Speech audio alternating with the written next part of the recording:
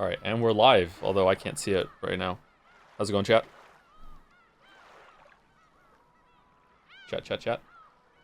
Live. Say hello, Jelly. Howdy. How's it going, folks? Well, I asked the question, but I don't have chat open, so I can't see. But I assume you're all well. Okay. I'm setting up my windows. All right. Jelly, entertain the masses while I am setting up my windows. How am I to entertain a crowd I can't see, Joe? How do you expect me to pull the feet off like that? Figure it out. What do you mean, figure it out? What do you mean, figure it out? Am I like banter or just rambling? I can do both, believe me. The negging has started already. Jelly. Oh, no, they're turning on me. Jelly, more like smelly. Oh, you just got owned. Way. You just got owned. No, we're losing them, Joe. We're losing them. Audio's fine? All right, good. All right, but, I prepped this one in advance. Howdy. Good to be on, Joe. Good to be on. Good to be on. Many time, long time chatter. Second time co-host, considering Jetsia. Yeah. Got one question for you. All right, go for it. Do you believe in magic? I Starting off strong. I got a wand and a rabbit. I don't know if I don't believe in magic. No, I don't. I don't believe in magic. Interesting. No. Elaborate. I'm too much of a ex Reddit atheist to believe in magic anymore. I see. Gotcha. It's ingrained in my soul. I know people are surprised by that because I'm so the opposite of insufferable. Never obnoxious. Just a very cool, chill guy. Yeah. Very down to earth. Yeah. Mm-hmm. Yeah, down to earth. That was not created in 7 days. Yep. Mm-hmm. Yep.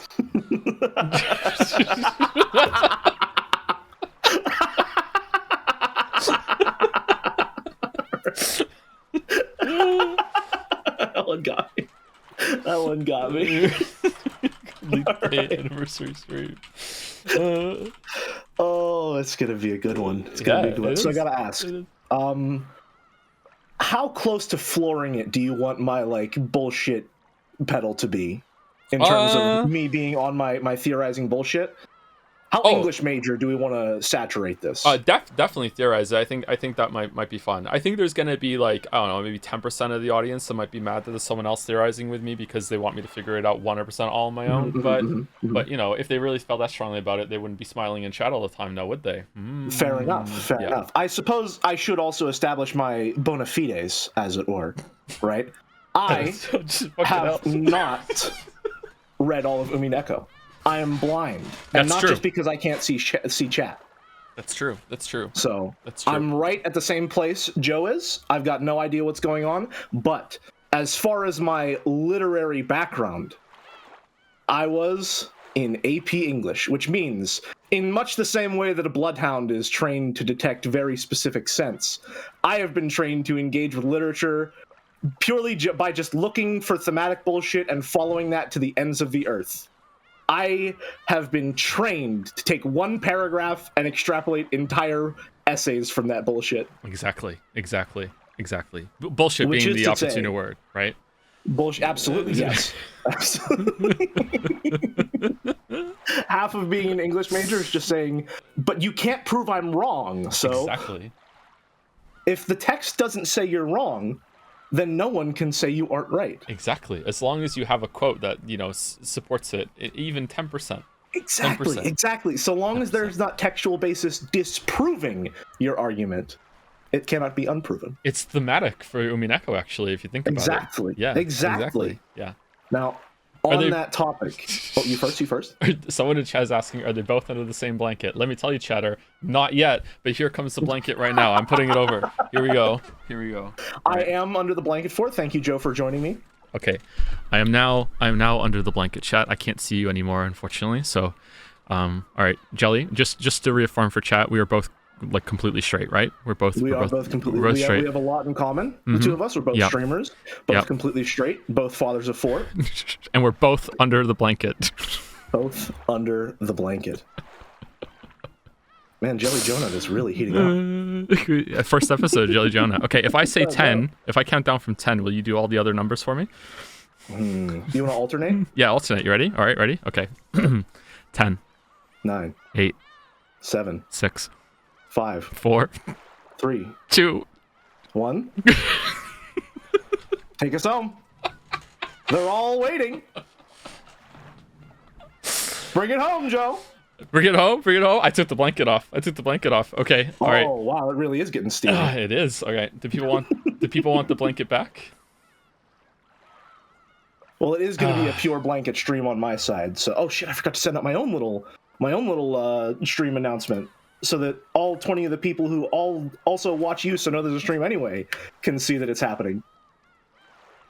Baldur is saying that you should turn your mic down by 3%. Very specific. By 3. All right, I'll see if that's even possible. I don't think Discord 3%. lists the numbers. Let's see. I can turn you down by 3% on my end. I have set it from 115 to 112. Mel says, "Hi Joe, hi Jelly. I'll try not to die of FOMO. Have fun." Oh no. The streams are already more homoerotic than Greg Chun's streams were in its entirety. What are you talking about? I wouldn't go that far. Yeah, just two bros doing a co-stream, like one time zone apart because they're not gay.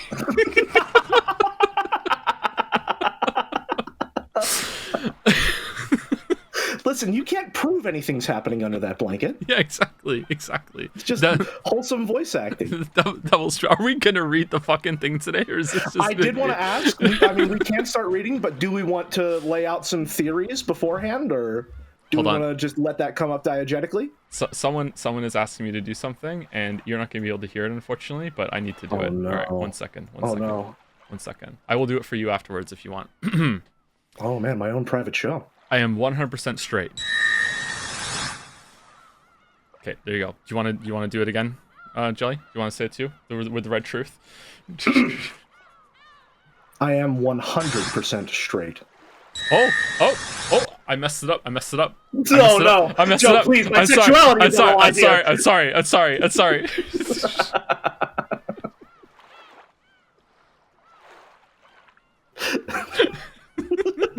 All right. So it's gonna be like this. It's gonna be like that. It's gonna be like that. This. Yeah, I'm actually gonna see if I can put the blanket over both screens, and then I can have under the blanket with also. Oh man. Let's see. Un momento.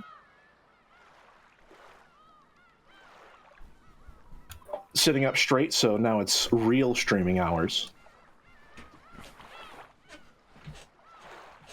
Sitting up straight, huh? That I am. but when you're laying back, you're. All right. Okay, I'm under the blanket. Hi. Joe under the blanket. Okay. So. I don't think this is going to be sustainable, but I'm trying. We will persist. Do we want to get some theories out off the bat, or just get a little insane later? What do you think? I think first of all, what we should do is introduce you and tell the people who you are. This is Jelly, and you can introduce yourself a little bit after. You're gonna make me Jelly. talk about myself? Yeah, maybe a little bit. Yeah, Jelly. Jelly has been in the community for a long time. Jelly is also a streamer. If one of the mods can do a shout out to Jelly right now, we'll do that a couple times throughout the stream. Make sure that last L is not an L. It is in fact an I. Yes. You shouted out. Not you. Every single time I raid someone, they shout out the wrong channel. It's my fault. In my defense, however, I wish that other channel didn't exist because they haven't been live for 3 years. I thought the Jelly channel was a bot. What? No. I mean, you thought I was a bot? I mean, if you are, it's a very advanced one. I mean, in their defense, perhaps I did stream the Talos Principle 2 at one point, so I did have a robot model. That's true. I should stream the Talos Principle 1. You really should. I should. You really should. I mean, they have the remake coming out soon. I'm going to be streaming that launch day for sure. But those were some great streams. Those are some fantastic streams. There you go. You have a shout out right there. I'm already following. I've unfollowed you now. Boy. Oh no. Oh no. Oh no. There we go. Where I go, you cannot follow, it seems. We shouted out Jelly 3 minutes ago, so you have to wait half an hour. Why is it over there then? Why do I still see it? Is it still there from earlier? Cooldown. There's a cooldown. Mod shout out the wrong channel after being told specific. Oh no! Is it the wrong? That's the wrong jelly.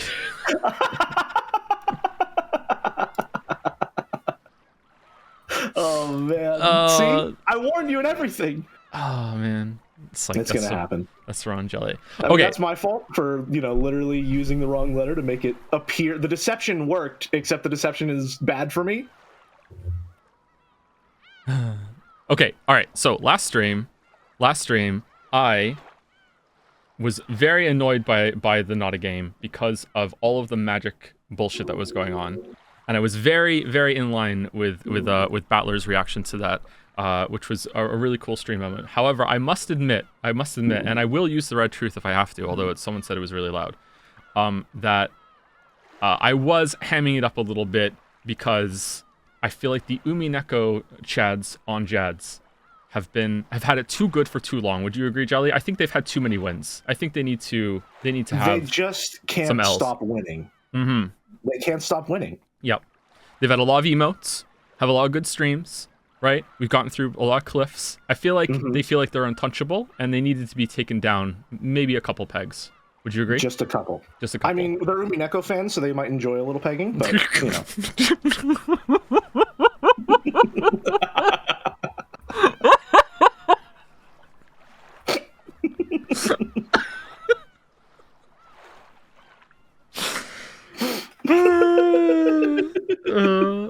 Anyway, my opinion on what happened last stream is that that Beatrice went too far and showed her hand too much, and there is no way that it's ever going to justify that actually happened.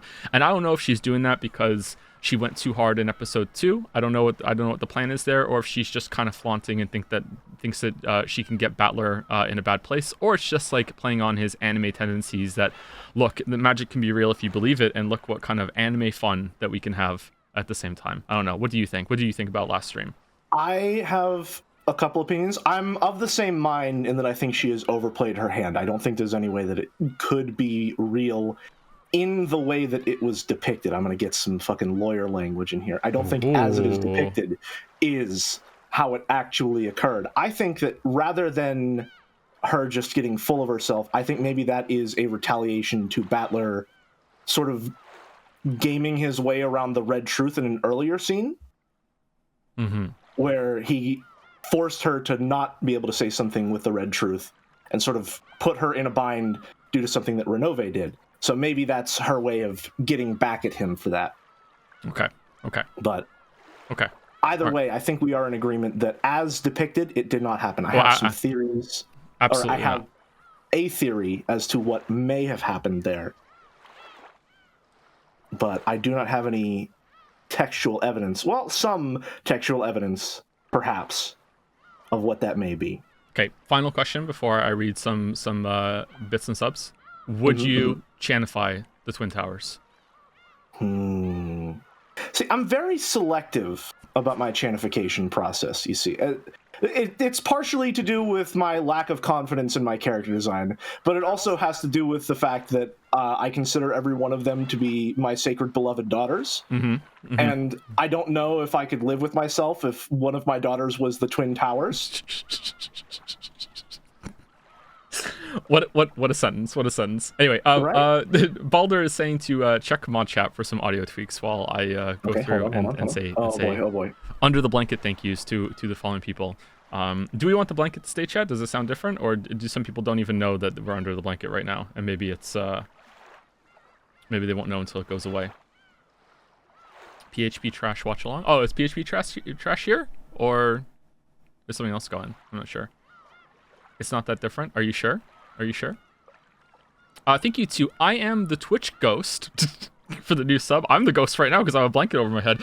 Thank you to Papa John's Napkins for the resub. Very hot take. Ava best waifu, even over Beatrice. Can't wait for the game to eventually prove me wrong. That is a molten hot take. I cannot agree with that. Whatsoever. Thank you, Boat Goes Binted for the resub.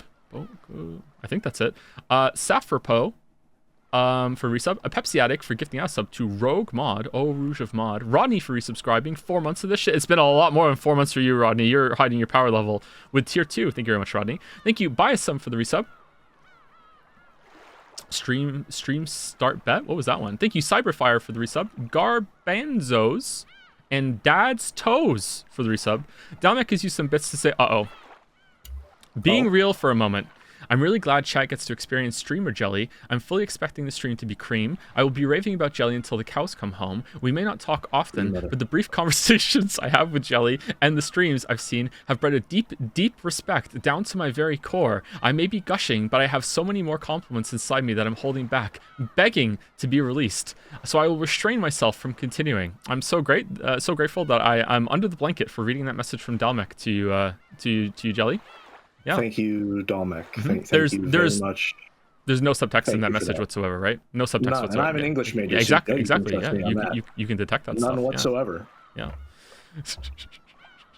Moving on. Thank you, Meza Lunatic, for the resub. Who's Joms? Joms. Thank you, Aver Chrysius? Umineko Blanket Fort Time. Yes. Should I give a Joms as well? Sure, go for it. Let me go. Joms. Ooh, Joms calibration. Thank you, address 5 for the resub. Yippee, 3 months. Bloopsies for the resub 2. Very interested to see where this intentional story suicide goes. Thank you for all the fun. I think we just discussed that a little bit. And, I don't think it was quite that bad, but I am curious how it reads on a second time through. Yeah, I don't know. Are we gonna have to stream Umineko twice to get the full experience? I don't know if we can handle that. Thank you, Drinking Anxiety, for the resub. Aperture City, also for the resub. Jawsin457 and Lorder, would you believe it, for the resubs? Graf Franzula, hi Joe, how's it going? Howdy, Graf. Ooh. Double thank yous. Thank you, Nessoberry, Sphinx PhD. The Jelly Jonut podcast exists. Do we want to discuss what should the first book be? That's true. Okay, yeah. So Jelly Jonut, I believe we can formally announce. Yes. Possibly exists. It possibly exists, yes. Possibly exists. There have been talks, plural. Plural, yes. And we are currently trying to decide what the first book will be. We've gotten a couple suggestions. Yep. But the first one that started it off, which I suggested, was a personal favorite of mine, specifically because I haven't read it. Wuthering Heights. Yep. And now, I've read part of it, but I haven't read the whole thing. So I think, we've both got a similar grounding there in terms of level of experience, right? It feels like a touchstone of my personal life. If you don't know the Jelly lore, which, that's probably about 2,700 of you if I had to guess, just a general estimate. Whenever you take the AP classes, right, usually you'll read a book, and then you'll have to write an essay on that book. And then sometimes the books that you read in the AP classes end up being on the AP exam, which is this really official school exam and all that jazz, right? And sometimes you'll have to write an essay on those books that you read in the exam. Now, the problem is I did not read Wuthering Heights because I remember it being very boring, and I did not like the prose. However, amazing pitch so far for Jelly Jonah. Amazing. I did pay attention during class discussions, which means, though I did not engage with any of the content, I picked up on all of the subtext and the connective tissue between, which means that when it came time for the AP exams to roll around, I was able to write about Wuthering Heights. A book that, it caught in my throat. A book that I had never read, and I got a 4 out of 5 on that. Really, a 4 out of 5? That's really 4 out of 5. That's really good. That's even better than Odyssey. That's good. I know. Well done. I just want to point out that, because you can't see chat, that a bunch of the weebs think that Wuthering Heights is the book that the gacha game is based on, and they are just going crazy about Wuthering Waves. Wuthering Waves, yes, yeah. Gotcha. I was wondering if those two are related, if only because I've never seen another deployment of the word wuthering in my life. I've seen withering, but not so much wuthering. That said, Mouse is staunchly opposed to Wuthering Heights and has instead suggested Jane Eyre, saying that they are similar vibes, but Jane Eyre is more insane and therefore superior. Why can't Jelly see the chat? Jelly can see the chat if he wants to. It's just I can see the chat. Yeah. I just have it. It's a big moment for me. It's we're filtering it a little bit. For nerves now. Are a little high. Shall we say? And I feel like I would have a hard time concentrating. I think we're at a crossroads with maybe halftime I might be able to pull yeah, up maybe, chat. maybe. Do we want to do a classical lit book, or do we want to do a new contemporary book? I think that's what we have to decide, Yeah. and then Yeah. we'll go through it. Anyway, let me say thank you to a couple more people, and then we'll get started. Thank you, Elsa Hart, for the resub. Sound of Rain for the resub. Hey Joe, today is my birthday. Happy birthday, Sound of Rain. Glad to see someone whose opinion I really respect reading my favorite story. I feel like most people would just request a marble here, but I think those people aren't valuing their birthdays highly enough. Thus, I'd like to instead request 75% of this stream's revenue, a guaranteed spot reading on a future Umineko stream, and also a marble on top of all that as your gift to me. I'm open to some negotiation, though. You can hash out the details, whatever you like. Really taking a page from Quote Chan's book there. Yeah, for sure. Thank you, Julie Gordot, for the bits. Love to see Jelly here. Question for him: if you were a Blizzard writer and had to write the coming bit of Umineko, how would you add a corruption plot onto it? Well, I mean, with the Ushiromiya family slowly believing in Beatrice, I think the stage is already set for a corruption arc. You know, just throughout the chapter, her influence will spread. And then, I don't know, Frostmourne will show up at some point. Most important thing, though, what color will the corruption be? You gotta color coordinate. I mean, it's gotta be purple. We've all seen the Rasputin video. Yep, we have. Yep. Very proud of that one. I did a great job with it.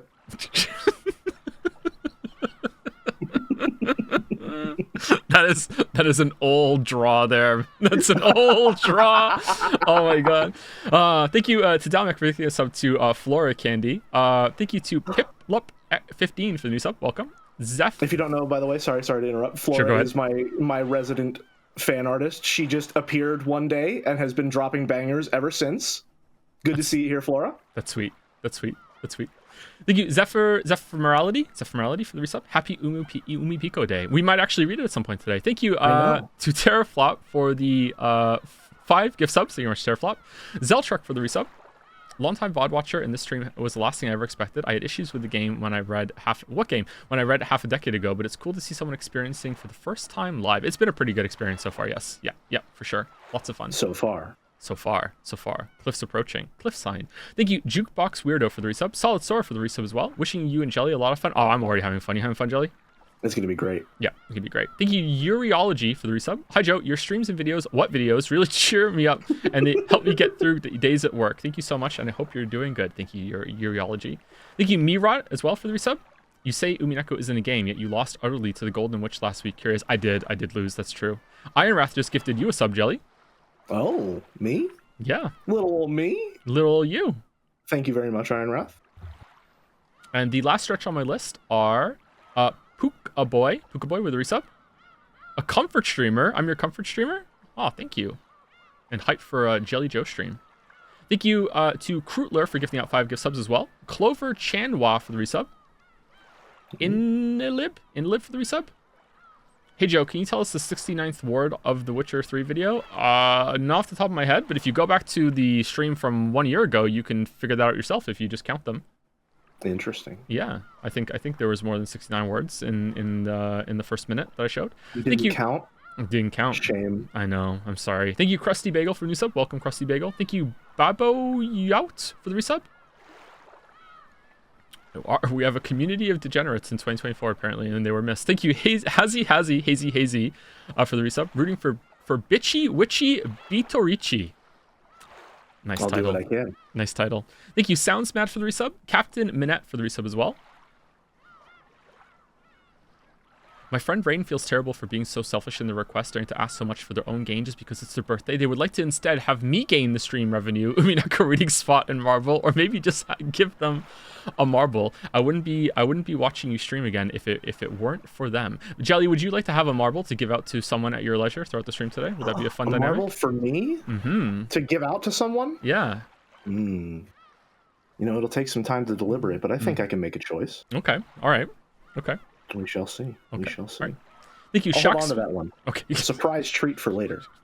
The furtive marble, so easily forgotten. I thank you. Won't forget if I have to. Yeah. Thank you, Shax Wheeler, for the resub. Chat won't let you forget. Thank you, the last curry rice for the resub. Cotton Candy Dev for the new sub. Welcome. Julie Gardot for another round of bits. It's been brought to my attention I did not mention One Piece on my last bit message. Enjoy the extra revenue. One Piece. Nath Balanza, a tiny rat, another rodent. Axolotl Atlatal. There we go. I got it. All for the resubs. Sangi 53, the Sony bro. Can you also call him a Sony bro? I think he would enjoy that if you got called Sony bro from someone else. The Sony bro? Yep, Sangi53, resident Sony bro. His name has been burned into my mind whenever I see him. Oh. And thank you, Drew Babe, for the resub. Hey, Joe, it's me, Jacksepticeye. Give me a marble. All right. Sure. If you can prove it, it's fine. Oh, and thank you, Wayward524, for the resub. I have to take the blanket off. I can't stand it. Oh, I'm sorry. no. I'm sorry. But Joe, how are you gonna be a comfort streamer without the blanket? I know. Oh no. The blanket's coming off. Now I'm all alone in here. It's so cold, which is strange considering how stuffy it is. Cold and stuffy. Okay, all right. Still sound okay or no? Is episode 3 the worst episode already? I don't think so. Wait, under the blanket. Okay, so we're gonna get started. And I think usually for these we don't read chat all that much. And I think we agreed that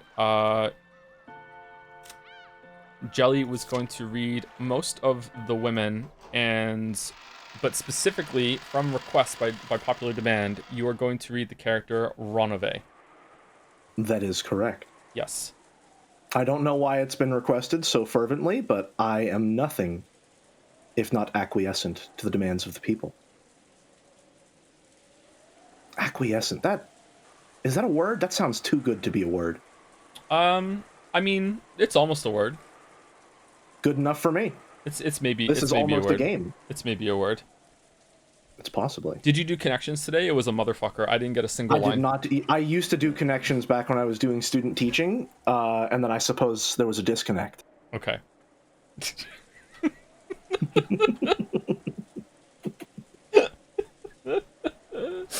Okay, and we will take turns doing the narration, depending on whether or not there are a lot of characters that the other person is voicing, and we may switch narration in the middle of the scene if that is the case. Okay. All right. So again, just to quickly refresh where I'm at. This is the scene right after the towers exploded outside, and Beatrice killed old Beatrice, who was Kumasawa, but also maybe, not sure. That whole scene probably didn't happen as it was viewed. I'm curious how we're going to see the aftermath of that when we presumably go outside. And also the following people are dead, if I remember correctly: Shannon, Cannon, Goda, Kumasawa, Genji, and Kinzo, right? That's 1, 2, 3, 4, 5, 6. Yeah, 6 I believe people. so, yes. Yes. Okay, so that is the people that are dead. We haven't found their bodies yet, so that's why they're not red, but they were the ones that were killed. So I was completely wrong with my guess, except for I thought one of these two were going to die, and I thought he was going to die. So I only had like 2 out of 6 I was correct on. I'm really interested to see, and I think you will be too, Jelly, because it's such a different dynamic from the other episodes, how it's going to go when all of the Ushiromiya children are alive and kicking, right? Like, that's going to be exciting. Yeah, one of the big things that I commented on in regards to that dynamic is it's almost always one of the women of the Ushiroma family household that takes control, mostly because all of the men are usually dead. And that's obviously pretty interesting, since episode 3 has made the subtext of the more feminist themes of the story just basic text with that opening. Mm-hmm. So I think it's probably pretty intentional that now that we've established that as just text, all of the patriarchs of the Ushiromiya family, minus Kinzo, of course, are alive for this episode, at least right now. Yes, and also there's a huge power vacuum, because not only has Kinzo been killed, all of the servants that were loyal to him as well and might perpetuate some of the rules are also killed. So now, like, yeah, there's going to be a huge power struggle and power vacuum, and like presumably like Kraus and Natsui have the most power, but they have no servants to support them. So yeah. The conditions could not be more perfect for a revolution within the family pecking order, I think. I'm most interested to see Kyrie in action, because to be completely honest, she's the smartest person here, I think. If my read on that is you're absolutely correct. Yes, yeah, absolutely correct. Well, okay. I think it's who do we think is the second smartest here? Because I think it's the woman on screen right now. What do you think? I think it's probably Eva, yes. Yeah. I think it's probably Eva. Yeah. I mean, she's like specifically established to be really college educated, really calculating. Also, hi Ruby. Sorry, should I mute if she starts barking? No, it's fine. It's we fine. Can talk about that. Okay, all right. I like dogs. I'm sorry. There's a really funny pin. Gotcha. Why does this feel like sports commentary? Well, I am in a booth of sorts, so you know. Oh, she's really going for it. Okay, but yes, I think Eva is the second smartest, being that she like her intelligence is definitely one of her like primary features, I would say, and it's been heavily established in this episode alone how much work she has put into being an educated woman. Yes, for sure. Yes. Absolutely. Yes, and today on the field, we're going to see if she just wants it the most out of everyone else that's on there today, like kicking that fucking ball around. You know, it really is anyone's game, Joe. Okay, all right. Last one before we continue. Obviously, we're not including the children in this analysis. Who do you? This is going to be a difficult one, I think. Okay, I want you to get the answer, and then I'll do 3, 2, 1, and then we'll say it at the same time. Okay. So of the remaining people that are alive, we agree this is the smartest person here, second Naturally. smartest here. Who is the third smartest person here? Okay, ready? Okay, so we're gonna do. Got your answer? I think so, but I don't know that I have enough information to justify. Okay, to justify it. And we're it not might just be vibes. We're not including. We're not including the kids because Yeah, I think we're not if we're including including the kids, it's Battler. Yes, like, no doubt about it. 100% with you. 100% with you. Okay. All right. So here we go. All right. So, 3, 2, 1. Natsui. Hideyoshi. Oh, really? Hideyoshi. Interesting. It was between Rudolph and Natsui to me. Huh. Okay. Mine is almost entirely vibes based, but I think, especially with the focus that a lot of the like gender identity themes we are getting in this chapter and the more gender-based struggles, there's been a spotlight on Hideyoshi as being someone who does not really conform to that patriarchal set of thinking. Sorry, 1 second. Like at the very beginning. One second. First time chatter says, I think you guys are forgetting someone, and the chatter's name is Nanjo. You know what? Absolutely, I'm so sorry, Nanjo. I didn't mean to disrespect you like that. You have a doctorate in everything. I apologize. I was not familiar with your game at the time of speaking. It's definitely Nanjo. Anyway, I'm very sorry to interrupt. Yeah, Hideyoshi. No, yeah. He's been getting a spotlight as someone who does not really conform like to the patriarchal norms. My biggest reason for saying that is the very beginning. Whenever it's shown, like he will leave the room if Eva tells him. Like she doesn't want him smoking in there, and it's played off like, oh, haha, my wife is being such a pain. But there's also this little moment where it's like, but she did get what she wanted, and he's the one that actively gave it to her and didn't mind doing so. Yes. Right. Yes. He's very much someone who is just. I will have a very reasonable crash out if this turns out to not be true. But he seems like just a great normal guy, probably because he's not related to any of these people by blood. I can't wait for those words to be superimposed onto like an image that's gonna come later with him. Here I go stabbing, like it's Hideyoshi all along. Just CG of him pointing a shotgun at Maria or something. Yeah. I agree. I think almost entirely. Yeah, I feel like Hideyoshi understands that he is equal with his wife, but also knows that she is superior to him in some ways, and he is also superior to her in other ways because the strengths and weaknesses in the relationship that are going to be like that. But I think it's interesting. Yeah, it's definitely the most interesting dynamic of them all. But I also think we haven't seen enough yet. But I also kind of get that vibe between Rudolph and Kyrie. I feel like Rudolph really respects Kyrie's opinion, but maybe not as much as Hideyoshi respects Eva. I don't know. Yeah, I think that has to do with the fact that Rudolph is the blood relative of the two. Hideyoshi is the only present non-blood patriarch of the Ushiromiya family, right? Yeah. In the sense that he is, in some ways, in this system, superior to Eva because he is male, but he's also inferior to Eva because he's not blood related. Yes. So in that sense, they are the most equal of the two, and their relationship reflects that. Yeah. And I really misjudged that in the beginning, in the first episode or two. I really thought that it was something else. And then now I think if I went back and read their interactions again now, I think I would have a new light in how they are. Because it's at the beginning, it's really hard to know. And this is like getting to know anyone really. It's really hard to know how much is performative or not, right? And it seems like it's not performative. And that's why I'm really interested to see, because I don't think we've seen this yet. I want to see Rudolph and Kyrie interact privately. Because we haven't seen that yet. We've seen Kraus and Natsuya interact privately in the gold room, and their relationship is almost exactly how it is publicly, and they are a little closer, but I think that he does not respect her as much as Rudolph respects Kirie and Hideyoshi respects Eva. Yeah. Would you agree with that? I would say that appears to be the case, yeah. Yeah. And we've seen Eva and Hideyoshi privately twice. Once before they died in episode 1, and then a second time on the boat scene, which was actually quite touching, the two of them, how they are, yeah. And I don't think we've seen Rudolph and Kirie alone, except maybe briefly with a phone call in one of the flashbacks, I think, in episode 2, right? Mm-hmm. Yeah. So I'm interested in that. Anyway, all right, that's our intro. Pre-stream analysis. Pre-stream analysis. Yeah, that was fun. All right, let us get into the reading. All right, here we go. Okay. There would have been no way to tell that morning had come without opening a window and looking up at the cloudy sky, which had become a tiny bit lighter. It wasn't a refreshing morning. There were rubble and bits of tower all over the fucking place. All that could be heard was the sound of the rain, which hadn't stopped falling since last night, and the howl of the wind.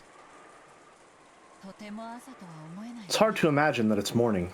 This horrible weather speaks for our hearts. Hey, it could be worse. At least it's just rain and not spears falling from the sky. Oh! At least. Addressing it right away, okay. Wow. Is this what is known as poetic irony? Whether it's rain or spears, it's coming down with a bang. Is it already 6?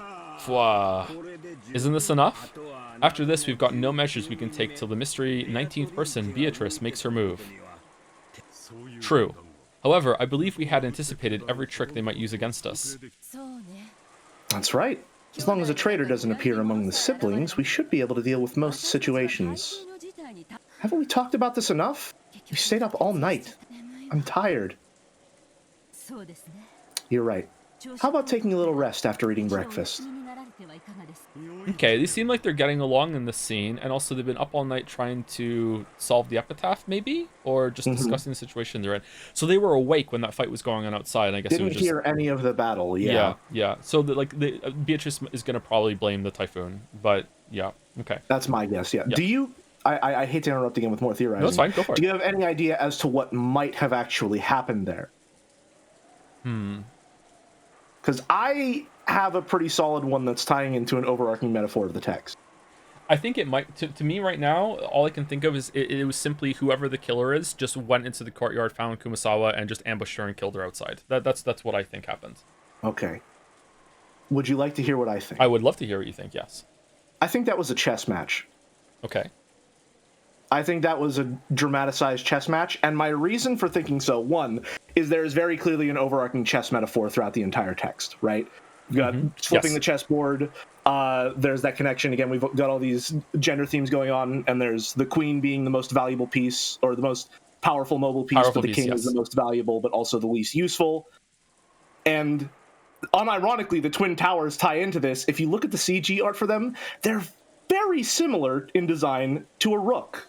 Yes, they are. And there also is very distinctly a knight as part of that battle as well. Yeah. Okay. That's a good read on it, yeah. I don't have any more information beyond that, but that's my thinking. I'm thinking that it may have just been a dramatized, I'm not sure what the correct word to use there is, chess match that Beatrice is really playing up specifically to try and demoralize Battler. Yeah, or it's just it's using chess themes for that. And also, because there were secret towers in the rear that were more rooks, she must have got 2 pawns on the other side and turned them into That's what I was powerful thinking pieces. too, yeah. Yeah. Because they came from behind, or Kumasawa's backline. Interesting. Okay. And to that note, I was also thinking what the pawns might be.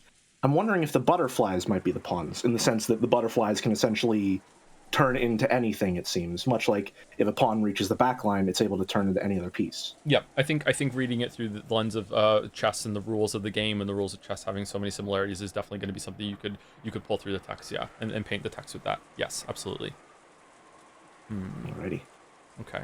Interesting. Okay. A good plan. Staying up all night is trying at our age. Fuck, it's trying at my age right now. As they all stretched, they enjoyed this unrefreshing morning as best as they could. I'll go wash my face or something. I probably look horrible.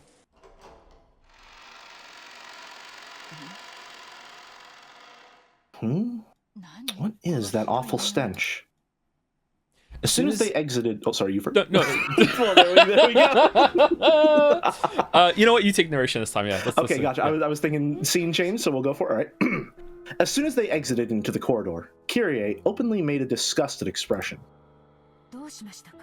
What is it? Hey, don't you smell something awful? What is this stench? I can't stand it. After hearing these complaints, everyone stuck their heads out into the corridor. Stench was faint, but once people started commenting on it, it was clearly noticeable. Each of them went into the corridor, relying on their own sense of smell to tell them where this strange odor was coming from. What in the world could it be? Let us have Genji deal with it. Oh, they don't know. I believe he should already have arrived in the servant room to begin the morning preparations. Indeed, please do. At the very least, it's difficult to imagine Goda making a breakfast that would cause such an odor. And then we're going to mention all the other servants by name. Rudolph and the others searched for the source of the smell, and determined that it was coming from underground, from the boiler room. But the door was locked, and they couldn't check inside. Okay, so do we think there's going to be a recreation of Kinzo's corpse, which probably isn't Kinzo's corpse, being in the furnace like in episode 1? That's what I was thinking at first, but I'm also realizing now the servants were really the only ones with keys to get around the house. Which means that I think most of the mansion is actually locked to the Ushiromiya family. Yeah, that's true. Okay. Like, did someone go around locking all the keys, locking all the doors after that, and has all the keys? Because they killed all the servants. Yeah, they might not have any keys, access to that right now. They might be in like a Resident Evil situation right now with how they can get around. And there's no Jill. Be the master of lockpicking. All right. Never played those games, by the way.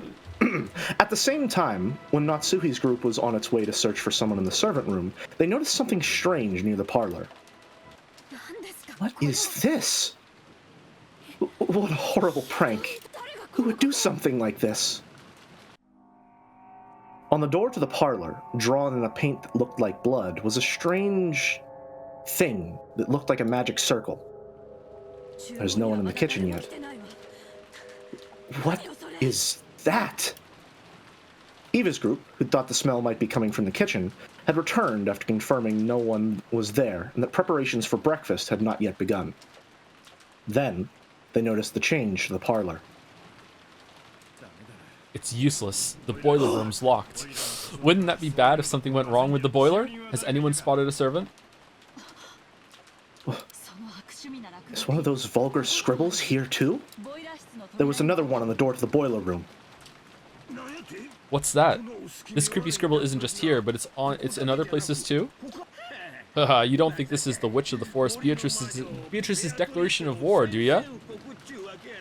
Hideyoshi tried to make fun of it, but staring at this creepy magic circle while listening to the wind and rain really made it feel like a message from the witch. Really makes it feel like the dripping, bright red paint made one think of blood, which made it even creepier. Hideyoshi tried to open the door, but it had been locked. As a general rule, the parlor wasn't locked. Someone had gone out of their way to lock it. What does this mean? Could it be that while we were talking in the dining hall, someone secretly left this scribble? On the doors to the parlor and the boiler room? I'm sure the servants are behind this. We were together the whole time. We all have alibis. They probably received some strange order from Father and pulled this prank.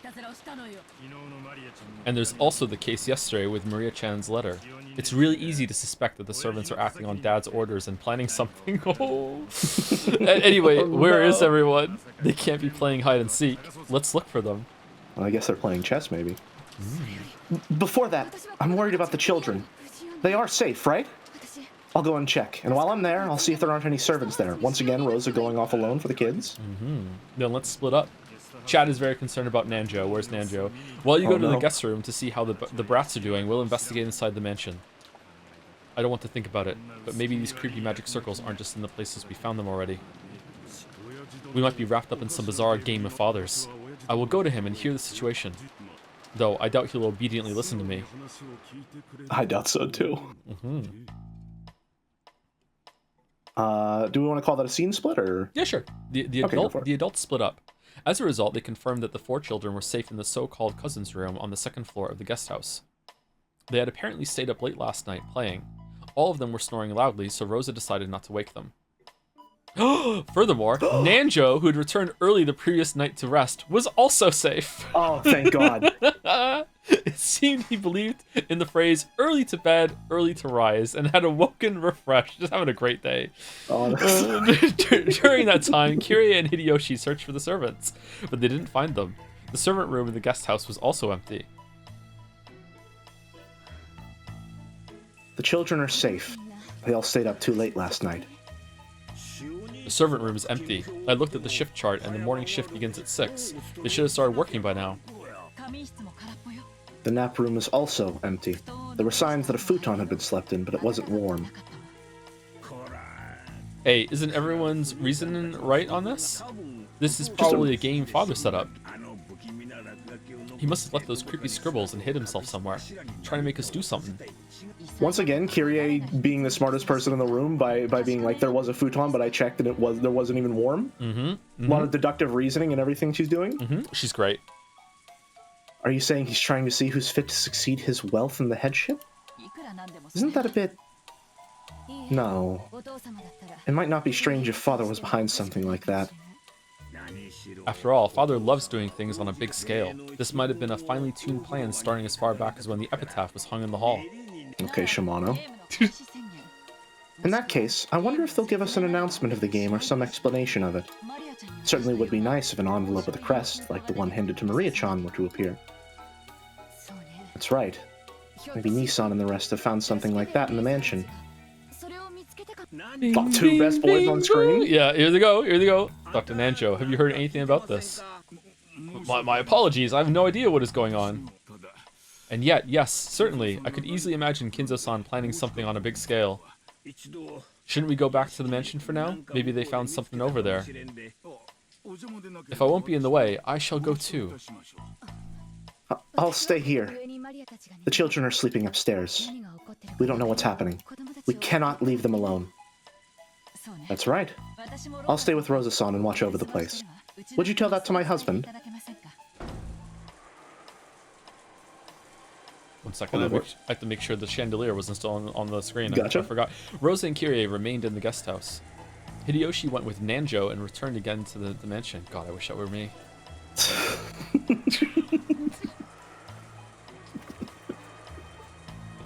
At the same time, in the mansion, in a way that was hard to believe, or maybe we should say in a way that gave him a bad feeling, Rudolph's prediction was spot on. The same magic circle graffiti had been drawn on the doors to the boiler room and the parlor, had been found in multiple places throughout the mansion. Multiple!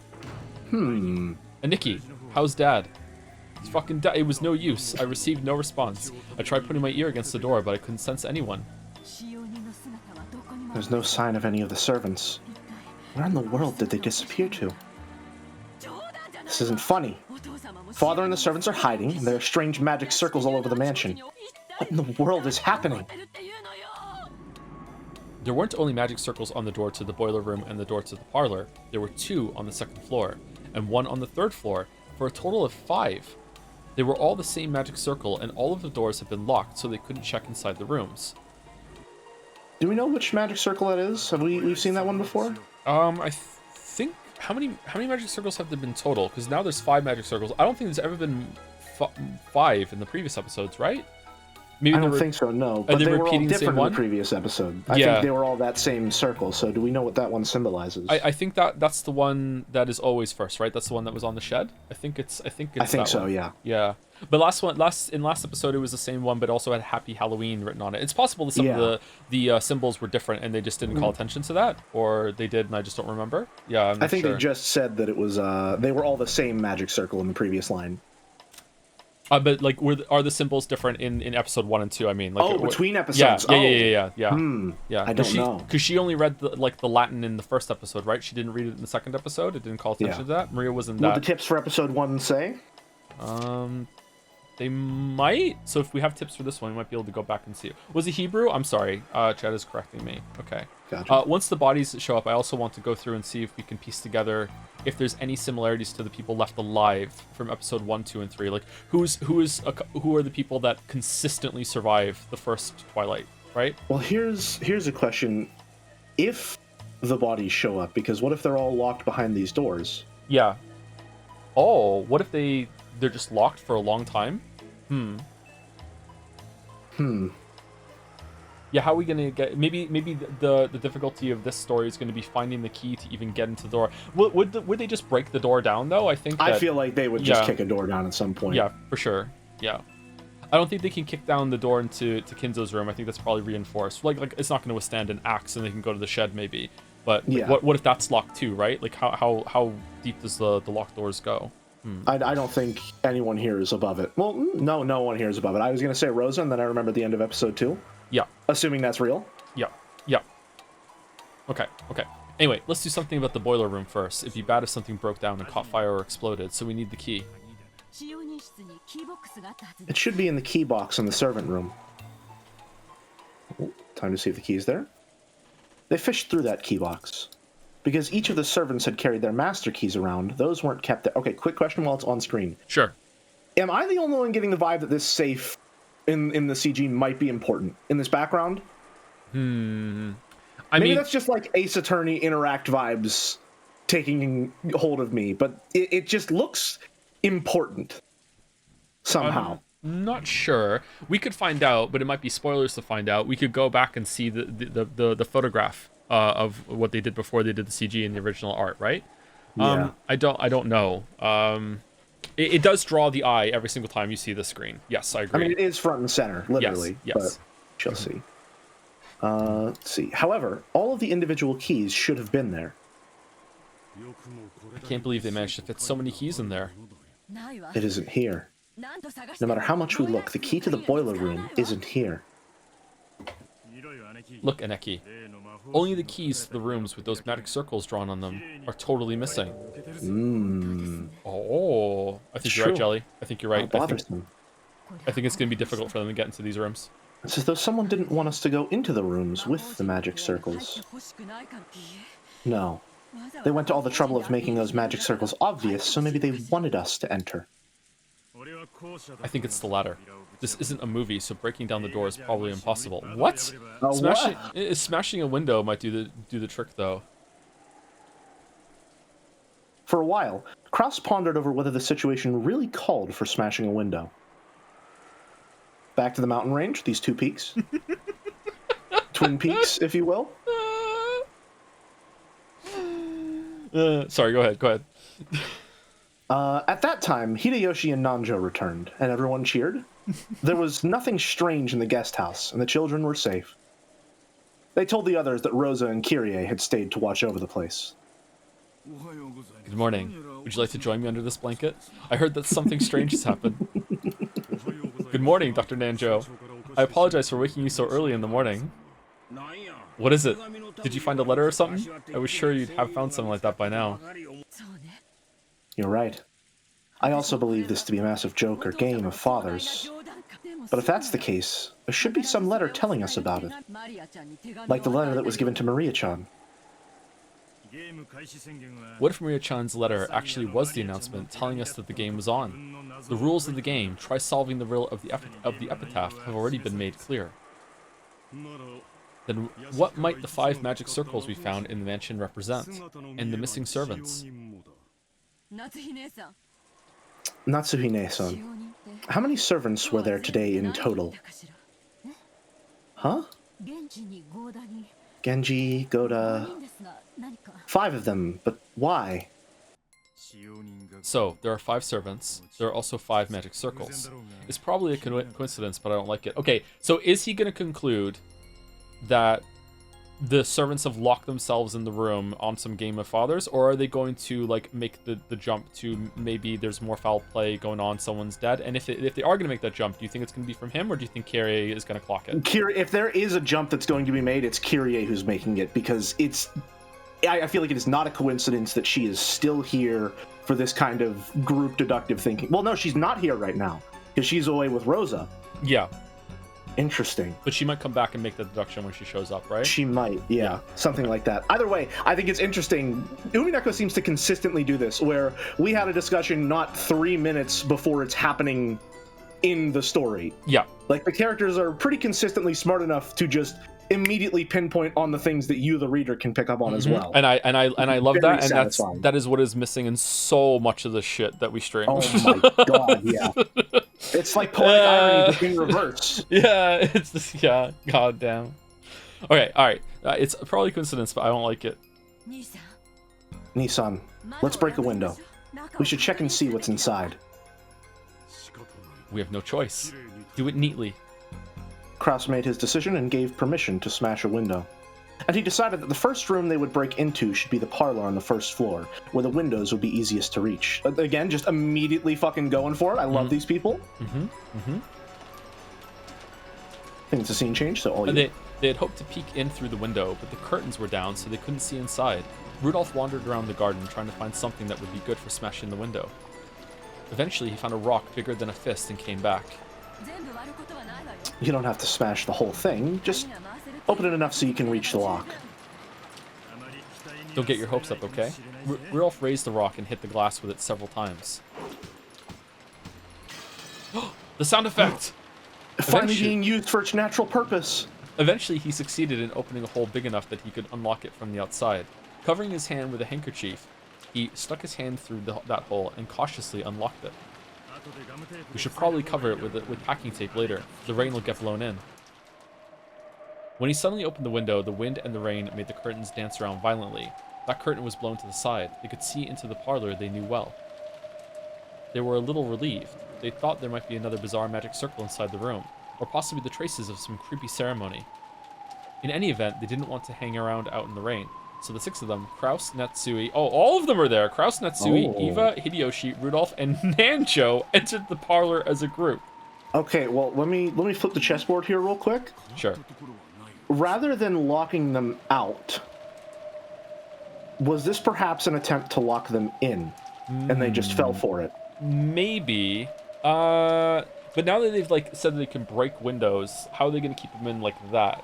Is there a way they can reinforce the windows somehow, or some 999 bullshit might happen? Yeah. Honestly.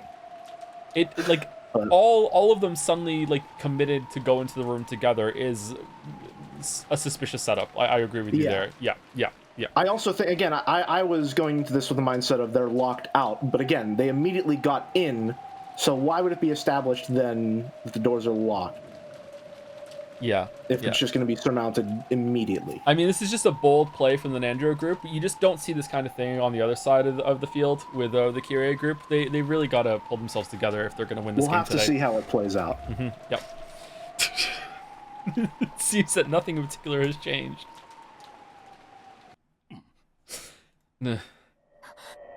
What's wrong, Shannon? Wait, are you okay? What happened to you? Blood! The Dr. Nanjo, take a look at this. Hey, Shan, are you okay? Answer me. You mustn't shake her. I will examine her condition now. She had been in the shadow of the sofa, so they hadn't noticed her until they entered the room. Shannon was lying on the floor, her chest stained bright red with blood. Hey, Battler, where are you? Look, Shannon's corpse has turned up, see? I won't bully you anymore, so come out. Oh, there you are. What are you doing, clutching at your head in a place like that? Battler was crouching. Sorry. Go ahead. Sorry. You go for it. Is it mine? Go for it. You go for it. Okay, go for it. Okay. Battler was crouching under the table, holding his head. His pitiful figure made it plainly clear that he didn't want to see anything, didn't want to hear anything. Had he heard Beatrice's sneering voice? Could he not hear, or was he pretending that he couldn't hear? In any event, it was clear that he'd closed up his heart like a shell. Still in shock from the towers. He's here! Perhaps you tormented him too much, milady. After showing him all that and demanding a counter-argument, I can understand why he'd want to mope around. Hey, Battler, if you can't argue back, then resign, okay? It's your turn. If you don't make some move or pass, or else give up, we won't get anywhere. That? Huh? What's that? I can't hear you. I said be quiet. Shut up. Shut up. A witch? Magic? Why don't you just do whatever you want? I don't believe any of it. Damn it, damn it, damn it, damn it. Don't talk to me. Don't show me anything. Disappear, disappear, just disappear. Don't get that annoying face near me. Beatrice wins reflexively? That's wrong, right? Is that? Yeah, I think that should be an X. Yeah, at Battler's sudden rage. Even if you say that, if you don't finish your turn, then my turn won't come. In fact, I'm the one asking you to stop boring me.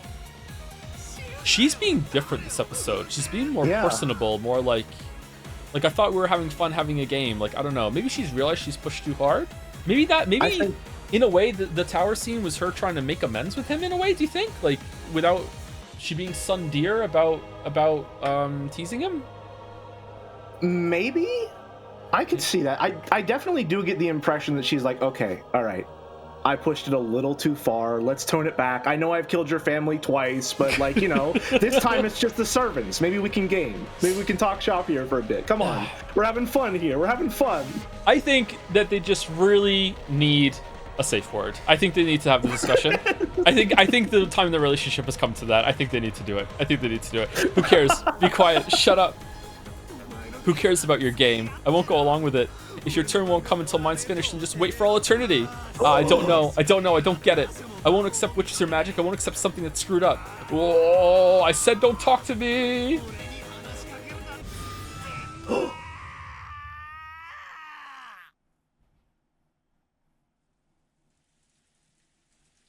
What was that?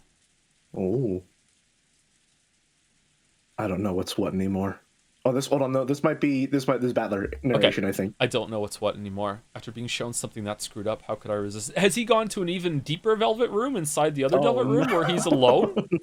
The satin room. The satin where he sits. I wandered aimlessly through the rose garden. It seems like it, yeah. He's just put the whole thing on pause. It was raining and windy, but that didn't mean my body got wet. There was just a feeling of isolation as I wandered amidst the wind and rain without an umbrella.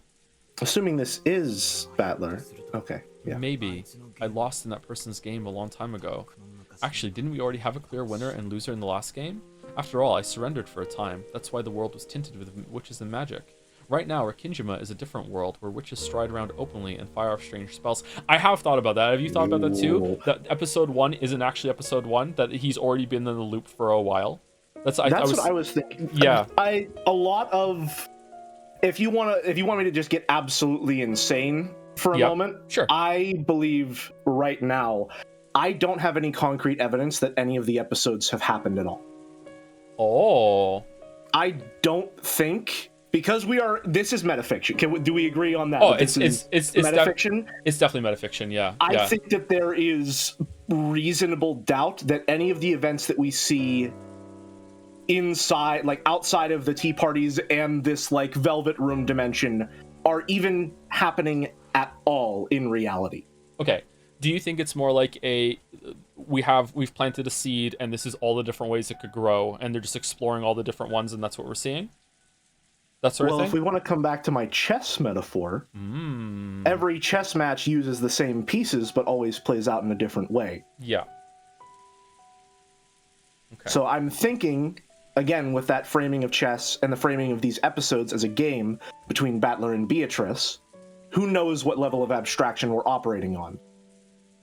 And that also aligns with Berncastle's power of if there's ever a chance of something happening, it will happen. So maybe this is like there's a billion permutations of this thing that happens on the island, and we're seeing some of them, and maybe we'll see a lot more of them later. We're seeing some of them, but we're looking for that 1 in a billion that's gonna like go through in some way. But the question is, like, what is the 1 in a billion? Like, what is that goal there, right? Like, what does Berncastle want to happen? The appearance of the stockfish witch.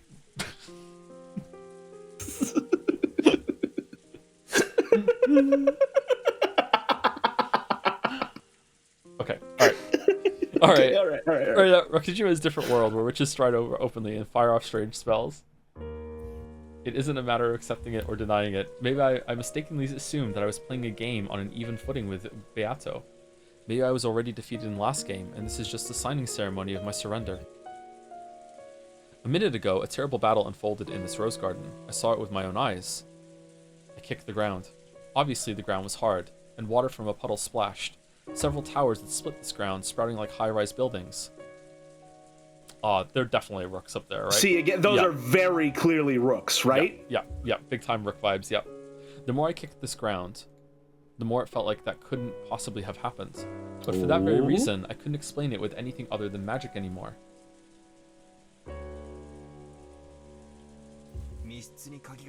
If it was a closed room with a key shut up inside, I'd know it was probably an extension of stuff you often see in detective novels.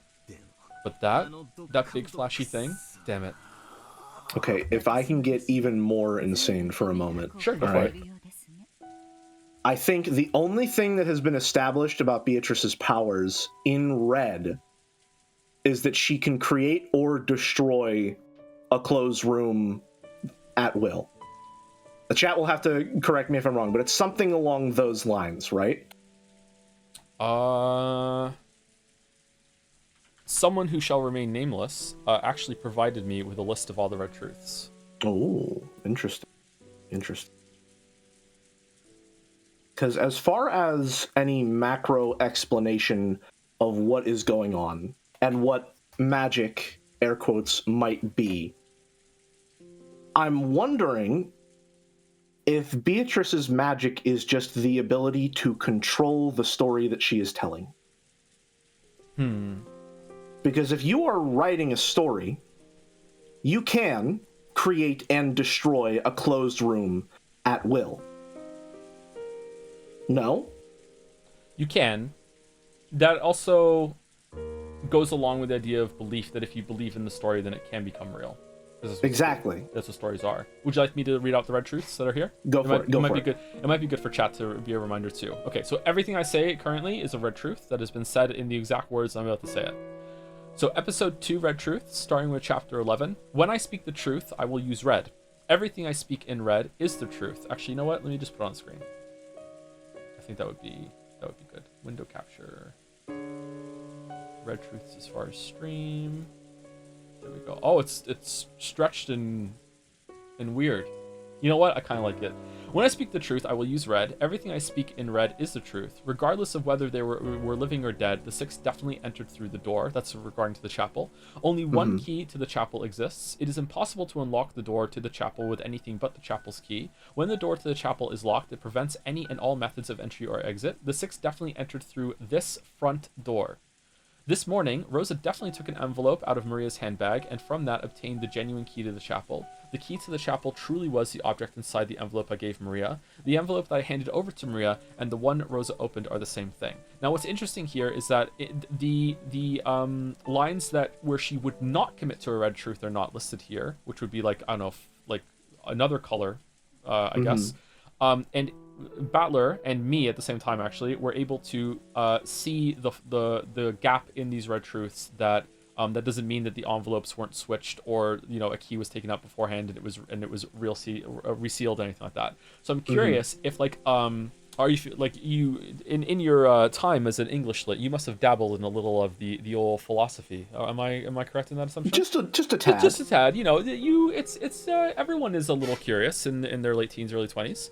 They do some things that they might not be proud of. Curious for us. Just not bi curious. We were phi curious for philosophy, so we looked into that obviously. So this to me looks like an argument that's constructed that obviously has a statement that can poke a hole into it. And Battler found the hole that time, but he didn't find it the other time. So I'm curious if you lay them out with the chapters, or if you collect all the red truths for most of the mysteries. I wonder if you can find something that can burst through. Anyway, I will continue quickly. The only master keys are the ones held by the servants, 1 key each. I also don't know if this follows to other chapters. Just because there was only master keys for the servants in episode 2, does that mean this is the same for episode 3 and 4? Yeah, there's really no guarantee because of how much changes between the episodes that any of the information is consistent unless stated in red. Yeah, so I think I would like Battler to ask that at some point and to have that in red to be like, hey, the rules that were previously established are the same from episode to episode, I guess. I would like to see that. There are absolutely no types of hidden doors. The door is the only way in or out. The only way to lock this door is with Jessica's single key or the master keys, only one of which is held by the servant. The window is locked from the inside. So there goes my theory that Cannon went out through the window. So that's not what happened. Cannon was killed out the window, as it were. Cannon was killed in this room, but that doesn't mean that he wasn't also revived in this room, or there's some name shenanigans going on with the furniture thing. This is something that I actually wanted to bring up. All right. Sure. Episode 2 specifically states that I don't remember the exact wording, but it says that it's very much stacked in Beatrice's favor. Yes. At the start of episode, like the difficulty is set to max. Yes. All right. And I remember at one point you said there's the possibility that, like, you know, Cannon died, but there's some name shenanigans going on. There's 2 things that I want to say about that. One, okay, that kind of name shenanigans bullshit is exactly what I would be expecting for something that says the difficulty is turned to max. Mm-hmm. So I'm obviously dubious when it comes to that. However, one thing that also lends a little credence, we still don't know Cannon's name. He was about to say it whenever Jessica was dying, but she died before he could say it, so he didn't. Is it not Kaio? We don't know. No, we don't know what Cannon's name is. We don't know it? We don't know it. Unless I'm wrong, and chat can correct me, we have not been told Cannon's name. Really? We know that Shannon's name is Sayu. We don't know Cannon's. It is non-canon, as it were. It was non-canon. So maybe Cannon being killed in this room was that Cannon told Jessica his name and became the real name, and then the Cannon died. And that's something like that. That's exactly what I'm thinking. Yeah. Why did I think we knew his name was Kai? Oh, I know why. Because I made a stupid joke and I forgot that it was my joke and not the game. It was Shannon is Sayo, so I went, oh, and Cannon's Kaio, and then for whatever reason, at some point in the past couple of weeks, I just assumed that the game said it, not me.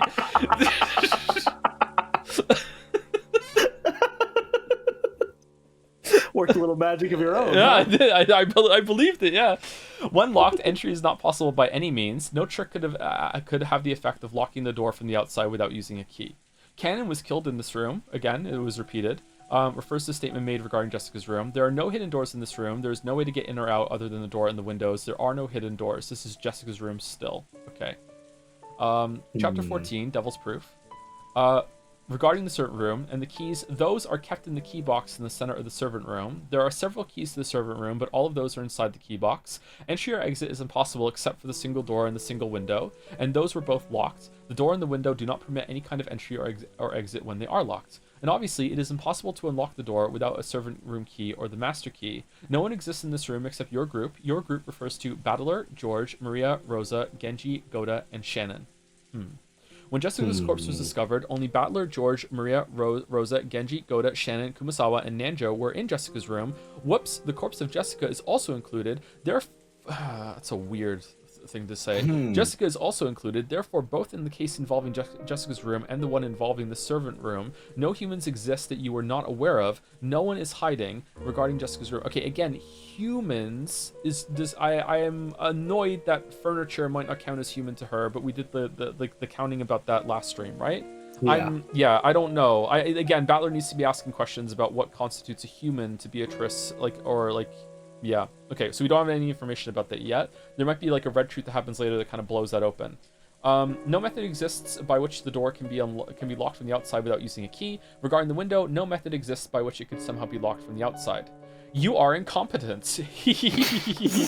Honestly, if the rules change between episodes, that one just might be true for episode 2. Yeah. Come, Ushirima Battler, and kneel. If you accept me, all the riddles will be resolved. With my power, any kind of closed room can be created or destroyed. There's the one. So, there's but it says, the one. If you accept me. Yeah. And that's doing a lot of heavy lifting. Are those connected by a comma, or are those 2 separate sentences? Comma. Oh, hold on. So, if you accept me, comma, all of the riddles will be resolved, period. With my power, comma, any kind of closed room can be created or destroyed. That's the one that I'm linking on. That's the one that I'm hooking on to. Because that still applies if she's just writing the story. That's still true.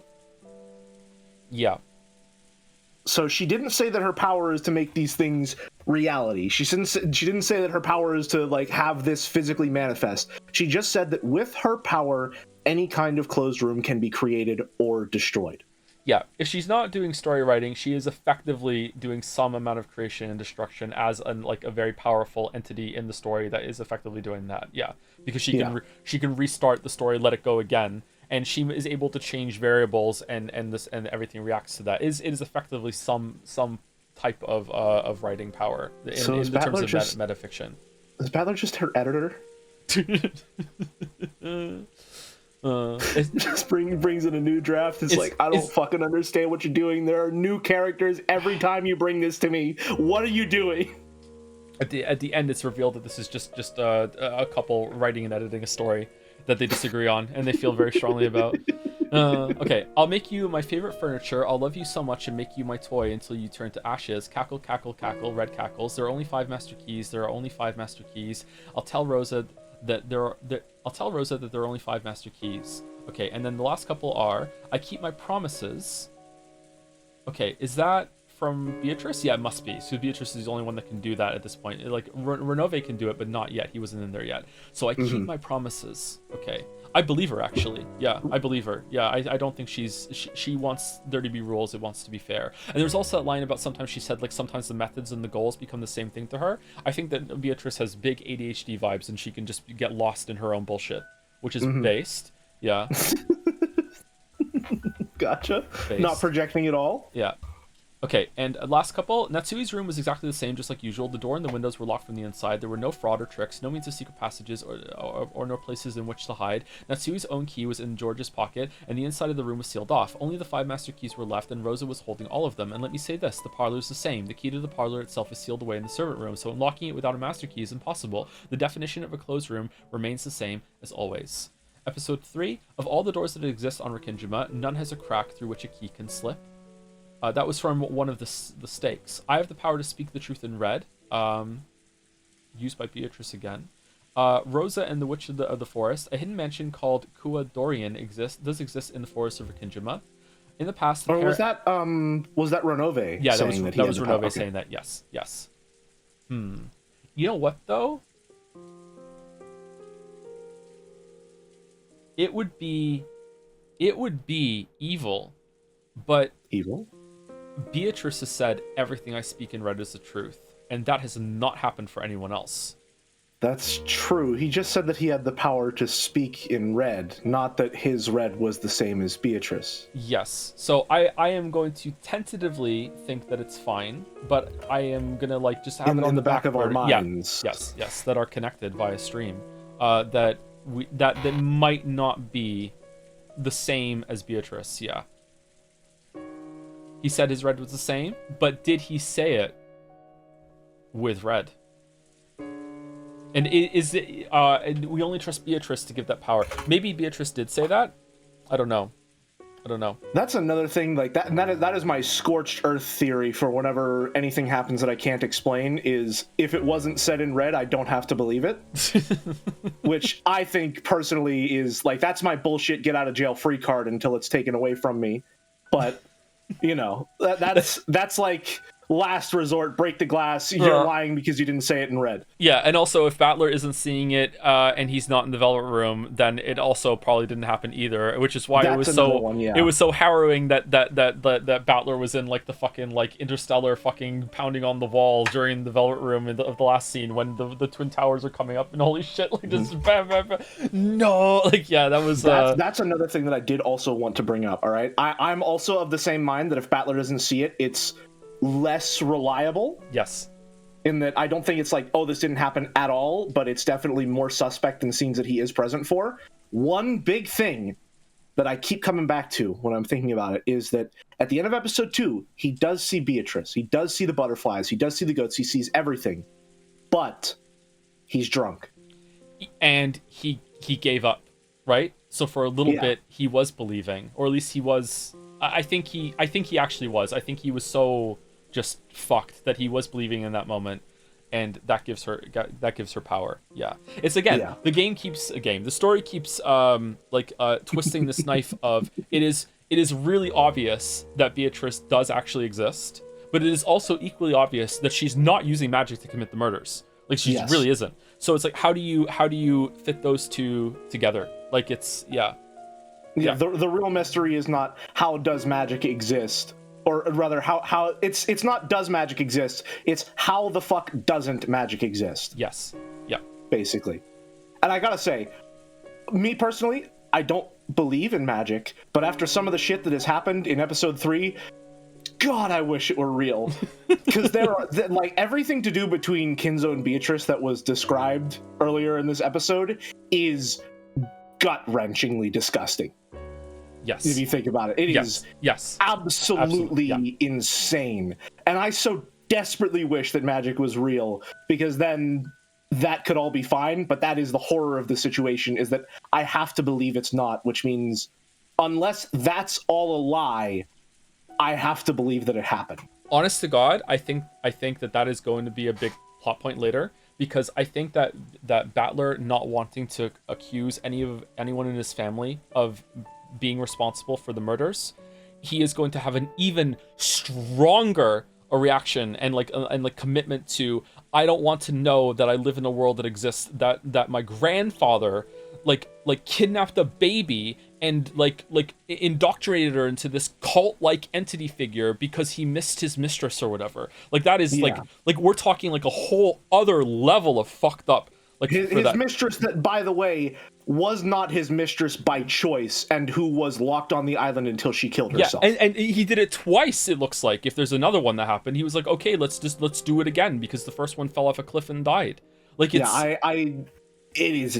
it's disgustingly terrifying. Yeah, it really is, yeah. So I think you're right. I think that is going to be like the linchpin. It will shift from, I don't want to believe in magic because that means I have to suspect my family, to I want to believe in magic because that otherwise the world is disgusting and my entire existence is just like the product of the horrors that people are capable of. Oh dude. What if this time it was successful, and even the Beatrice stand-in that's been like brainwashed into being it, even she is buying into it because she doesn't want to know the reality that she was born into either. And then that's what I'm thinking too. You have to convince the fucking abuse victim that's been abused their whole entire lives that they're actually not a witch and the grandfather was just fucking nuts. Like at what point, like, are you like, you know what? It's better if there is magic, because I don't want to break this for you. Like, this is better than what you had. That's insane. Joe, I think that might be like it. Yeah, I think it might be too. I think that might be like the thing is like, magic is not a question of like, are beautiful things possible? It's like, can we just pretend just a little bit between the two of us that the world isn't fucking terrible? Yeah. Oh God. That would be good. I would enjoy that. That would be very compelling. Yeah. Oh no. Well, I think it also might be a little bit of both. It's not just the bitter. It's the bitter and the sweet of it, because magic, I think, has also been established, in my opinion, heavily by the intro of episode 2 to exist as like, love can be magic in a sort of way. This state of just believing that everything will be perfect forever because you have this person beside you. There's a magic to that. Right? Yeah. And so also, leave even the Golden Land's like that too, right? Let's leave behind. Look at this death and destruction that's there, but it also leads to something big if we all believe that it was for a good cause and purpose and everything, and then like everyone's going to be happy in the Golden Land, everything will come back. Yeah, this is yeah. Fucking hell. Man. Fucking hell. Oh man. Fucking hell. Okay, all right. Let's finish reading. Take the theory hats off. Let's get back to reading. Okay. This is the world of 1967 and 1960. Yeah, this is not really important to go over. Everyone has seen it. Okay, let me close it. Let me close it. Okay.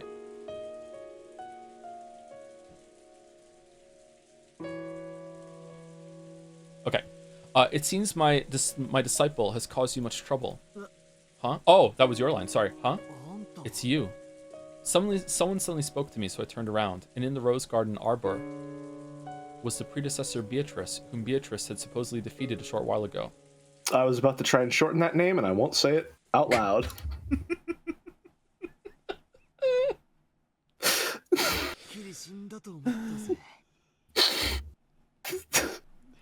I think I have to. I think I have to say it, don't I? You say it. I was gonna call her Beatrice.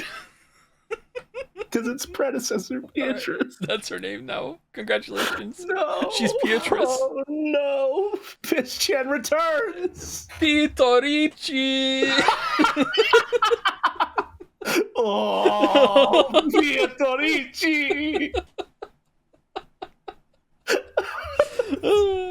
I was sure you died, man. so you survived. No, I did die. Now I am nothing more than a defeated chess piece littering outside the chessboard. Okay, motherfucker, you want to just make my subtext text? You're Beato's teacher, right? So in other words, you're a witch too. Yes, that is correct. So basically, that means witches really do exist, and the only one who can defeat her isn't me. Okay, so this is definitely Battler using like fuck you, I'm going off on my own. So Battler has the ability to just like, is that because in the rules of the game at some point Battler has like been taken off the board instead of being killed? Maybe, like, I don't know. Like, maybe. Like, yeah, I'm surprised that he has this power. This is the first time he's done it, I think. Yeah. I think it's also, there's definitely some connection being drawn between Kinzo and Battler in the fact that they lack any magical prowess and are still, in times of great need, capable of performing magical feats. It seems like. So maybe this is Battler's, 11th hour superpower. I can go even further into my own psychosis. Beyond. Yeah, I'm curious if anyone else... No, some of them have been taken off the board and they can't do it, though. It's Battler's special. It's not just that he went to the tea party, because the other ones were there, too. Yeah. Okay, all right. Continue His superpower is overthinking. So basically, that means witches really do exist, and the only one who can defeat her isn't me. That'd be you, since you can use awesome magic, right? I'm just useless now. There's nothing I can do anymore. Oh my. Have you surrendered completely? What do you mean surrender? How am I supposed to explain that? Towers sprouting and falling, huge giants holding shields and throwing spears. Oh, please, please, please, please. Just remember, it makes me feel like I'm going insane. We're way past the point of trying to reason this all out, aren't we?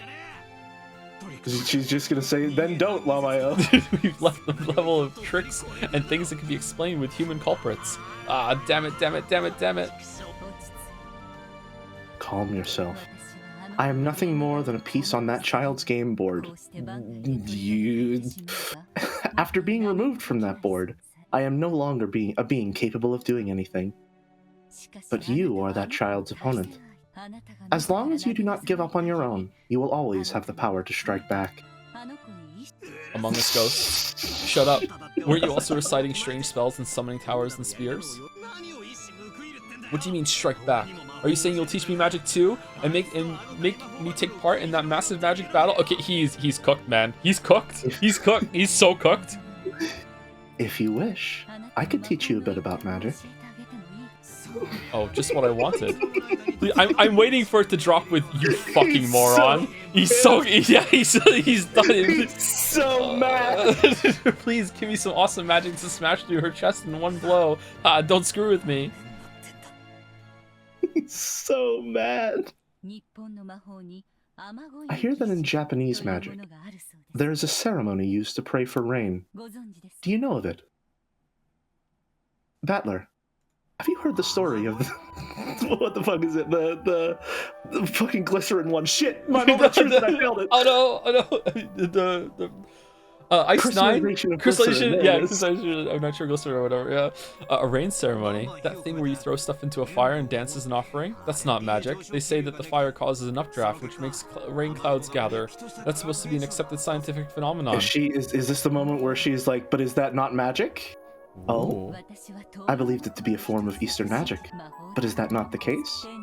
I believed people offered sacred fire to the heavens, as well as a dance of respect, so that your entreaty for rain would reach the hearts of the gods. Maybe people did that long ago, but most occult things like that have a scientific explanation. Why do things burn? Is that because the phlogiston is contained in the material? No, things burn because of a chemical reaction. Lavoisier abolished the phlogiston theory. I can say these words. I was joking, but this really is a Zero Escape conversation now. Why does heat transfer through objects? Isn't that because caloric is contained in the material? I'm pretty sure that was abolished by Joule. Heat No is shit. energy, not a substance. You have studied well. Your knowledge is accurate. It's just some trivia. Phlogiston, caloric, and eventually ether and God's love.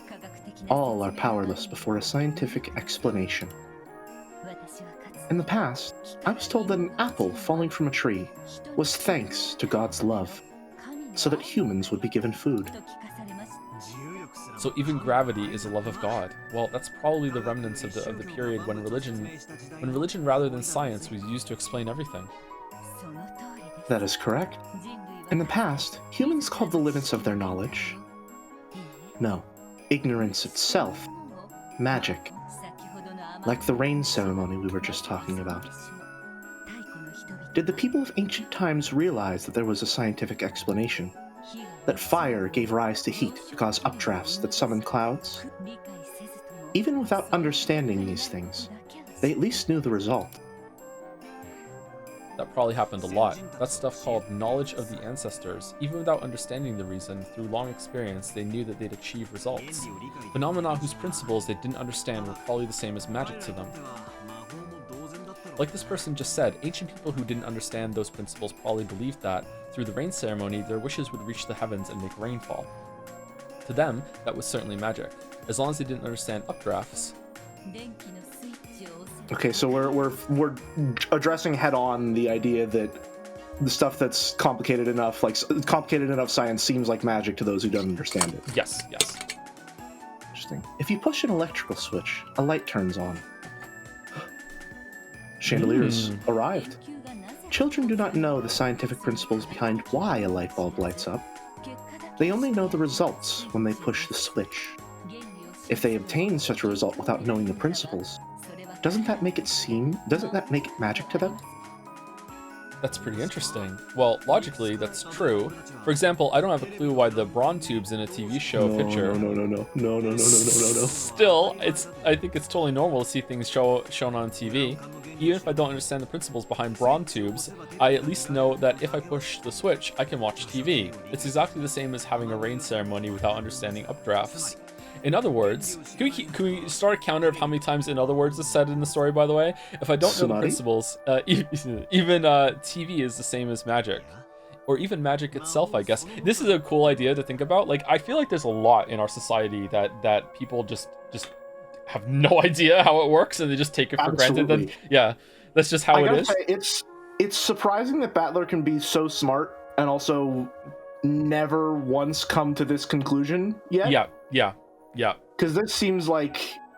Well, okay, listen, maybe it's a little unfair. Maybe I'm being unfair to the character who is written to progress through the narrative at a certain pace, all right? But I feel like the idea that magic might just be an abstraction is a little like surface level if you're arguing from a position of magic isn't real.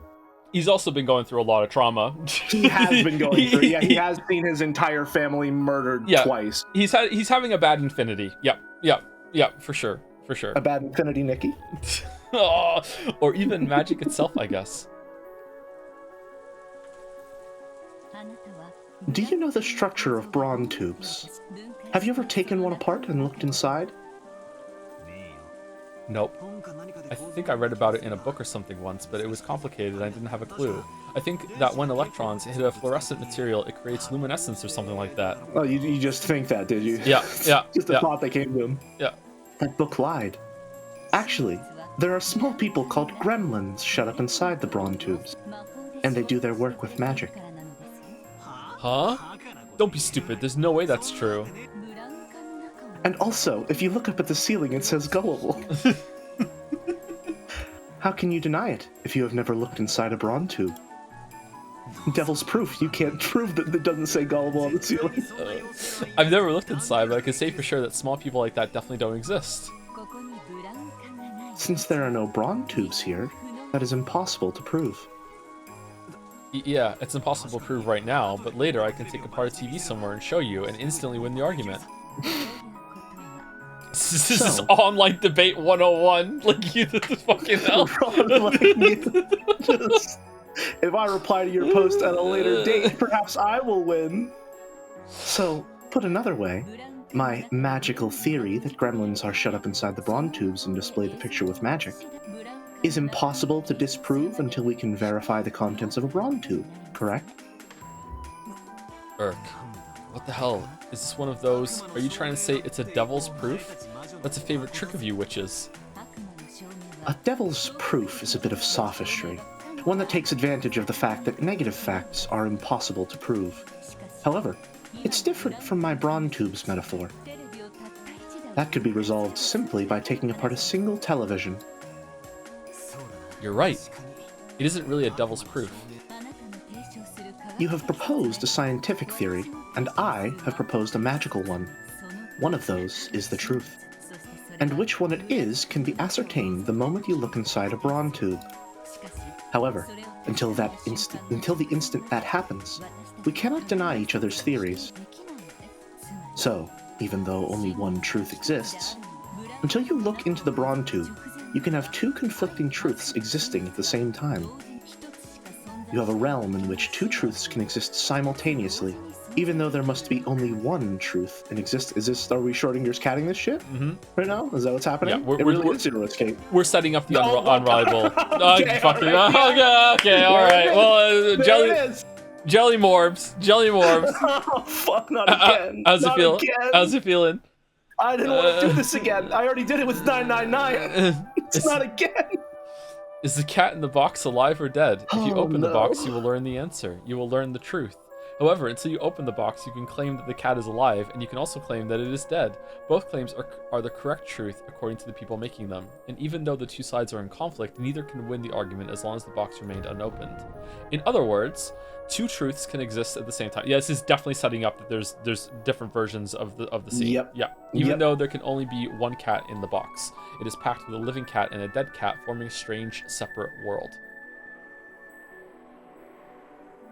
Where does the mummy factor into all this? What about the mummy? That is what Rikinjima is now. This island is now a different world where a scientific theory and a magical one can exist at the same time. To a resident of the world of science such as yourself, at a glance it may feel as though this island has been sucked into a world of magic. Is this Pietro speaking? I don't know. Yeah, it is actually. Go ahead. Maybe? Okay. Yeah. That might not be wrong, but it is not accurate. Strictly speaking, it is moved from the world of science to the gap between that world and the world of magic. So, at a glance, it appears to you as though the world is tilted towards the magical side. But in reality, this island is now in a perfectly impartial position with relation to those two opposing worlds.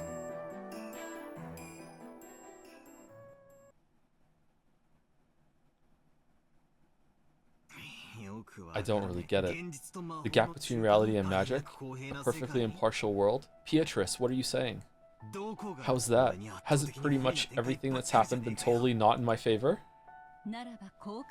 Then perhaps you could think of it this way. This is a trial. Think of it as a court where you and Beatrice are laying out opposing claims.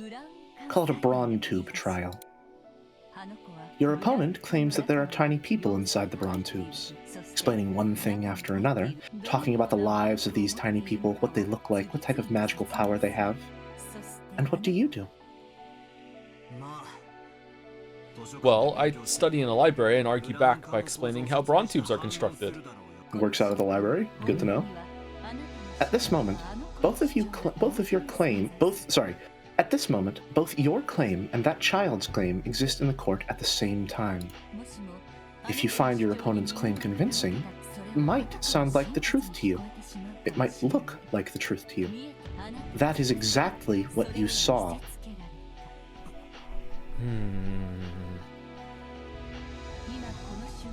At this moment, on Rikenjima, witches and magic certainly may exist as truth. This is Battler's first explanation of an unreliable narrator. However, until the moment that the cat's box is opened, that world is an uncertain wave function. The entire situation can be explained by both sides at the same time. However, there is one truth. That set of truths shrinks with observation, and countless truths are weeded out to become one truth. Is this maybe Burns' power then? Maybe, yeah. to collapse those possibilities into the one reality. Yeah, maybe her power is also an abstract version of like trying to work out what really happens, because that's also like if you're doing a scientific experiment, right? Like you're trying to find the nature of reality, you're trying to answer question X. Well, question X has, in theory, just infinite answers depending on how you explore it, but there is only one answer that you have to drill down to, and you're going to have a lot of false positives on the way, or a lot of eliminations of theories along the way too. So maybe that's it's which magic power, but it's basically like her power is instead that you can figure out like an actual truth at the end of it all. Yeah, maybe. Yeah. Do we know what Lambda Delta's power is? It was said, but I can't remember. Is she in? She's not here. Will it say their powers? Oh, no, it's not here at the moment. Yeah, I think it does. Certainty. Which of certainty? So is her power the one that I just described? And maybe a misunderstanding. Yeah, maybe that's it. Yeah. Yeah. Maybe they are all parts of a process, different truths. I don't know. Maybe. Yeah. Okay. It is like when in court the judge hands down his judgment. The two truths from the prosecutor's and defense's claims are reduced in number by the judgment and become one. And then they release the confetti. Confetti core! To say in your words, this island right now is the world right before looking into a bronze tube, right? Therefore, the science theory and the magic theory cannot be denied. And since they cannot be denied, both can exist as truth. Therefore, both witches and magic can exist. However, at the same time, your opinion of denial also exists as truth. It is a world where two conflicting things can exist at once, and it is a world where conflicting truths cannot disprove each other. Have you managed to understand?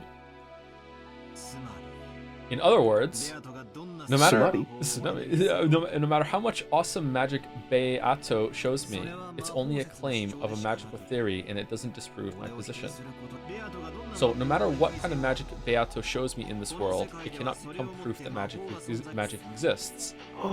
That's right. That child might even try to explain an apple falling from a tree with magic, perhaps by shaking her staff and magically plucking the apple, then claiming to be the thing that made it drop down to the earth. However, that would be nothing more than another claim. None of your opponent's claims can prevent you from making yours. In that sense, this world is quite impartial to both sides. I get it. Still, by that argument, if I show a sound argument with my science theory, and it collides head-on with her magic theory, I also can't win against her. On top of that, the final judgment won't come until we peek into the bronze tube. Where is the bronze tube in this world? Because it exists, there should be no reason for us to argue. Why don't we just get along and peek into the bronze tube? If there really is a tiny person in there, it's my complete loss. Otherwise, it's my victory. Bring on the gremlin. Here we go. Let's go look at it. Yeah, look. Why do we have to hold this debate without looking into the bronze tube? Because arguing is fun. Yeah. That itself is the game you are being challenged to. Maybe, instead of a court, I could use chess as an example, like the rest of the story. There, victory and loss are not determined by a judge. You who fight will decide it yourselves. Can you win an argument with an opponent in a screwed up world where multiple truths can exist at the same time? In actual fact, didn't you lose an argument and surrender like this?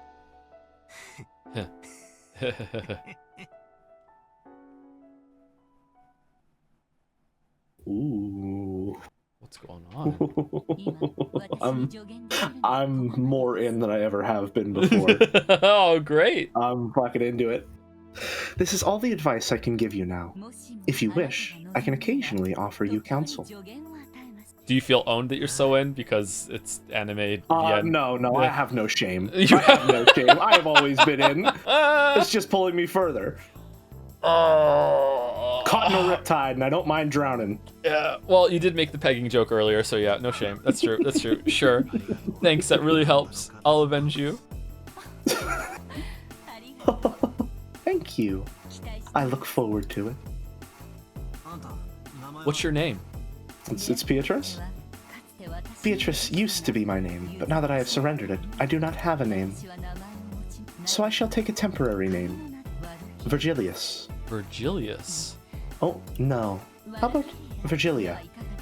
All right, Dante's Inferno has now entered the discussion. Virgilia, like Valkyria? No, like Virgil.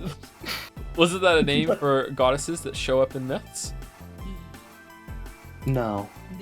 It means the guide who leads the way to Beatrice. I will guide you to that child who awaits at the summit of Mount Purgatory. Yeah, we're right. Yep. Fucking bullseye. Well done. Well done. Yep. For such a guide. Yep. Listen, I played Halo 3 ODST. I know about that. Just right on, man. Who would have guessed I'd accept help from a witch when I'm trying to deny witches? I see. If this is a contradictory world where different claims can exist at the same time, I guess that's cool. It's almost funny. Valor's just absolutely overjoyed at the concept that he can't be wrong. Even if he is. Yeah, that's good. I am borrowing that child's words, but you truly are like a phoenix. Your will to fight has already been revived. Come, if your heart is prepared, return to your opponent. Well, there's a name tag Return here to now. the chessboard where that vessel is seated, where that child is seated. I look forward to seeing how far you can fight with my disciple. Yeah, watch it. I won't listen to her babbling anymore. I'll coolly fight to the end. I definitely won't. I definitely won't get provoked by her any longer. Yeah, okay. Okay. All right. Won't. Let's think. I think 3 scenes. With him in it, I think 3 scenes. Yeah, I give him a maximum of 3 Velvet Room visits before he is crying again. Maximum of 3 before he's crying again. Then let us return to the seat of the battle. Battler? He's just like that fucking graph where it's just fucking, it's so over, we're so fucking back. Oh, Battler, where did you run off to? And I thought losers never came back for more. Sorry to keep you waiting. I've cooled my head a little. And did you think of a response to that pleasant, thrilling, refreshing, highly acclaimed, wonderful fantasy battle between teacher and me? Isn't that impossible to explain without fantasy? Damn, just going for it. Milady, didn't you just propose to be kind and act more gracefully? Oh no, I just got in such a good mood when I saw Battler's face, you see? Look, how are you gonna respond to that battle just now, Battler? It didn't happen on my own. It didn't happen, and then he just stabs and does a dance. Battle? What battle? What? I love him so much. He's the best. In this rose garden, where do you see those spears and towers you made lying around? They aren't here, are they? In other words, it's just like the inside of a brawn tube. All right, so you heard the metaphor once, he's running with it. The inside of a brawn tube. What in the world are you talking about now? At this very moment, there are gremlins all over the world inside everyone's TV. But I'm gonna prove the world. There's nothing at all in the rose garden. Towers may have been sprouting of magic until a short while ago. However, that's only the case until we see what's inside the brawn tube. That magical battle is nothing more than your interpretation, your claim. The fact that there's absolutely nothing to see here now proves it. This is how I argue back about that witch's battle just now. Right now, there isn't anything here, which proves that nothing happens. Object permanence has left the building.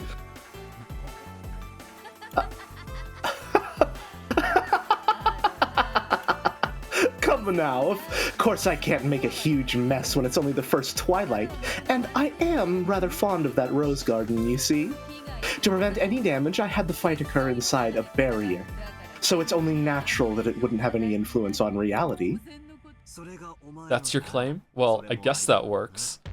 However, at this point in time, there's nothing in the rose garden, so nothing stands in the way of my claim that there was no magic done here. Wait, can you deny my magic with a mess like that? It is impossible to prove that magic does not exist. It's a devil's proof. At this point in time, this garden is the truth. The instant you look inside, the tiny people inside the prawn tube will vanish. he didn't explain that part, and there are no traces of that. Explain the metaphor in your own words, Battler. And there are no traces of magic here at all. So that battle between you witches did not take place. What the... That counter? That power? Could it be? Have you forgotten, milady? It is the multi-layered world's rendition technique. Oh, of course, yeah. The power of a finite witch, the counter to the power of an endless witch. Only an endless witch can perceive it, and it is most effective against such a witch. Schrodinger's cat box?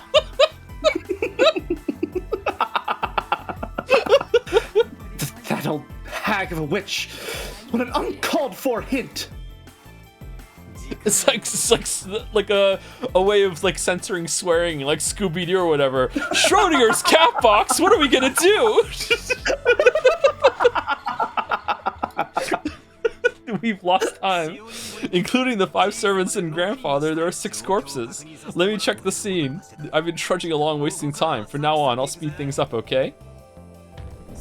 Take a seat, Beatrice.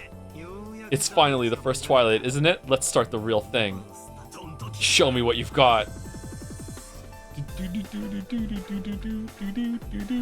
Title card and everything, damn. Yeah. Alright, I think it's time to take a break. It's 10 minutes. I'm gonna say thank you to some people, and then we'll take it's getting a little steamy under the fort blanket. Yep. I'm gonna say a really thank you to Bits and Subs, Jelly. So if you'd like to get out of the blanket and walk around for a bit, you probably have like, I don't know, like maybe 10-15 minutes if you want to extend. Sounds good to me. I'll be back in 10.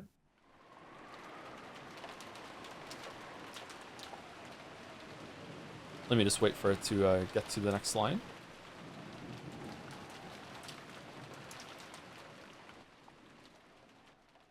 And then it never happened. Okay, there we go. Let me save it.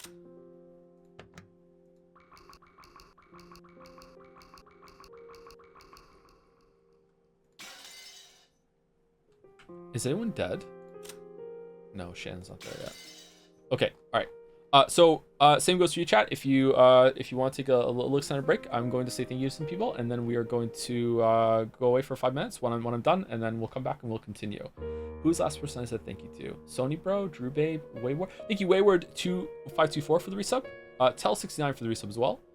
Gespinstick for the bits. Your streams work as my second read, and I'm having fun seeing the sheer amount of things that were staring me straight in the face since the beginning. Now that I have future information, hope the still upcoming cliffs don't kill you. There are more cliffs to come. Oh no. Thank you, Yuri was taken. I'm glad you're enjoying it with that way, Gespin. Thank you, Yuri was taken for getting us up to Nan Joseph. Thank you, Not Koro, for the bits. You two are not suited for feminist storytelling. Ironic how nerds, parentheses, failed men, close parentheses, recreate the patriarchal structures that oppress them when they have power. You seriously had to make your guests take on the female roles to establish a pecking order? Is this a bit where you reflect the feminist themes of the story by using the streams to show how sexism affects men? Put your writer's brain on pause and let the story center women instead of talking over those women with your speculations. Oh man, I love. If you don't know who this is like a meteorically rising chatter on Jads that just makes just some of the best long Heinz Gate worthy posts in Dragon's Den. This is Koru. We have Koru posting on the stream now. We love Koru. We do love Koru. Koru, unironically, and I mean this unironically, Koru unironically needs a channel dedicated to all of the Koru posts because we don't have enough pins for them. we just need like a pin containment Koru channel fucking for all of them, man. Thank you, Iconport, for the resub. Forgetasaurus for the resub as well. Joe's Retinas for the bits. I missed the first hour of yesterday's stream, so I missed the start of Joe Under the Blanket arc. So when you brought it up again, my dumbass thought you were just sitting there with a blanket on your lap and being like, do I sound better like this, chat? I've actually had the blanket around me for the stream since then. Oh, that's funny, Retinas. Thank you. Thank you, Creo Sivak for the resub. Chud2112 for the resub. Chefin as well for the resub. Also, if the cooldown is on shouting out Jelly, can we do that again, please? Thank you, Finalo, for the resub. Triple Brown Cow. Thank you, Rignati or Nate for the new sub. Welcome, welcome. Potato Tower 1, were you one of the towers? As a Baldur's Gate 3 player, this story makes perfect sense to me. Thank you for the resub. Thank you, Pincerata, for the bits. 1,000 bits. It's my birthday tomorrow, so more bits today. Super excited to see this Jelly Joe Red Truth breakdown after I leave work. Thank you for the bits, Pincerata, and happy birthday tomorrow. For tomorrow, because we're not streaming tomorrow. Happy birthday in advance. Thank you, Zorgox, for the bits. I'm both so happy and sad that I've read this beforehand. Love listening to the theories. Both want to join in, but also can't. Yeah, I can see the I don't know, like what's a word for it? Like pleasurable agony that someone might go through, being like, oh man, like this would have been fun, but also I'm enjoying it more because I know what happened, like that sort of thing. Yeah, it must be really entertaining. I wonder if I can like watch the streams back afterwards as that when we're all done. Thank you, Nunya Business, for the resub. It's not a game with some dancing Joms dragons. Thank you, Ironwrath, for gifting a sub to Cooks in the Kitchen. Making a jelly Jonah. Thank you, Aguchi Toad, for continuing their sub. Yuri was taken for 20 gift subs. Holy shit, thank you, Yuri was taken. That's a lot of gift subs from you. Thank you very much. Damn, thank you, Just Hash, for the resub. Last Clown in the Car, also for the resub. Scruffy Monk for the resub. Fluxwave310 with the Nanjo emote, resub. Made this today for the resub. First stream since finishing Wizard and the Dragon. Now nothing can compare. Yeah, okay, all right. Not exactly high art, but it can be a fun read if you want. Hope you enjoyed it. If it's not a meme, it probably is a meme though. Thank you, Bitter Jump, for the new sub. Welcome, welcome. Also, welcome to Ranels for the new sub. The new subs come in pairs sometimes for some reason. Not sure. Thank you, Ranels and Bitter Jump. Clawfists to you. Welcome. Thank you, Krootler, for the 1,000 bits as well. Been watching streams since Persona 5 streams. Cheers. We just had the Persona 5 stream anniversary this year, actually. It was on Valentine's Day. I actually did enjoy it. Thank you. Oh, did you? Oh, thank you. Made this today. Thank you, Krootler, again for the bits. And last on my list right now is Skunky Emerson. Skunky Emerson, sorry, with the bits. Hey Joe, thought you might find this at least 5% funny. I bought a video from a popular Danganronpa and Persona voice actor where he'll do the voice of any character he's voiced, but I didn't have him do any of the popular voices. Instead, I had him do a coyote that was in 6 episodes of a Disney show, and it was amazing. I bet that was a great shakeup for them. Nice. Cool. Like, I'm pretty sure I blindsided Greg when I said, I know you as Barbie's dad. Oh, what a moment. Anyway, I will be back in about 5 minutes, chat, around there. I'm gonna get up, walk around. Reading is less strenuous with someone else on with me, but it is still a little strenuous. I just want to, like, recalibrate my eyes a little bit, walk around and get a cold drink. So I'll be back in about 5 minutes or so. And Jelly is muted, so if he comes back and starts talking, you're not gonna be able to hear him because I'm muting us both.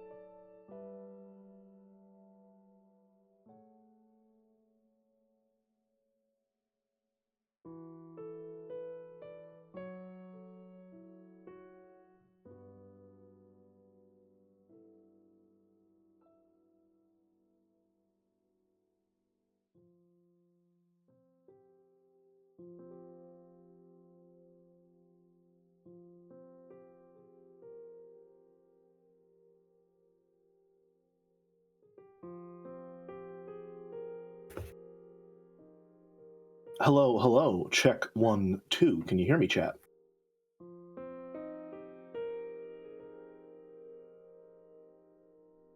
Alrighty.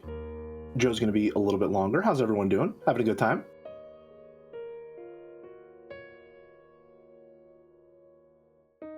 Weren't you supposed to be muted? I have broken free of my confinements. This is a Jelly stream now. You're watching the Jelly channel. Having a good time? How's the blanket? Stuffy, but I aired it out during the break. I had a fan running and everything. Am I having a good time? I am having a great time. This is very, very fun. Is this a halftime show? It certainly is. You know, I think Battler's new play of just saying the Braun Tube metaphor over and over again, it's certainly effective now, but I think if he uses it too often, then Beatrice is going to have to, you know, she'll probably come up with a pretty good countermeasure. He needs to play his cards a little trickier, all right? Right now he's putting them all on the table. He's showing her his hand.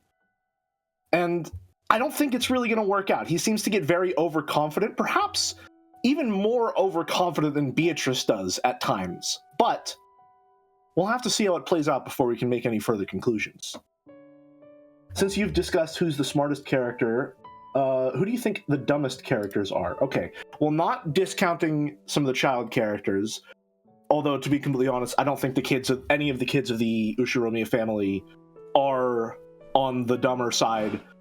Right now it kind of seems like Kraus doesn't have a lot kicking around upstairs, but we also haven't seen a lot of Kraus's inner world, so to speak. We've seen a lot of stuff that generally makes him look bad, especially when it comes to his defining feature of making bad bets and then doubling down on them, because every time he doesn't double down on them, it also ends up bad. But he has unanimously died off in the first Twilight before, so we haven't really gotten to see a lot of Kraus. Right now, I'd say he's pretty low on the list, though. I would agree that Kraus is probably the stupidest person of the adult cast, yeah. Yeah, again, we haven't seen enough. Jelly, how are the Truck Sisters doing? They're doing great. They've been delivering plenty of materials to the factory. It is a satisfactory Saturday. Sorry we didn't get the check-in. They're doing great. Weapons manufacturing has never been more productive. All thanks to them. Go to Squeaky chair, squeaky life. Kind of a similar face. Goda might be like less intelligent, but I wouldn't say anyone here is stupid, right? Yeah. There's. I don't think anyone here and even if they do come across as stupid, I genuinely think it's just we haven't had enough screen time with them. Yeah. So I'm really interested to see how this plays out with all of the Ushiromiya families still in play. Mm-hmm. Well, of course, again, minus Kinzo. But considering what we've learned about Kinzo, maybe I'm disinheriting him. As much as the final scene of the previous Umi stream may have been a joke, commentary on cheesy weeb shit, there's gotta be a better way to write action prose better. Do you know any books or authors of example of it well done? Unironically, and I'm sorry to say this, I think I do it pretty well, actually. I've written some action scenes. I think I do it pretty well. Tooting his own horn. Yeah, I'm tooting my own horn. Yeah, I think I'm good at dialogue, and I feel like I do action scenes pretty well.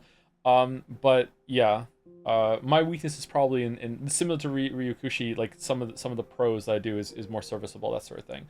This is I'm where trying it to. loops right back around, folks. It really was all a ploy just to get publicity for the books.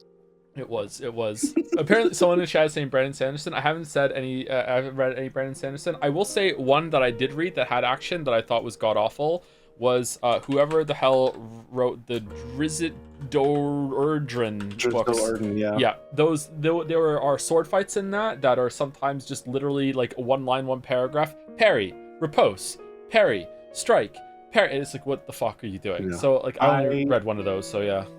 I will not comment on Brandon Sanderson. I am currently in the throes of it. I'm not having a bad time. But as someone who engages primarily, or let's not even say, who has only really ever engaged with books whenever they consciously existed, so like middle school, before you can cut all that out, I wasn't a person yet. I've only ever really engaged with books as literature, which is designed to be analyzed on a subtextual level. Reading The Way of Kings has left me starving for some scenery to chew on. I need a crumb of subtext, something, some thematic rawhide bone to chew on as I get through it. It is whelming at best right now. I'm in the thick of it. Is the only way I can describe it. I'm not. My opinion of Brandon Sanderson currently not very high. However, I'm only halfway through the first book. I'm open to change. I'm not having a bad time, but I'm certainly having a time. It's a time. It's a time. The dialogue is acted, so to speak. Someone in chat is saying, I think Wheel of Time has some good and some terrible action writing. I would actually agree with that. There are some, I know exactly what you're coming from. I've read 3 or 4 of those books, and there were a couple scenes where I thought, you know what, this is pretty good action writing. So, some of the sword fights and the running scenes in one of the end of the books particularly, but there was a couple where it was like, yeah, this is kind of bad. Yeah, so I would say that's a good example of both. Mr. Jelly, which of the stakes would you most want to be stepped on, and why? No comment. I don't remember what any of them look like or their names. I need more information. Joe, pull that shit up. All right. Let's see. This is the proof of life right here. This is what we're looking for. Just tell me to stop when we get to your favorite. Mm-hmm. They really are just exactly the same with some different hair. It's just basically which hairstyle do you like the best, yeah. I mean, isn't there one with black hair? There you go. Okay, there she is, yeah. No, not really. No. I'm not, I gotta say, I'm not feeling it. And perhaps part of why I'm not feeling it is my kinship with Beatrice as the father to multiple Chans. Okay. You know, right. She herself is the mother of 7. Perhaps I just can't see them that way. Okay, wild card. Wild card? Oh, please. You're going to ask me if I like what I see in the mirror?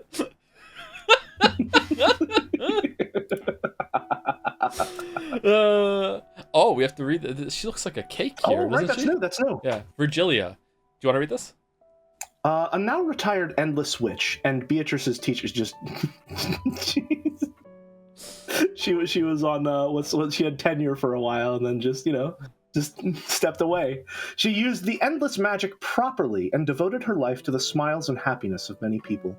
She taught Beatrice the endless magic, believing that Beatrice would also devote herself to the people, and retired. Though she was Beatrice's teacher, she was also a magician employed by Beatrice's family. For that reason, she interacted with Beatrice in a manner fitting for a servant. Some point to this as the source of Beatrice's arrogance and recklessness. Interesting. Do we think that this is... I saw someone, I need to say it before I forget it, someone in chat was saying she looks like a chess piece, or this is a chess piece for sure. Looks like a chess piece. I'm definitely seeing it, yeah. Look at Beatrice.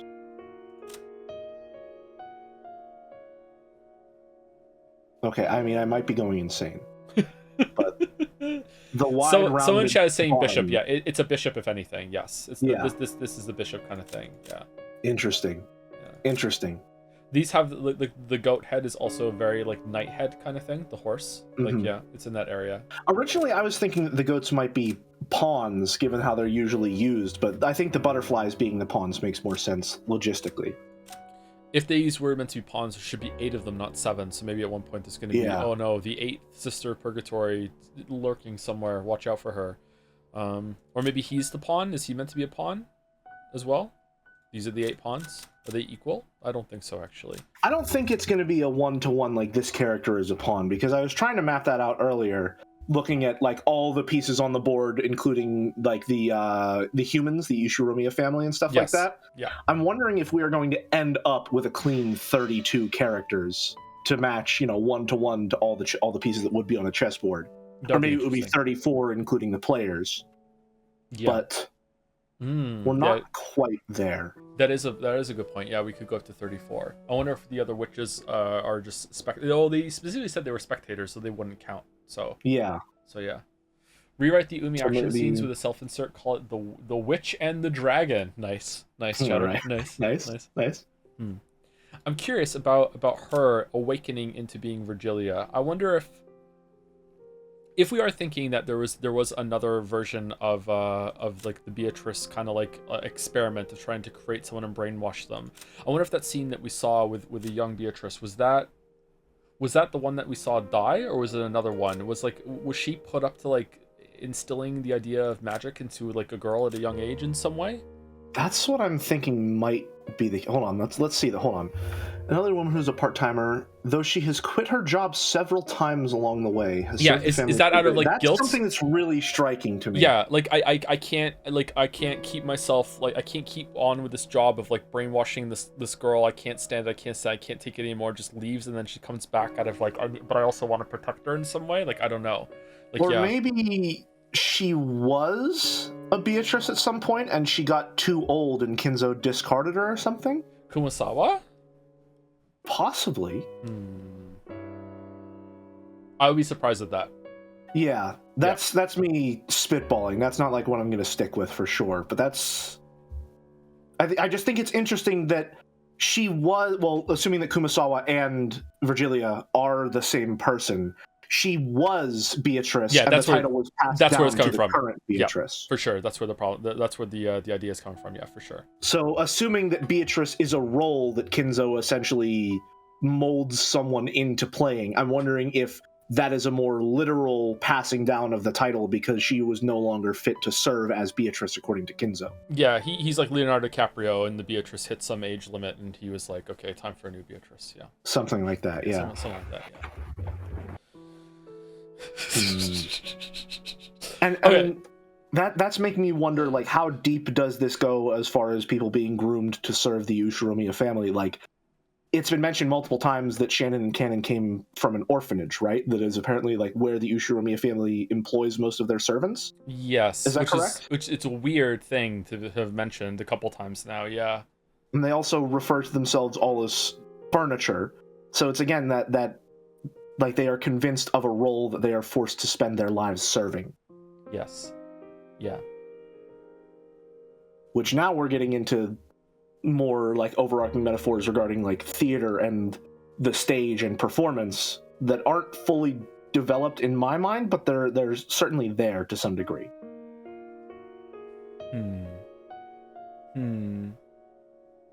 Anyway, let's get back to reading. But first, one last thank you to Jester Online for the resub. Yo, Joseph, happy that you've been streaming a lot more this year. As a younger fan, I appreciate seeing someone with a lot of healthy views, thriving and having fun. Healthy views, really? Oh, thank you. Hope your year continues to be swell. Cackle E, cackle E. My year has been so much better this year than last year so far. Let me tell you that. That's for sure. So I'm enjoying that. Anyway, let us continue. Forget what the adults expect. Do you want to take narration for the scene? Sure. Forget what the adults expected. At least for us kids, these were supposed to be a fun couple of days where the cousins deepened their friendship. However, when we woke up, there was an unbelievably cruel reality waiting for us. I feel like this phrase is used pretty often. Like this phrasing of like waking up to an unbelievably cruel reality. Mm-hmm. Am I like incepting that as a like... our end game phrase of like, oh, you need to wake up, like everything is really terrible and magic is just trying to blind that, or is that just am I seeing patterns? It could be. The thing is you first, sorry. Sorry, no, it's my pushback against that is that sometimes things are just repeated because of the translation or whatever. Like it's just like it's a matter of like how much of this is author intent and how much is just translation. Damn, he really is an English major in chat. I do have the degree. Whether or not I earned it, that's another matter entirely. But I was gonna, to borrow a word from the Signala streams, periodelia. There, am I just seeing patterns where none exist? We're gonna find out. We're gonna find out. I did some weak inhales there. George Aniki and Jessica were crying over Shannon Chan and Ken and Kun's deaths. Okay, they're crying over their deaths. Did they see the bodies? Yeah. Is it? Or were they just told? My guess is that they're still not marked as dead. Yeah. Right now, everyone who was alive had gathered in the lobby on the first floor of the guest house, and there were 12 people there. We haven't seen this before. This looks good. This kind of reminds me of a scene that we had from the aquarium date. Yeah, it does, doesn't it? Is it reused art, or is it... I think I'm just seeing things there. I think it's just a similar shot. Unbelievable, right? There were 18 until yesterday. And in one night, a third of that number had lost their lives. I eventually sobered up from my agitation, and along with my lack of sleep from being woken up so early in the morning, I was beginning to feel a faint sense of unreality. I want to think this is some kind of bad dream. My cheap escapism keeps telling me that over and over. Maria had gone back to sleep on the sofa Rosa was sitting in. Rather than her having nerves of steel, she probably genuinely hadn't had enough sleep. Well, there's the gun. Looks really small when he holds it. Yeah. Is that intentional? Is it the same gun, maybe? How did... The gun comes from Kinzo's room, does it not? So how did they get into Kinzo's room? Maybe a lot has happened. Maybe we're going to do some flashbacks now into the... The adults were holding items... Oh, sorry. No, you first. Sorry. No, it's fine. I'm done. Okay. The adults were holding items from what was apparently grandfather's collection. Okay, so it is Kinzo's. Yeah. Short-barrel Winchester rifles. Apparently relics from a time he'd been obsessed with westerns. There were 4 guns altogether. Interesting. Oh, wait, what? There was only... Okay, were there always 4 guns and the person who went to get the gun was like, fuck you, I'm just keeping the gun to myself and hid the rest? Huh. Because there was only 1 adult and they were like, I'm the top of the hierarchy now, so I'm the only one who gets a gun. That's an interesting info drop, right? Yeah. Those have been split up among the 4 siblings. Uncle Kraus, Aunt Eva, my dad, and Aunt Rosa. Okay, so blood relatives get the guns first, so they take precedence. Paper boxes filled with bullets lay on the table, and the siblings were silently loading them. It's a little scary, even now, touching one of these. I get the feeling Dad'll yell, "Don't touch that," and hit me. Well, this is gonna end so horribly. Like, we all get guns.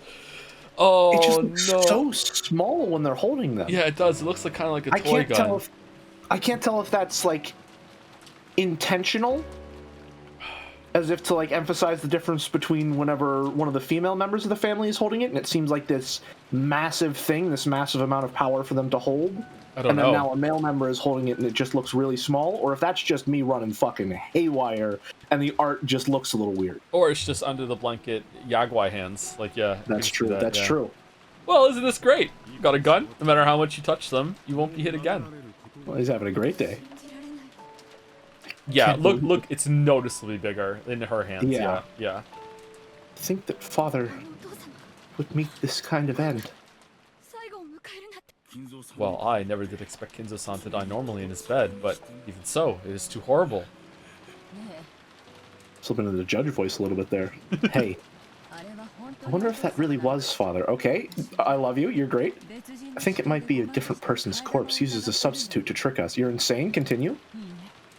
No, it was father, without a doubt. You saw his toes, right? Generally speaking, there aren't many humans with 6 toes on both feet. But that doesn't mean that such people don't exist. Yeah! I've heard that polydactyly isn't that rare a disease. Thank you. I'm so glad she's alive. He was a man who liked large-scale tricks, right? He might have obtained a corpse from somewhere that had the same number of toes on both feet. Ridiculous. Why would he do something like that? The epitaph is going to be solved before the second Twilight. Man. Like, it's just going to just sitting there sweating like, fuck, I forgot to kill her. I forgot to kill her this time. I was too distracted. Oh, it's over. It's so over. I'd agree if it was a normal person, but this is father we're talking about. You can't be sure Kirie-san's talking nonsense. After all, burning a corpse makes it hard to identify. So it was in the boiler room again. Okay, still, there should be a few ways to examine him from his teeth and bone structure. If the police investigated, of course they'd be able to know whose body it was right away.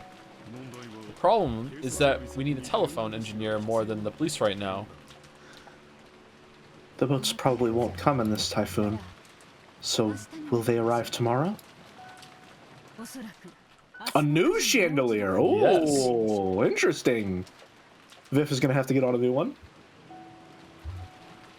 Most likely, the boat will come again at 9 tomorrow. Then, I believe we will be able to contact the police. It's the same for us, and the culprit. Till the typhoon passes, this island will be closed off.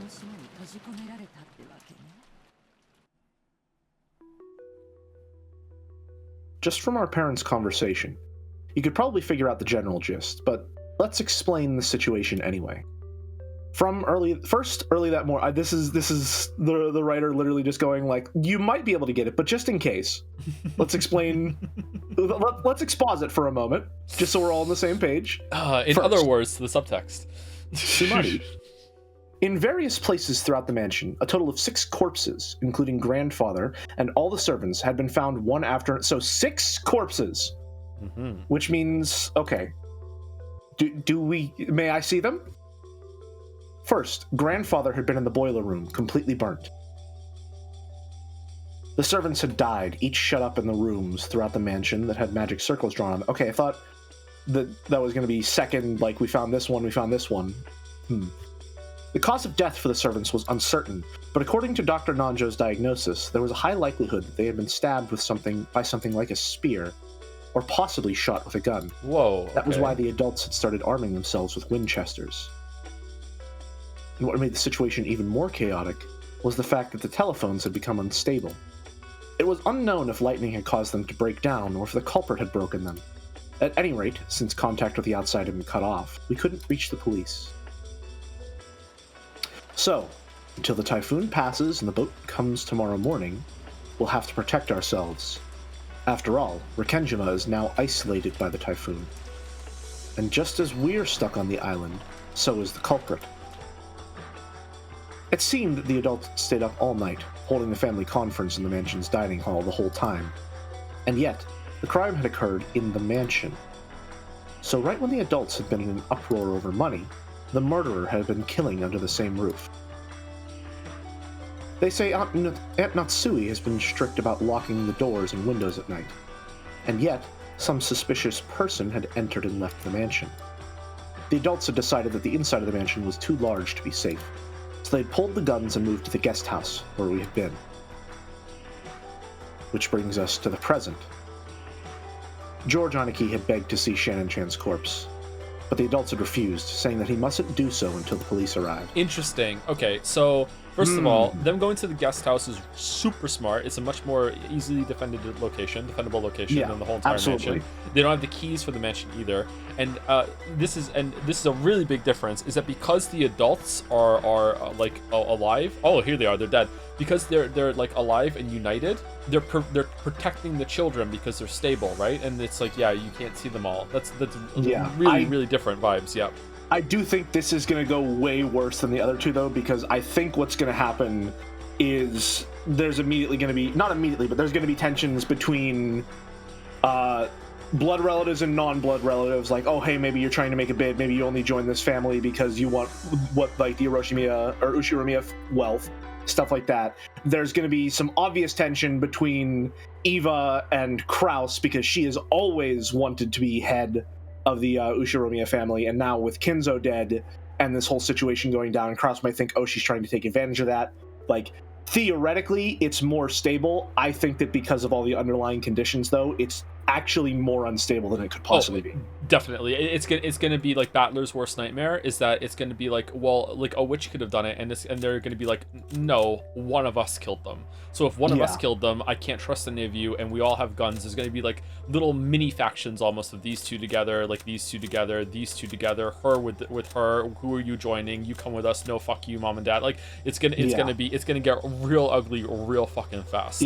Because all the servants are dead. Except Nanjo. Nanjo's not a servant, he's just Kinzo's friend. Yeah. There is no denying for Battler that it has to be someone in the family or a 19th person. Mm-hmm. Yeah. So this is very bad. Let me read these deaths. His body was found as a burnt corpse in the underground boiler room's incinerator. No evidence of a struggle was found inside the incinerator, so it's probably reasonable to assume that he was burned after his murder. Too bad this time, it was game over right from the start.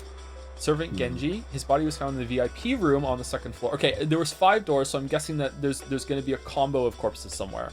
His body was found in the VIP room on the second floor. The weapon used on him is assumed to be a gun or spear-shaped object. To thank Genji for his many years of service, let us allow him to rest in the VIP room. Servant Shannon, her corpse was found in the parlor on the first floor. The weapon used on her is assumed to be a gun or a spear-shaped object. Let Shannon have the parlor with its wonderful view of the rose garden on sunny days. Servant Cannon, his corpse was found in the chapel. Oh, the chapel was used again. Okay, so there was 5 in the room in the mansion, and they just didn't find the chapel door. Okay, the weapon used on him is assumed to be a gun or a spear-shaped object. For Cannon, the chapel, let him continue to protect the Lord's precious place even after death. Goda, his corpse was found in a waiting room on the 3rd floor. The weapon used on him is assumed to be a gun or a spear-shaped object. The room next to the study is fitting for him, considering how much he wanted to earn Kinzo's favor. And Kumasawa, her corpse was found in the guest room on the 2nd floor. The weapon used on her is assumed to be a gun or spear-shaped object. This seldom used 2nd floor guest room was her secret napping spot. Interesting. Now, okay. I do have to ask you something. Sure. Who do you think whose perspective do you think these are from? I think it's from Beatrice. That's what I'm thinking too. Yeah. For a while I thought it was Maria, but I think it's Beatrice now. I think probably Maria because at the end of episode 1 it stated that like Maria left some writing and that was the last thing that was found, right? Yeah. So that might imply that, which could still be on the table, but I think Beatrice is my primary suspect for where these are coming from, which is to say that all of the information here is subject to scrutiny. Let's go through who has consistently survived the first Twilight. Obviously, the 6 here have not sort of consistently survived the first Twilight. They've been wiped out in the second one. Yeah. Eva and Hideyoshi survived the first one, but died in the second one. Rudolph and Kyrie both died in the first and second one. Yeah, they've never survived the Twilight. Rosa died in the first one. Survived the second. Oh god, so it's only the kids and Nanjo? Only the kids and Nanjo. What the Assuming that is Kinzo's corpse in the incinerator. Yeah, that's true. Which it so might not only be. The kids and Nanjo are the ones that have not died during a Twilight. Yeah, and also that also goes doubly for the shed. Like not all those corpses in the shed might have been the real corpses either. Yeah. Okay. And again, I think that episode 2 in its entirety is like dubious to the point of almost being able to discard everything except the red statements, just because it's stated that the difficulty is turned to max. Yes, and that could be a case. I do trust that the 6 that were killed in the chapel were actually dead though. I don't know about the scene before that when Rosa was there. Rosa was really suspect in episode 2. Okay. Yeah. Okay. There's a lot of overlap between episode 1 and 2, and I think all the overlap ones that like someone who's pretending to be dead in episode 1 but was also survived episode 2, it's not, that's not a lot of people. Like I still think we're gonna arrive at the same situation that we're in right now, actually, unless someone's also pretending in episode 2. I don't think we fake that though. here's the you say that, but Beatrice taunted him, telling him to confirm. He never did. Yeah, he didn't. Yeah, that's true. And you never go back in there either to see if anyone moves afterwards. Yeah. So it's likely that they're dead, assuming that the framing is true. And Battler is there to see it, but we don't have any confirmation. That's a tough one. All right, let's continue. Did we read this? Yes. Because he mustn't look at the corpse until the police arrive. That's what sent us spiraling on that little bout of sports commentary. This wasn't just because they wanted to seal all the rooms to preserve the scene. After all, the culprit who had killed 6 people was wandering about the mansion. To the Ushiromiya family right now, the mansion that should have been their home was now a danger zone that an unknown murderer could enter and leave at will. After all, it's a huge mansion. There are plenty of blind spots and dark spaces, and it's too vast to guarantee absolute safety with this number of people. Relatively speaking, the guest house was much smaller. It had 2 above-ground stories, something like 10 or so rooms. Apparently, it had originally been constructed to serve as a small hotel, as part of a plan to turn the island into a resort. So it was easier to know where everything was, what was going on everywhere inside it, and it'd be easier to keep safe. It made for a good place to hole up in, like you said, much more defensible position. Yep. Also, it was extremely likely that this mass murder of 6 people was a game. A killing, after all. The culprit had proclaimed so in a letter. I heard that a Western-style envelope with the family crest, just like the one Maria claimed to have received from Beatrice yesterday, had been found in the boiler room where grandfather's corpse had been discovered. This was what the letter said. So that there will be no misunderstandings, the game I seek is for everyone to try and solve the riddle of the epitaph, not for you to try and catch me. If you don't solve the riddle, the pitiful sacrifices will further increase in number. It's interesting that everything around the Twilights changes with the murders, how they happen, when they happen, stuff like that is all different. There is always a letter that says the real game is to solve the epitaph. That seems to be the only consistent variable after the Twilight. Was there in both episode 1 and 2? There definitely has been one before. I'm almost certain of it. I think you're right. But there was some stuff with the letters. I think there was one letter that I don't think was opened, or is just implied to be opened. That it was. There was one that Rosa got in episode 2 that she was supposed to open when all the family was gathered, I believe, but she never did. Yeah. My guess is that it probably would have contained something similar to this, if indeed we didn't see a letter like this in episode 2. Do we think if Kinzo said to Nanjo, some people are going to show up dead on the island soon, and I want you to tell everyone that they're dead, even if you inspect the corpses and they're not, do you think he would go along with that? I don't think so. Kinzo's attending physician and longtime friend. He once ran a hospital in Mishima, but he turned it over to his son and now enjoys his old age in peace. Now that Kinzo's constant suspicion has reached extraordinary heights, Nanjo is one of the very few people he trusts. Thanks to Nanjo's big-hearted nature, he's been able to continue his friendship with Kinzo despite the latter's tendency to fly into a rage at the slightest provocation. Because it's suspicious to me that Nanjo has survived all 3 Twilights and is always here to inspect the corpses and be like, yep, they're dead. And it's like, yeah. Like, are they? Like, my God, is he even a doctor? He's got the coat. He's just pretending. I don't think he would go along with it. I don't think so either. But to be completely honest with you, there has to be more to him. I think so too. Yeah. There's something going on that we haven't seen yet. Or maybe we have seen glimpses of it, and we just haven't been able to put the pieces together. There's something going on with him.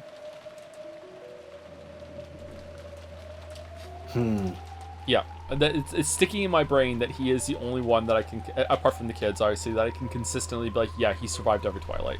Every single one he survived. we would need to see episode 4's Twilight, and if he survives episode 4's Twilight, that's like, lock it in, this motherfucker's up to something. But for now, I mean, 3 is supposed to be a pattern, but can we really be sure? Yes. Yeah.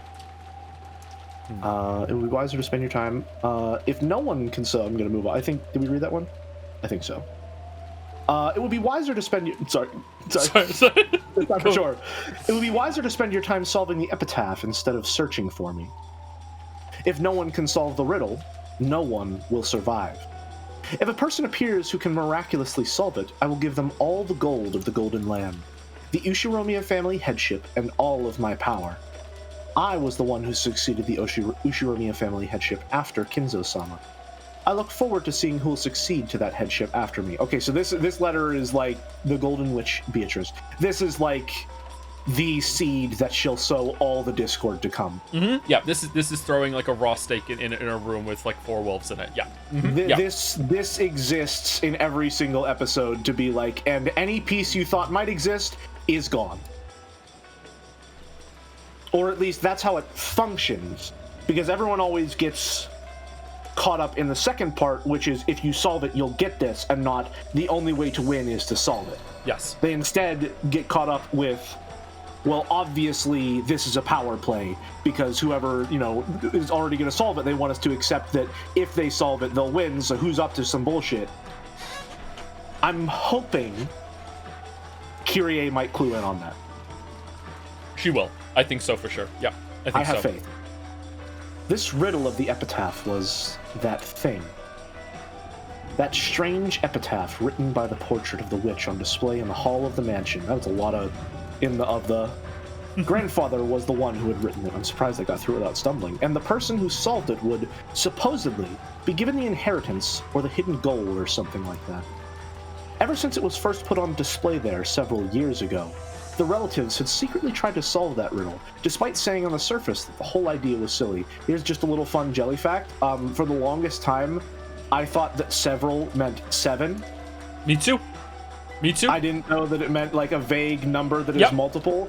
I learned that because I was playing Animal Crossing, and I would hand in 2 fossils to Blathers for him to identify, and he'd be like, oh, you've brought several, and I'd always be like, no, I only brought you 2. What are you talking about? So 2 can't be several. 2 cannot be several. 1 is 1, a couple is 2, a few is 3 to 5, anything above 5 is several. That's what I think. That's what or those. Many. Yeah, or many. Okay, many. A few is 3 to 4, many is 5 or 6, and several is 7 and up. There we go. We did it. I feel like several is like the $5 version of many. 3 plus is several. What about few? Sorry, go ahead. Sorry. 3 plus, no. I refuse to accept that 3 plus is several. However, up until today, no one had solved it. We were once again being urged to solve that unintelligible riddle. Fun word there, unintelligible. And this time, we were faced with the threat that we'd all be killed if we didn't solve it. That wasn't a game. What else could it be? A threat, perhaps? The bold opinion that we should search the premises for the culprit did come up once. However, there was a good chance they were armed, and there might not just be one of them. And, ellipses, while they might have been able to kill more than 6 people, they had stopped at 6. The opinion that won out in the end was that we should avoid needlessly antagonizing the culprit and hole up in a safe place while we waited for the police to arrive. Which will certainly go swimmingly. You know what's smart about this so far? Unless they're gonna undo it and make me look like an idiot. Because the parents have kind of like whisked everyone off. Not only is it doubling up that Battler can't see the corpses, so we're having information kept from us, so we don't know really what's true. But it's also avoiding that 3 episodes in a row we have to go through the like, wow, I'm sad someone died. My God, it's so horrible. How could she do this? It's useless. We don't have to see that again. Unless listen, someone is going to get shot and die right in front of Battler, and it's going to be that times 3. It's going to be like, why did you do that? We're supposed to be family, aren't we? Damn it. True, but maybe it's going to be a little. It's going to be different than instead of stumbling upon yet another crime scene and having to go through that shit. Are they going to shoot Nanjo? No, don't even joke. Don't even joke. It's not a joke. It is a fearful supposition. I hope you're wrong. I hope you're wrong. I hope so too. I'd hate to see a mountain leveled like that. After the adults or do we want to switch since there's a scene transition? Sure. I'm looking at those like Star Wars wipes. Sure. Those screen was Windows Movie Maker wipe effects as like a scene change. After the adults carefully checked that the doors and windows in the guest house were locked, they set up camp in the lobby. As they loaded their guns to distract themselves from the tension, their expressions showed that they were already fatigued from this long day, which had still barely begun. There was nothing for me to do. All I could do was be taught how to use a gun, to prepare for the off chance of something happening that led to an excess of guns. That's fine. Just obediently stay there, me and the rest of you. Just a quick comment. I think it's kind of interesting that I feel like maybe I'm going insane here. I think maybe the guns being so heavily tied to Kinzo and the amount of empowerment they bring, they feel like a male symbol in a sense. Mm-hmm. If I'm going to my feminist literature angle, which is to say that the excess of guns may be synonymous with the excess of patriarchs that are still currently present and the amount of power that they hold. Okay. Koru is already starting their next long rant and post. Giving them a run for their money. Let's brace for it. 6 people in the beginning again, and this time it's grandfather and all of the servants put together. Most likely, that child has carefully studied your moves from the last game, and has made an optimal move by taking the pieces you are most likely to suspect from the start. That makes sense. That was true both last time and the time before that. The servants who knew everything about the mansion and who walk around with keys always fall into the most suspicious category of people.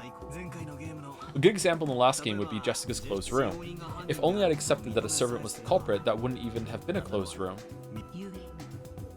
And so, that child went straight for them, probably to block off a method of escape you'd be likely to attempt sooner or later. Beato already proclaimed and read that there are no more than 18 people on this island. In other words, it's time to give up on that. Now I've got to suspect one of the 18. Question, did she proclaim that during this episode? Yes. Okay. Yeah. Alright. That child will probably come at you by stealing the pieces for all the 18, while also making an appearance as a 19th person who shouldn't exist, when you would be forced to accept your opponent is a witch. After all, now that the intimidation approach has failed, trying to force you to surrender by showing you magic, the only remaining option is a frontal attack. I feel like I missed something there. Did I miss? I don't think so. I think it was okay. Okay, gotcha. Bluffing won't work anymore. If you miss it, I missed it too. Be careful. Deception is what witches are best at. No matter what your opponent says or shows you, it will not be able to threaten the truth that you believe in. Don't forget that. Sure. As if I'd fall for the same moves over and over. Okay, why do we have her now? It said the difficulty was equal. Who is this? I think she's the equalizer. Is it because Beatrice has someone, so we get someone too? Beatrice got Ronove, so we get Virgilia? I think so, yeah. And again, she is very much serving as the Virgil to our Dante in this case. Yes. Right? She is our guide through this spirit world. And also, I don't think Ronove is fully on Beatrice's side, but he's definitely not fully on Battler's either. Yes. He's sort of playing both sides, so no matter what, he always comes out on top. Synchronized humming. Synchronized humming, sure. As if I'd fall for the same moves over and over. Come on out, Beatrice. Let's get started. I am already seated at the table of the contest, and my turn is already complete. To think we would end up having Madam as our foe. This will not be easy, milady. Okay, our foe, so they're viewing it as a team sport now? Yep. Our moves will be read thoroughly. I care not. By now, teachers' moves are all old-fashioned classics. There is nothing to fear. So, just what moves can you make beyond the classics I taught you? I look forward to seeing, Beatrice.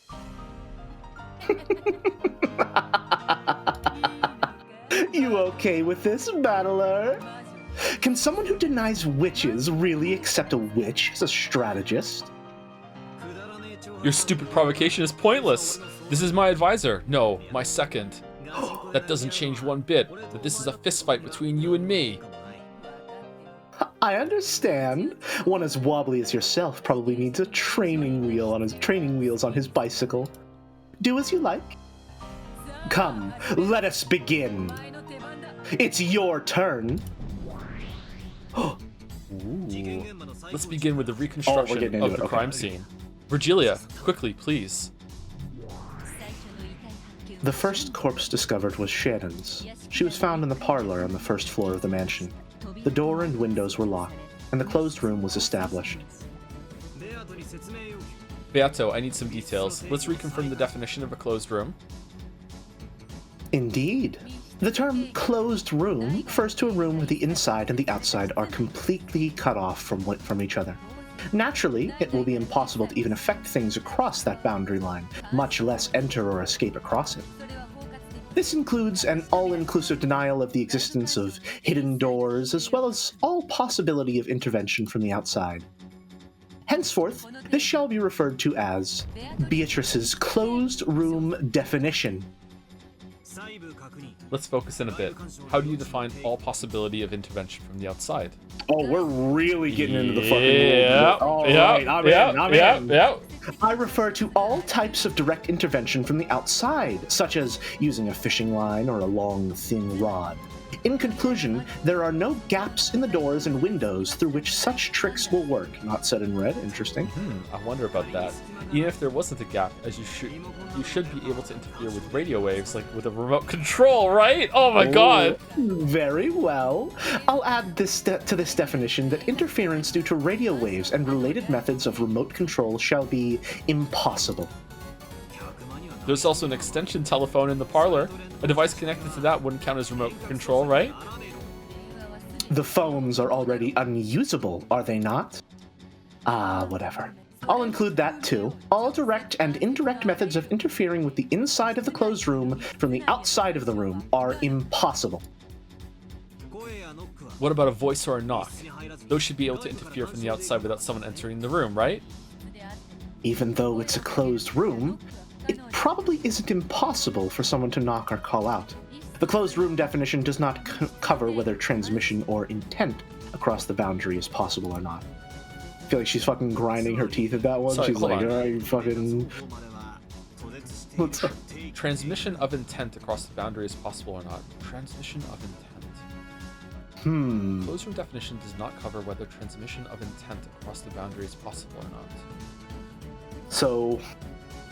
That is a weird way to say talking to someone or like giving a message through the closed room. Yeah. Right? It would be easier if she just said like non-physical might also include like radio waves and stuff like that. I guess they are. It is semantics. So it's sometimes you have to. Yeah. Okay. In other words, you can't make it so your definition includes the blockage of all methods of communication with the outside. That is indeed the case. Understood. So, Shannon Chan's parlor satisfies Beatrice's closed room definition, right? Correct. Closed room definition understood. In red, please. Continue, Virgilia. Yes. Shannon's corpse was in possession of one master key. The relatives who discovered her collected this. Beato, repeat it. How many master keys this time? Oh! Oh ho ho! Okay. The same as last time.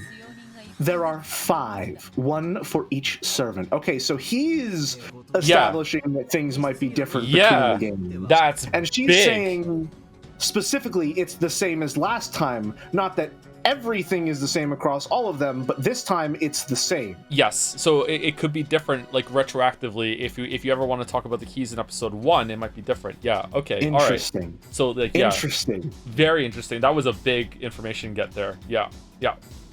Which means this isn't a closed room. There are still 4 master keys left. It just means that Shannon Chan was murdered. It just means that after Shannon Chan was murdered, one of the other 4 keys locked it. How good is it that they have these scenes here that are just like the perfect moment not only for all the characters to just bust out a bunch of information, but for the reader to start connecting a million dots. It's like, all right, time for a theory break. Get your notes out. Yep.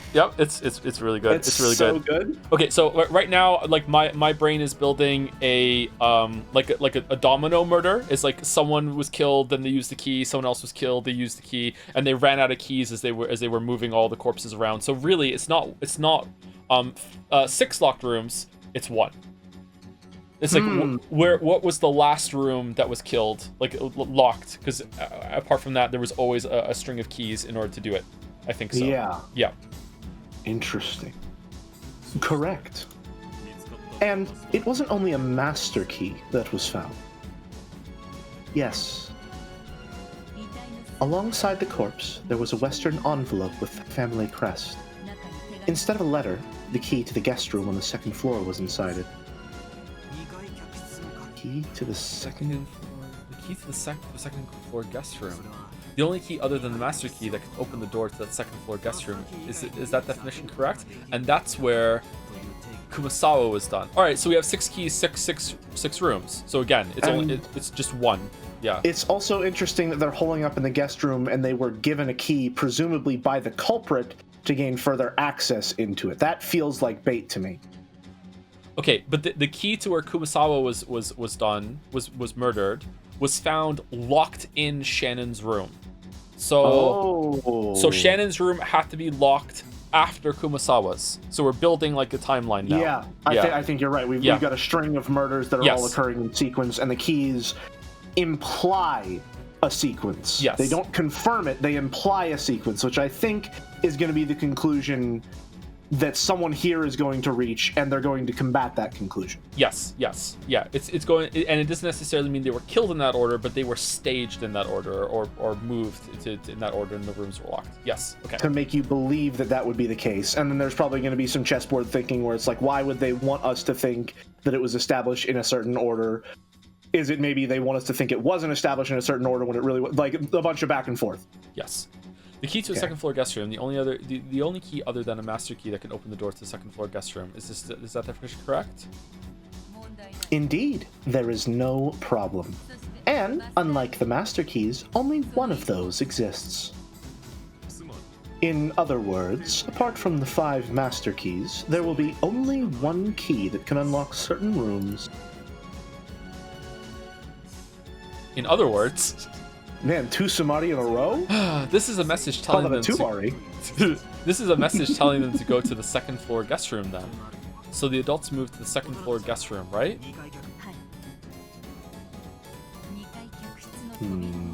Sorry. Yes. The door to the 2nd floor guest room was locked, and a magic circle was drawn on it. The relatives unlocked it with the key they had found near Shannon's corpse. Inside, Kumasawa's corpse was discovered. And is there going to be another letter in here with the key, do you think? One that satisfied Beatrice's closed room definition. Maybe? Also interesting that Virgilia is referring to Kumasawa as Kumasawa when we're supposed to believe that there's a link between the two. Yes. So, whether or not that was true, who can say? Kumasawa was in possession of 1 master key. The relatives collected this. And like in Shannon's case, there was a Western envelope discovered alongside her. Yep, so they did have an envelope. Again, assuming envelope key, envelope key, envelope key. It's just a successive thing of like the envelope was in the key the key was in the envelope the entire time, like going directly against like spiting Battler, getting around her loophole in episode 2. Yeah, for sure. Inside was the key to the 3rd floor waiting room. The relatives moved to the 3rd floor waiting room. Okay, we need an editor on that line. So we have more keys than locked rooms now because we have 5 master keys that can open all the doors. But then we have the second floor guest room and the 3rd floor waiting room key. So we have more keys than locked rooms. So unless there's something to do with like, but no, all the corpses were in there, like with multiple keys when they were locked. Hold on, maybe that is the case. If you lock a room, if they all have their master keys on them, and also they had a key in an envelope, now we're using 2 keys per room every single time one is locked. So now we're losing wiggle room with each one. Okay, so it still might be the key limited. I'm not sure. But we're definitely above. We're definitely above more keys and rooms at this point. Okay, sorry. So there was a magic circle on the door to the third floor waiting room, and that door was locked. Don't apologize. This is what this section is for. Mm-hmm. Absolutely. Yes. Inside the room, Goda's corpse was discovered. The room was a closed room, one that satisfied Beatrice's closed room definition. Goda was in possession of one master key. The relatives collected this. And like up until now, a Western envelope with the family seal was discovered, inside of which was the key to the second floor VIP room. The relatives moved to the second floor VIP room. I don't like, again, the phrasing of that feels really awkward, but that's not like... I am Arthur. I don't think that's a semantic thing. I think that's just like we need an editor on this one. What's going on here? What are you planning? There's no need to glare, is there? It may be a closed room, but there are still multiple master keys that can open it, correct? And besides the master keys, I've given you specific keys to each room. Again, setting up like, oh, but there's a chain of events. Yeah. I don't like where this is going. But I'm starting to see how it'll turn out. So it continues like this for all 6 people? Yes, that is correct. Inside the second floor VIP room, Genji's corpse was discovered. One master key was collected. The key to the underground boiler room was discovered. They moved to the underground boiler room. Inside the underground boiler room, Kinzo's corpse was discovered. The key to the chapel was discovered. Oh yeah, the They chapel moved key. to the chapel. Yep. And the chapel can only be opened with the chapel key. So that's our... The master key can't. Yeah. Yeah. Okay. Assuming that that's still true. Oh yeah, will locks change? Battler needs to ask that. Yeah. They moved to the chapel. Inside the chapel, Canon's corpse was discovered. One master key was collected. The key to the first floor parlor was discovered. With this, our reconstruction of how all 6 corpses were discovered is complete. An addendum. Along with the key to the chapel, a letter was enclosed in the western envelope found near Kinzo's corpse. The contents of the letter were as you saw. It further urged the relatives to solve the riddle of the epitaph. In that case, what's going on? If the last place where Canon was had the key to the very first room, the parlor where Shannon was, that makes 6 closed rooms all tied together, right? That is... Oh, sorry. Good. I'm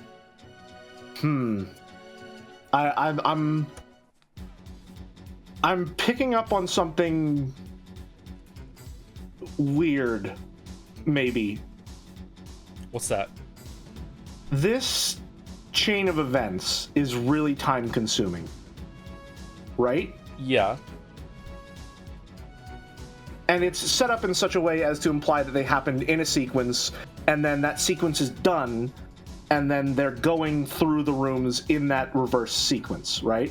Which is to say that if these are all locked rooms and the keys are inside them, everything is in place when they start the chain. Mm-hmm.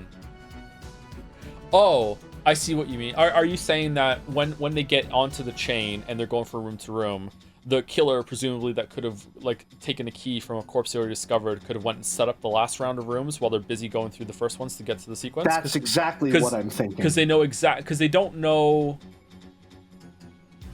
I wonder if the parlor is the only one. If we thought about it, is the parlor the only one that could get into?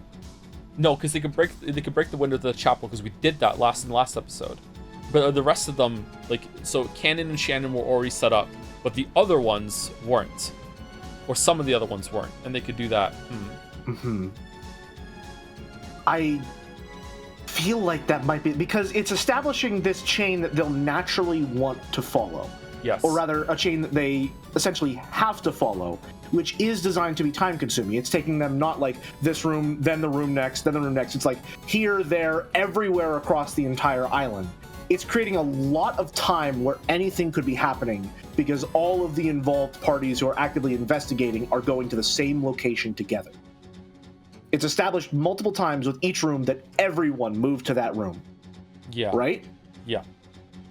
So something is happening during that time, and this chain is broken.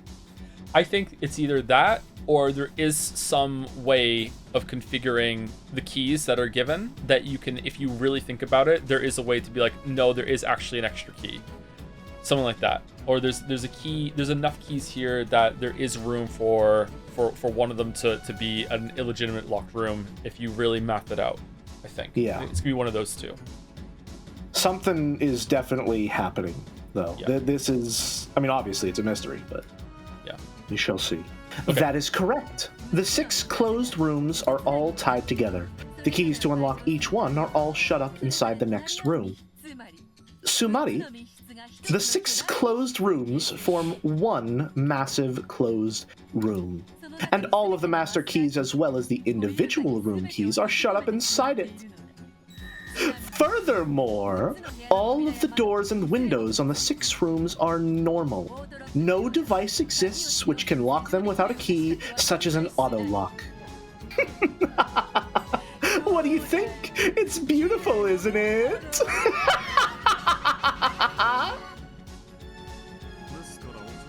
Once again, milady, that is not dignified.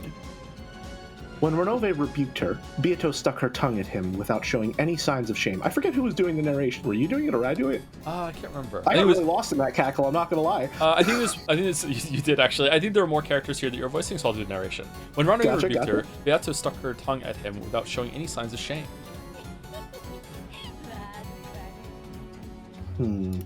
Oh, sorry, give me 1 second. Sorry. Playing with Battler just put me in such a good mood. So, Battler, what do you think of my move? If you can't think of anything in particular, I wouldn't mind showing you how I made the goats carry the corpses. And seal all the rooms with magic, okay? Do what you want. I'll listen respectfully to this magic theory that you claim is true. However, I can claim my human theory, even though it's completely different from yours, without any interference from your claim. In other words, Sumari, there's no need for me to pay attention to your bullshit. Go ahead and show me how you can lock the door with your multicolored magic simply while waving your magic staff. Just like those guys with their toad oil and all-purpose kitchen knives. Wait, what? Virgilia, let's reconstruct the crime scene. Search for a weakness.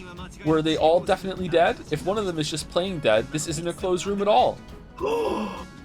Nanjo. Oh, there's live Nanjo reaction. Nanjo confirmed that all of them were dead. However, due to the devil's proof, it is impossible to deny the possibility of a wrong diagnosis. In other words, Sumari, that child cannot make the likelihood that Nanjo overlooked them being alive equal to 0. Here it is, that devil's proof. But there exists a sword that can carve that up.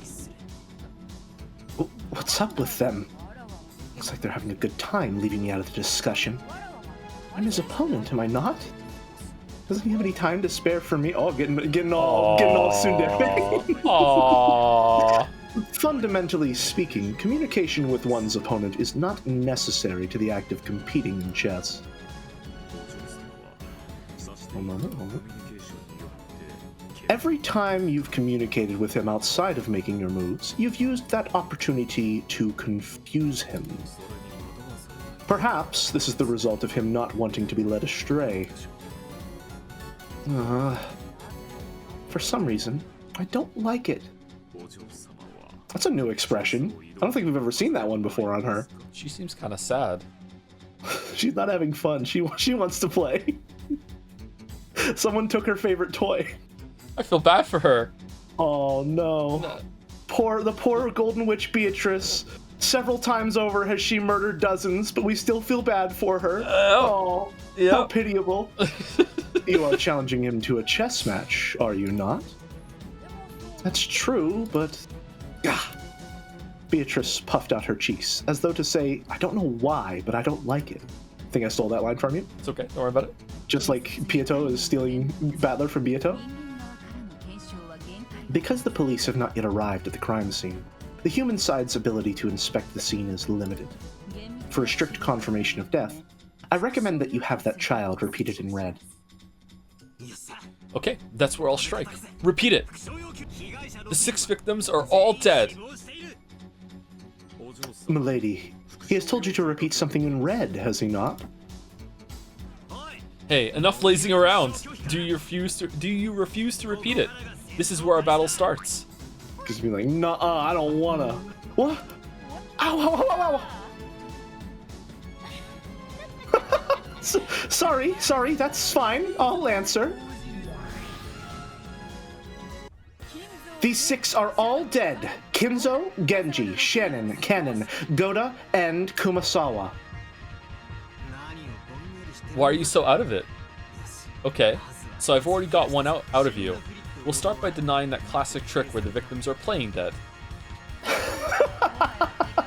I won't go easy on you anymore. Come at me how you like. I'll slice them slantwise one after another.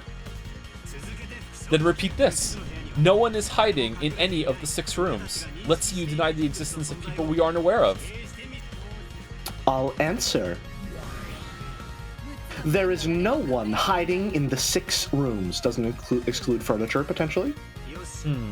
Also doesn't exclude someone hiding at the time, but they're not hiding in there anymore. Yeah, present tense. Interesting. Okay, now I'm sure it's only the 6 of them in the can, and they aren't pretending to be dead. What will you do? What will you do? As if a human could manage anything by now. Obediently kneel to the fact that I control locks at will with my wonderful magic, okay? Quit babbling. Repeat this too. The 6 deaths were instant deaths.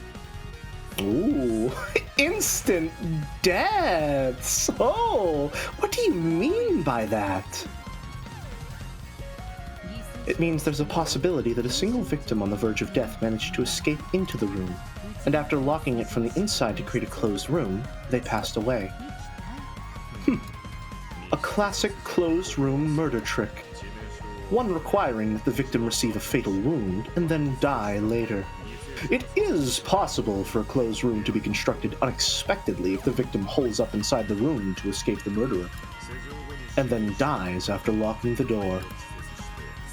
In order to deny that possibility, you will need to proclaim that the 6 died instantly with the red truth. Very well, very well. I'll slay you with my red treasured sword. The 6 died instantly. By died instantly, I mean the targets instantly became incapable of action after being attacked.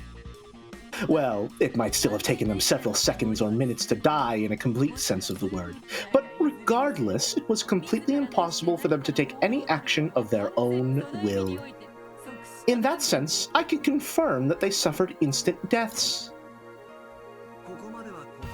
Hold on.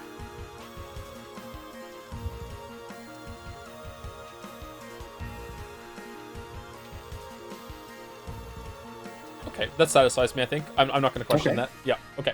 For now, at least. Up until this point, I've just been checking for the classic tricks.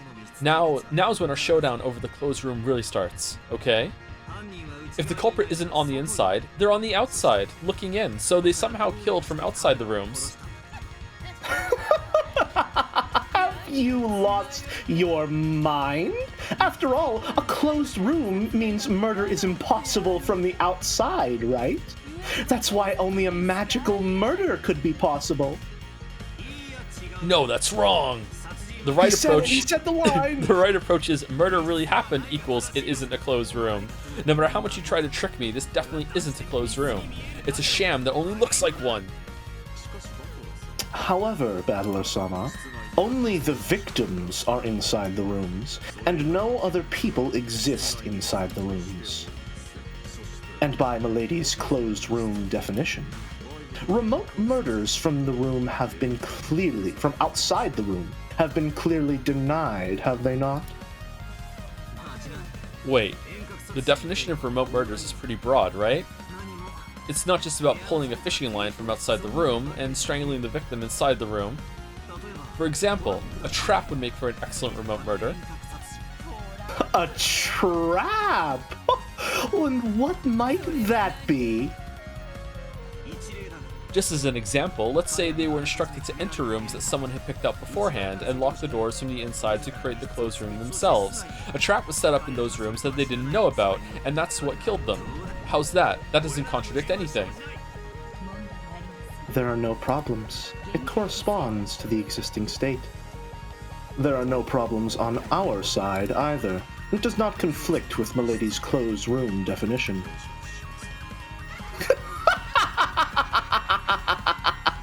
What's with that stupid reasoning? Nothing suspicious was found in any of the rooms, right?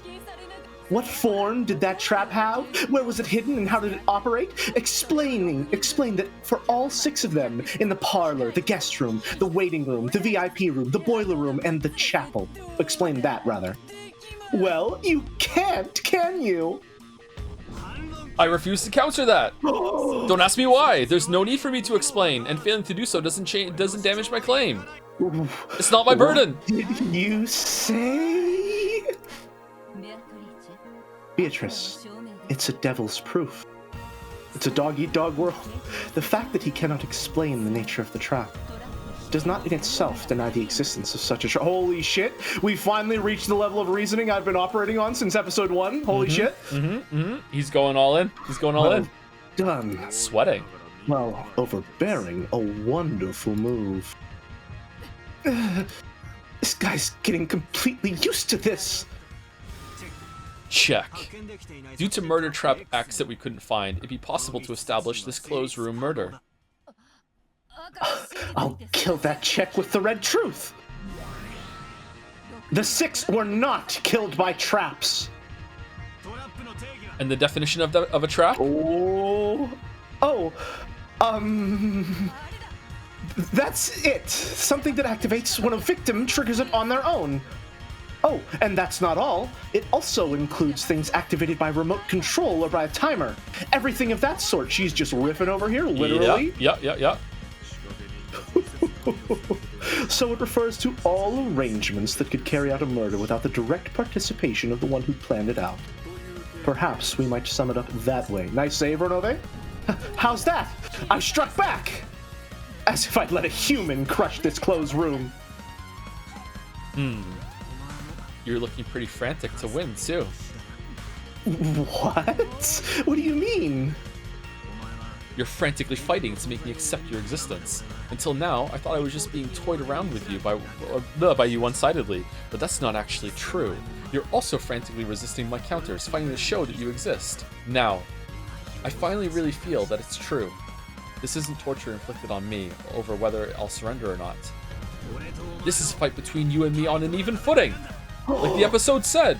He read the episode 3 times. Okay, now it's starting to get interesting, isn't it? All 6 died in closed rooms, and no outsiders were inside. And there was no meddling from the outside, and also no traps. Up until now, I'd probably start suspecting that this had to be the work of magic. And if you decided to show off some bizarre magic at this moment, I might even have surrendered. It's that favorite strategy of yours. You intercept all my moves, and in the moment I've exhausted all options and fallen to my knees, when my heart's barriers are at their weakest, you show off some strange magic and take the game all at once. That line right there is, I can feel it in my bones, in the deepest, darkest pits of my id. That line about once I've exhausted all options and fallen to my knees, when my heart's barriers are at their weakest, you show off some strange magic and take the game. That is going to be reframed tragically later on. I can feel it. I think so, yes. That short temper is something this child has always had, along with a bad habit of rushing things when victory is in sight. After all, Milady cannot stand putting off a match. Hey, shut up! It's Battler's turn, right? I finished off that trap piece you advanced. What should I repeat next? Show me what you've got! Right. Now that even traps have been defeated, this looks like a perfect closed room murder at a glance. And that's why I'll spin the chessboard around right now. He's doing it! Here it comes, that special technique of yours. How exactly are you going to spin what around? Try showing me! Yeah, I said that line. That's not how you would say that at all. That was a bad delivery. Let's get a second run on that. Do you want to? Yeah? Try showing me? Try showing me! There you go. Something like that, maybe? Still bad? I'll show you. I don't need to think of how 6 people could be killed inside closed rooms from the outside. It's useless. It's useless. It's all useless. That's right. The question isn't how you can kill from the outside the rooms. The point is how they died inside the rooms, making them closed rooms. Ooh. That's it. This is the answer. If you assume that one of the 6 victims was the culprit, this closed room can be explained extremely easily. What? Ridiculous! I believe I clearly said in red that the 6 of them were dead. Oh, there were 6 deaths. 5 were victims who got killed, but if you assume that the other person committed suicide, you can destroy this closed room. Certainly. If the culprit locked themselves in the final closed room and threw away their own life, this closed room chain would be established. The suicide of the culprit. Normally, it would be an unthinkable move. But the argument that the unthinkable cannot exist cannot be used. Okay, if we're going with the option of maybe this is all a game that Kinzo is doing and all the servants are in on it and they're forced to participate, then maybe them, like the culprit killing themselves is to solidify, like to really set up the closed room in Kinzo's sense of setting things up as a game. Yeah, and I think that maybe one of them could have been possibly brainwashed, like Genji could be brainwashed to that level. Yes. Yeah, absolutely, yes. And he has no responsibility to demonstrate a motive. A truly powerful move which can only be used in a chess match against a witch. Well, one cannot be certain that there was no motive. For example, it's been announced that Kinzo only had a short time left to live. Perhaps he did not regret losing his short remaining life and used his own death to send a message. It might be possible to attach such a motive. Oh, I'm running out of steam. Milady. We're reading for a while, yeah? We have been. I gotta get a drink of water after this scene. Indeed! To think you trample even the dignity of the dead to create a culprit. What a heartless, cold-blooded man. So no red? I'll set up the dead as the culprit. This worse than inhuman move is one you used to attack Canon-kun in the last game. Even though the games are different, I'm taking a shot back at you with this move. As a tribute to Canon-kun for that time. This one's for Canon. Just now, I freed that Canon-kun from his regrets. That was a weird noise that came out. I'm not expecting the trill that came out on that one. You have no responsibility to hold back here. You should try to confirm that the suicide wasn't the cause of any of their deaths. I recommend that you have that child repeated in red. Right, but suicide's a naive word that won't corner her. Beato, this'll stop you. Repeat it. The 6 deaths were all homicides. Oh, damn! That is painful. Oh. What's wrong? All 6 of them were killed, right? I'm just confirming that simple premise we've had from the very beginning, right? Can't you repeat it? Oh, this motherfucker. I refuse to repeat it. I'm not owned. There's no reason in particular. You realize that refusing to repeat this part is the same thing as resigning, right? Checkmate.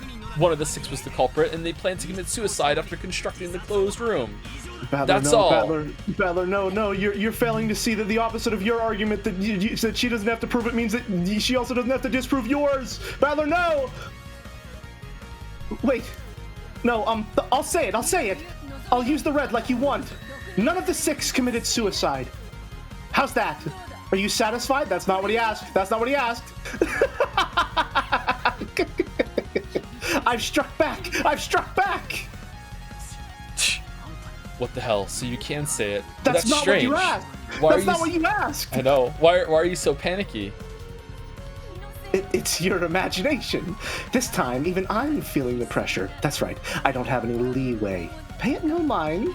Please don't notice the blunder I've made. No, never mind. Thank you, Virgil. The line you asked that child to repeat has been altered. Do not be fooled. Damn it. It seems not to have worked, milady. What a fucking idiot. That's right. She didn't say the 6 deaths were all homicides. Okay, so if she's gonna say that none of them were suicides, okay, does accidentally killing yourself count as a suicide? Huh. That is the kind of bullshit I would expect her to pull. Or maybe like, oh, the furniture aren't really alive, so they don't have a life to take, or some shit like that. The only other way is that Kinzo died of natural causes. But...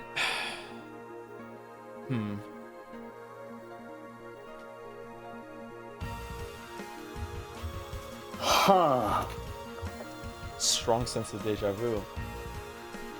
Strong sense of deja vu. Okay, that's right. She didn't say the 6 deaths were all homicides. She changed it to none of the 6 committed suicide, which means one of them wasn't killed by someone else and didn't commit suicide. I've got it. I've got it. This is the truth. Culprit X, who was hiding among the 6, murdered the other 5 and then set up a closed room. After that, they planned to escape from or hide in that room by some method. And then they just died, Lamayo. However, they got in an accident. The culprit died from an accident that even they hadn't expected, setting up a closed room murder that they hadn't even desired. Now it's over, Beatrice. Checkmate. Damn it! Did you think I'd be cornered by something like that? I'd never announce my resignation over something like that! I'll slice up that foolish checkmate with my red treasured sword over and over again! None of the 6 died in an accidental... What the fuck are these? Is he like, just like putting his hand over her mouth? Yeah, I think so. I think so. My apologies. We request some time to strategize. Milady, please lock the fuck in. Please allow us a brief postponement on this matter. It's a fair request. Perhaps you should accept it. Sure, take a break. Sorry. It's okay. That was your line. Sure, take a break. I've been given those a lot lately. Now it's your turn to take one. Thank you very much. Come, milady, this way, and let us quietly count to 100 inside our heads.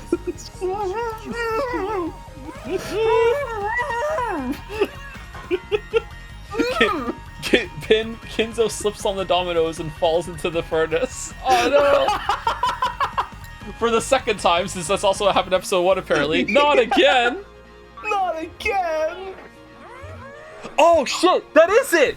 That is it! No, that is it! He hid in the no. furnace, and then he didn't, because he's not a servant, he doesn't know when it ticks on, and it ticked on and killed him. That is it!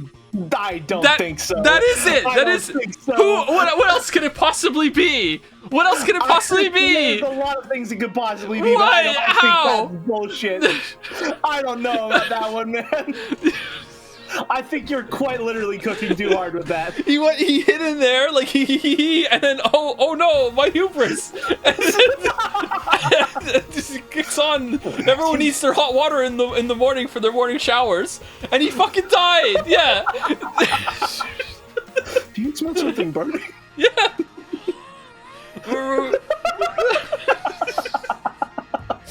Roname quickly covered Beato's mouth with his hand as she grew thoroughly panicked and agitated, suspending the game. He pulled Beato away, supposedly to hold a strategy conference. It's so good. Damn. That demon butler. When Beato got all hot, I had a perfect chance to corner her. Beato normally acted like she was graceful and above it all, but she actually had a really short temper and got mad easily. Her usual intellect had less of a voice when she got excited. Ronave certainly is thinking clearly. He probably gave your opponent some time to cool down. That child grew too stubborn trying to remove your check, and was about to easily let several large pieces go. After all, the first Twilight is only a skirmish. The correct move at that time would have been to withdraw. So, what does it mean? Did I reach checkmate, or didn't I? Have you ever played chess before in your life? That child was about to say something in red. You probably wouldn't have reached checkmate yet. But most likely, you can expect our opponents to resign once they've cooled their heads. I am really surprised that Ronave is so invested in Beatrice winning, or maybe he's more invested in the game going, that he just prevented her from making a blunder. So she was going to say something in red, and it was going to give away way too much information, and Battler would have checkmated her in the next line. So right now they're brainstorming how to say something in red that doesn't give it away, that answers it and satisfies it, but also doesn't give too much away at the same time. I'm surprised. Yeah. Which is also interesting because earlier it seemed like maybe Ronove blundered by giving away too much in red when Beatrice wasn't there. Yeah. When in reality, maybe he was giving that away to like set a trap for Battler. Interesting. You're joking. Even though she hates losing that much? Yes. In a losing battle, it is essential to withdraw your troops as soon as possible to try and minimize your losses. The difficult part is gauging whether it's a losing battle or not. Your opponent's butler seems to have calmly made that decision. Oh well. In other words, she managed to escape by a hair's breadth. Getting checkmate and delivering the final blow won't be that easy for me. However, you should count this as your victory. It seems they barely managed to prevent a large loss, but they certainly sustained considerable damage. The scale of that child's panic ought to make the depths of that wound quite clear to you. Seriously. It feels like she'd start crying if I bullied her anymore. Meanwhile... And then cut these two. Do you mind narrating since I'm going to be doing these two? Actually, let's take a brief break right now, I think. Okay, yeah, sounds good to me. I could definitely use a little. The blanket fort is once again steaming. I need a water refill too. 1 second. Let me just mute the microphones. We'll be back in a couple minutes.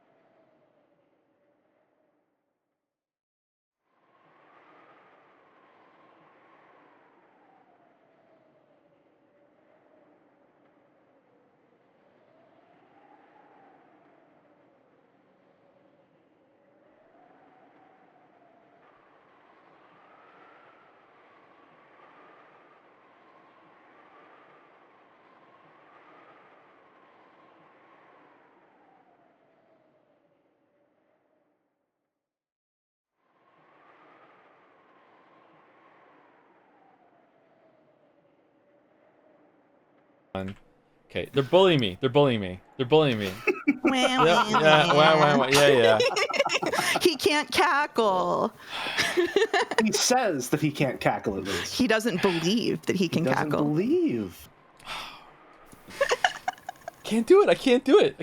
It's with your chest. It's with your chest. What do you mean with your chest? You gotta dig deep. You gotta. It's with your throat. It's like singing. You gotta bring it up from the diaphragm and let it go. Listen to Jelly. Okay, so There you go. You gotta get it up there. I can't do it. No, it's terrible. Like here's the thing. You're going for more of like a sound. You should be going for a Dracula. breathy. True.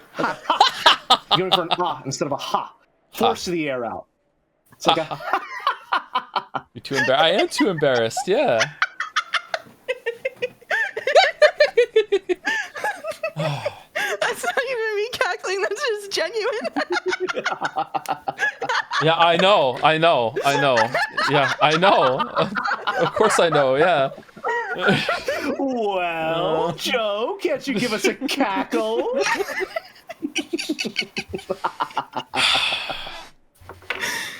Squeaky cackle. Squeaky cackle. We got be a too reachy now, huh? Be a too reachy, no. Okay, let me say some quick thank yous while you two behave. You ready? Okay, you ready? All right. We're always behaved. Thank you, Bevel Doy, for the resub. Comrade Hopeful for the resub as well. Thank you for all the fun streams. You're welcome. Thank you, Falzar25. Renove My Goat. You have a fan, Jelly, for tier 2. Oh. Thank you, Cat Only the Hands, one? for the resub. Yeah, you have multiple fans, but only one Falzar. I don't know why it let me do this again for the same number of months, but here we are. Maybe it's talk to Rodney. Maybe it's glitch. Thank you, True Locomo, for the resub. Pincerado for some more bits. Hope you're enjoying this insane chapter so far. Yeah, it's really picked up since the end of last one. Yeah, it has been peak. It's been pretty. We've been climbing a mountain this entire stream. It's been pretty fucking great. Yeah. Yuri was taken for some bits to say. Battler pulls out his phone to show Beato a video. Hello, this is the lockpicking lawyer, and folks, today we have an absolutely absurd challenge. This door was supposedly sealed by a witch's magic, but as we all know, there's no such thing as an unpickable lock. This appears to be a 19-pin double rotator mechanism with counter-rotating security pins and a cursed sigil engraved on the keyway. Obviously designed to intimidate amateurs. And it's open. Meow. Thank you, Uber Super Sloth, for the bits. Is Umineko the hardest the weeps have ever won? Yeah, probably. Thank you, Dalmek, for the bits as well. It's honestly so sad that Kinzo died in a tragic pizza oven-related accident. Rest in piss, cowboy. I was thinking about it during the break, and you said dominoes, and I was like, no, there's just no way. There's no way. Until I realized that the closed rooms are set up like a row of dominoes all fall in line. Maybe we're cooking here, huh? We are. Because the dominoes are canon. The pizza's canon. Thank you, Parnik, for the bits. In the spirit of Umineko, Joe will keep adding new characters each stream. Thank you, Chilla Chief, for the resub. Cackle. Synergize with Big Data has used some bits to say. It. This is a specific request for Mouse to pronounce. 64,358,223,579,673. I fucked it up. Holy shit, I fucked it up. 64,358,223,595,673,204. Fuck off. I did it. It only took 2 takes. Leave me alone. Excellent. Leave me alone. I don't think I could do that even after hearing you say it. What? It was the number that was on stream before, and I hit it, and I just blanked out. I went into a fugue state, and I was like, I'm not reading that. And I got roasted for a week. I got roasted for a week for not reading it in Umiden, okay? So here we are. Thank you for paying your penance. Thank you, Mouse. The lore number. Thank you, okay. chat. And the last story list are Fatal Eyes with 100 bits. Is it possible that Banjo is just the art social links from Persona 3 growing up, therefore causing all the 6 to collapse? It could be. And thank you, Lazy Potato, for the bits. Jelly Torichi along with Mouse Ricci. What a treat. Where's Joe Ricci, by the way? I can't do it. That would be Beata Ricci. Thank you. Well done. Plus two. Yeah, plus two. Obviously, because if you add 2 to Beatrice, you become Beatrice.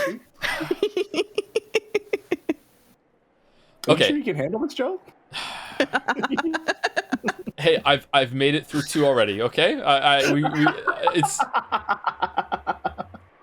You have no idea how hard it is, okay? But we made it through 2 already, okay? All right, so yeah. Obviously, Mouse, you're gonna take Beatrice. Jelly, you're gonna stay as Ronave. Do you want to take all the women, Mouse, or Jelly? Is there anyone that any you want to hold on to? Jelly's other lady was good too.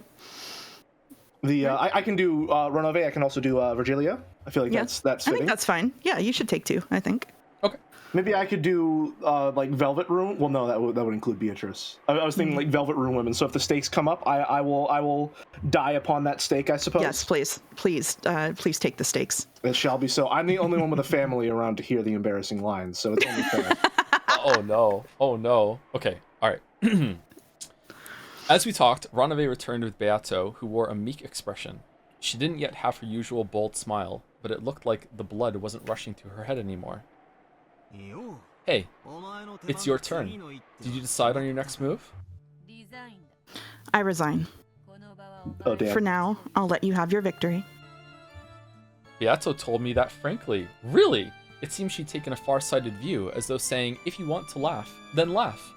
It was a bit of a killjoy, and I lost my desire to deliver the final blow. Well, now that you've resigned, that just means we're even, since my theory and yours can't deny each other. You should treat it more like a tie than a loss. Oh. I don't need your disgusting sympathy. I'm telling you that I lost this round. When you find a dog drenched with rain, do you have a sudden urge to whack it with a stick or something? Nope. I'm not you.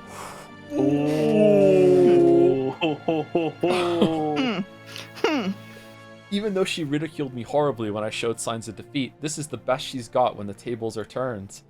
I did feel that was pretty cowardly of her, but I decided to act with dignity as the victor and let it slide. Beato resigned. That's the one result of the first Twilight. Beatrice couldn't counter my move of one of the 6 was the culprit, and that person died in an accident. No, she probably could have countered it, but for some strategic reason, she admitted defeat. I wonder if that's because it would give you 2 information to solve a different, harder to solve murder. It has to be something like that. Yeah, it has to be something like that. Yeah. It would have to be like not just solve a murder, but like a fundamental aspect of the entire mystery. Yeah, it has to be that. It felt less like I'd won and more like I'd let her slip away at the last second. The one that got away.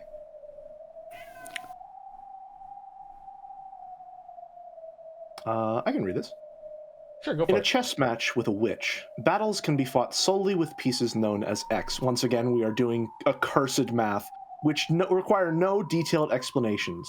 Thanks to the devil's proof, I could create as many strange fictions as I wanted, and use them as fighters in our argument. Oh, this might actually be... Is this Beato speaking, maybe? But that only works in a chess match with a witch.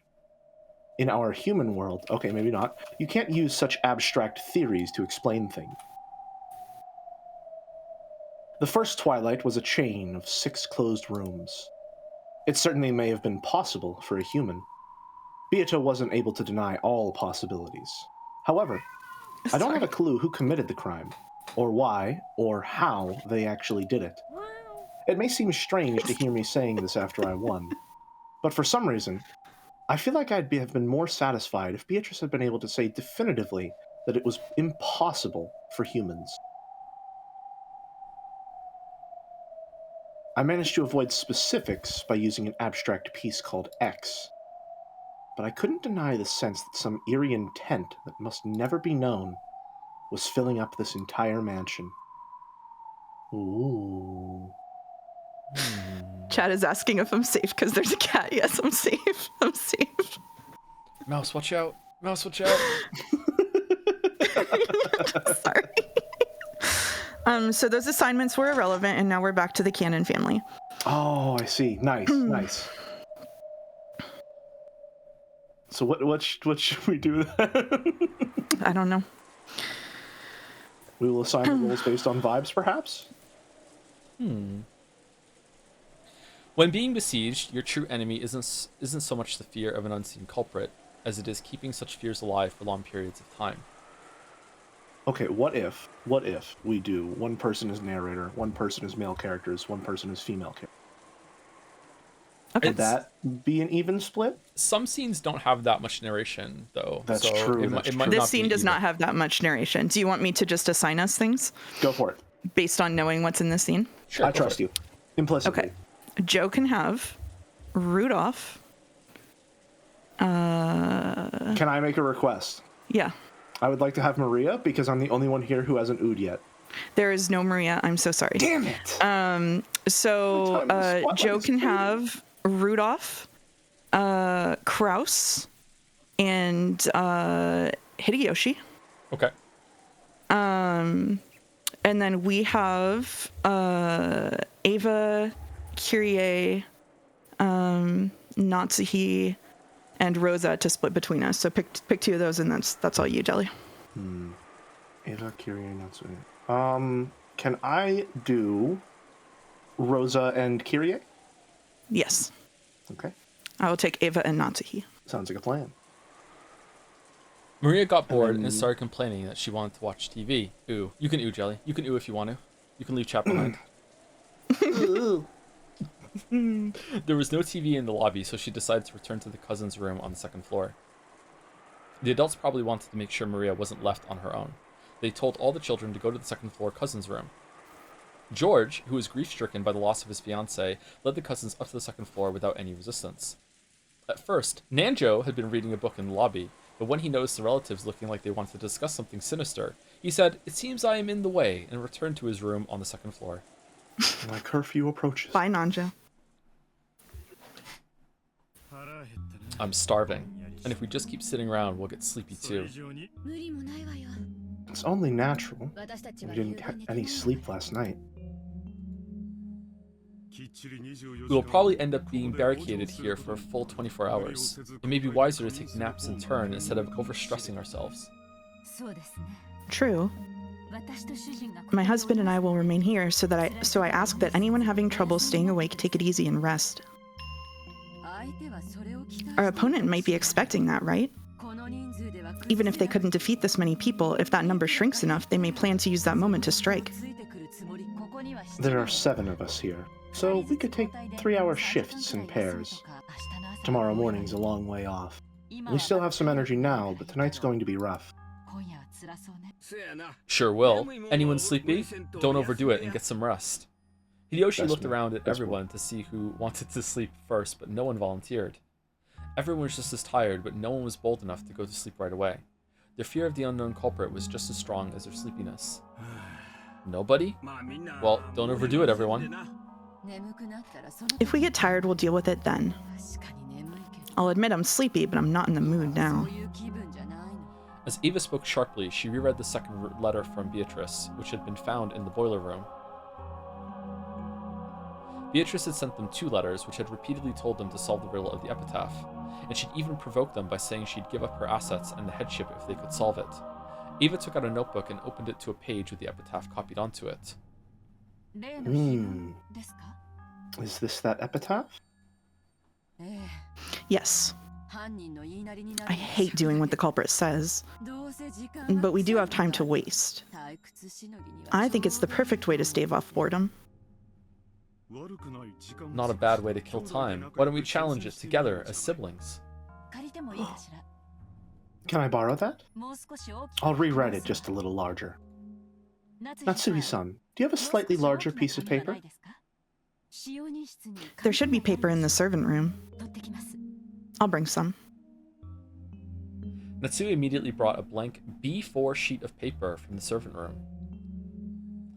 Carrie borrowed Eva's notebook, wrote out the epitaph on the paper, and laid it out on the table. Then everyone quickly peered down at it. They automatically formed a crowd. I've heard about it, but really, this is a tough riddle. I don't have a clue what it's talking about.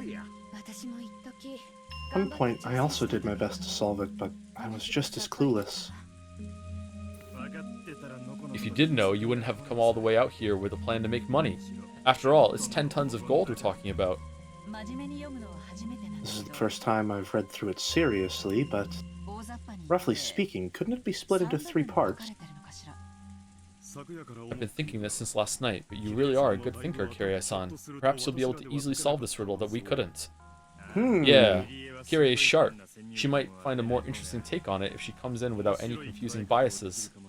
Interesting. I was not That's right. expecting this reaction from them, from Kraus especially. Yeah, you're right. I feel like he's up to some shit, but That's right. Kyrie-san, would you mind giving us your honest opinion after reading the epitaph? I doubt you'll find it useful. You all give me too much credit. That's fine. Just say whatever comes into your head. Let's hear your thoughts. The hints you give always help me out when I'm worried. Oh, so I have been helpful. It's nice to finally hear about this now. Ooh, Come on, don't I always thank you? you two sure are close. I'm jealous. It's interesting how they treat Kyrie differently from Natsuki, isn't it? Interesting. Probably because Natsuhi is second to the head, I suppose. And the rest of us would also love to hear these hints of yours. We're just killing time anyway, so relax, okay? Something is off. Kyrie was Something's disturbed not at right. being praised so highly for something so strange, but they had all the time in the world. Realizing that this was just a way to waste time, if they keep bringing it up, she decided to accept the role she'd been given. But it was a waste of time. I'm sure I'll say something off the mark, but... Well, I'll put forward my ideas. Indeed. What did you mean in the beginning about how it could be divided into 3 parts, roughly speaking? Oh, shit. Oh. Okay, is that in red stylistically? It's both.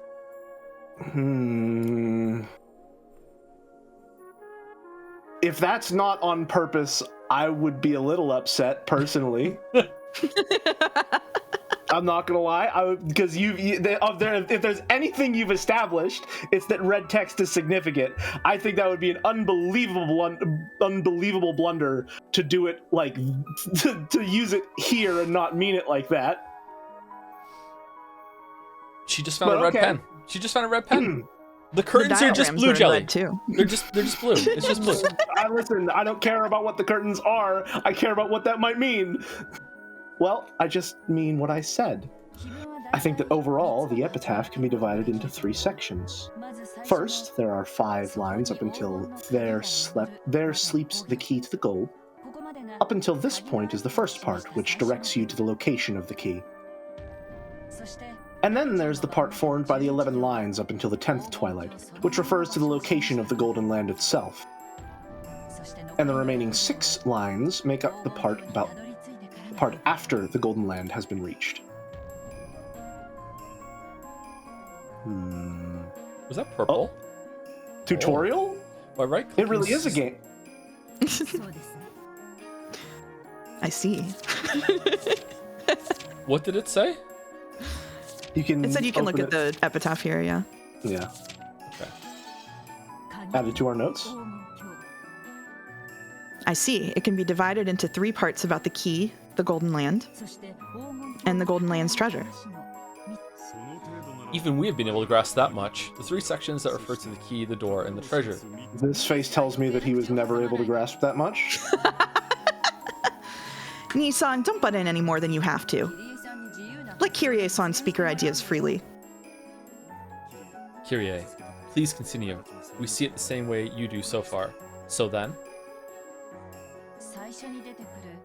I wonder about the meaning of that thing in the beginning, the beloved hometown.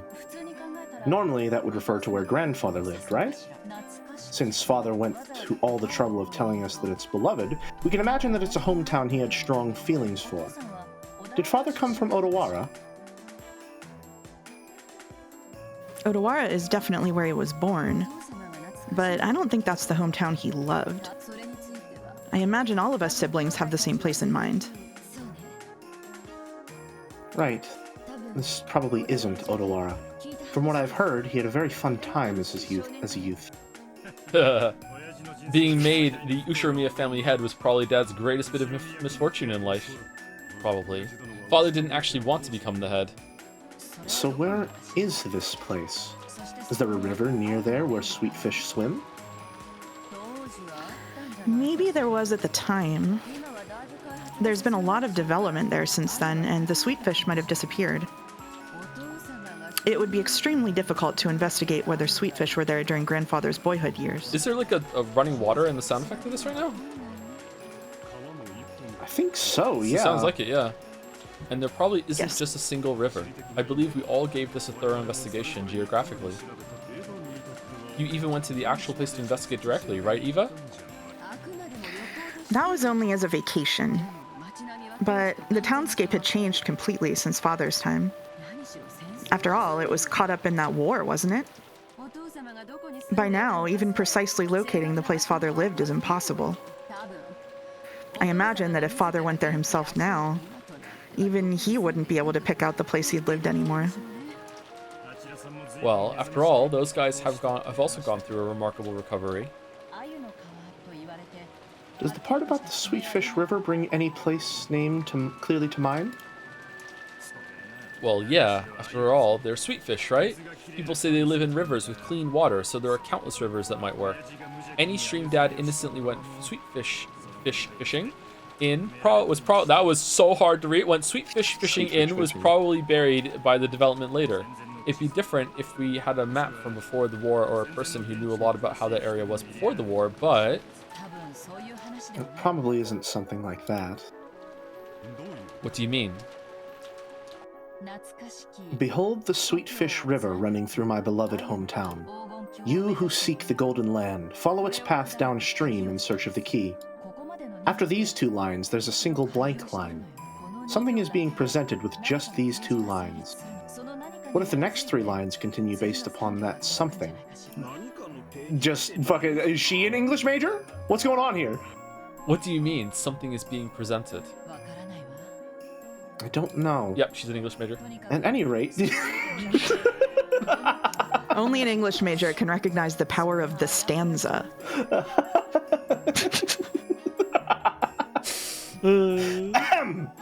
At any rate, what we can get from those two lines alone isn't something vague, like the question of which river it might be, but the clear presentation of the keyword, river. She really is an English major, honing in on one word and using that for the entire analysis. It may be that this isn't a river with water flowing down it. The Sweetfish River might be some kind of metaphor. Like, I was kidding. What sort of impression does the word sweetfish give? Sweetfish are like salmon. They're freshwater fish, but they go out into the ocean right after they're born. When they get big, they go back to the river to live there, and then they spawn there and end their lives there. Well, they leave their home at one point, but when they get big, they come back and lay eggs. Alright, thank you for the fish facts, Hideyoshi. They might be able to link that idea to the idea. Sorry, might be able to link that to the idea of clan prosperity. Oh? They're freshwater fish, but they can live in the ocean? I didn't know that. I figured river fish wouldn't be able to live in the sea. And they're called sweetfish because they have a pleasant aroma. I've never eaten one, but I've heard they can be quite delicious when grilled with salt. What's that, Natsui-san? You've never eaten salt grilled sweetfish? They're delicious. You should try it sometime soon. Get Goda to mix it for you.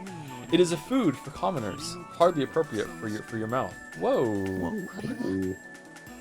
This is just my wild idea, but the impression I get from a Sweetfish River makes me suspect a family tree. The sweetfish go out into the ocean for a time, but they return to the river where they were born to spawn, right? Reminds me of myself. You're right. By this point, I can confess that I've sometimes suspected it refers to you and Maria-chan. I see. If you follow the river downstream, you will find a village. If you go down the family tree, all you find is Maria's name. Only her name has a Ri or Sato. The character father uses for village here. Isn't that right? But as you all know, Father doesn't like Maria, and he almost never speaks with her. And in the past, Father told me to give Maria a completely different name. I just decided to go with Maria on my own. Father was very mad about that. Because you ruined his epitaph! Oh no! You ruined his epitaph! Who's the other one that has some of that? Yeah. Of all the fucking names you could have chosen, you're gonna ruin it! You're ruining everything! This is why I hate you!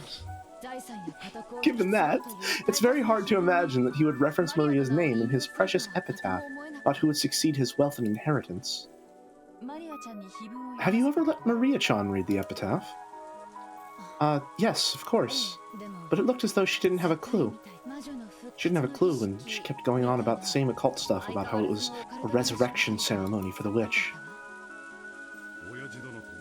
Connection between father and Maria. Certainly, they do share that occult hobby, but they never interacted. I can't imagine that it refers to Maria either. What sticks out to me is how he went out of his way to add beloved to that first line.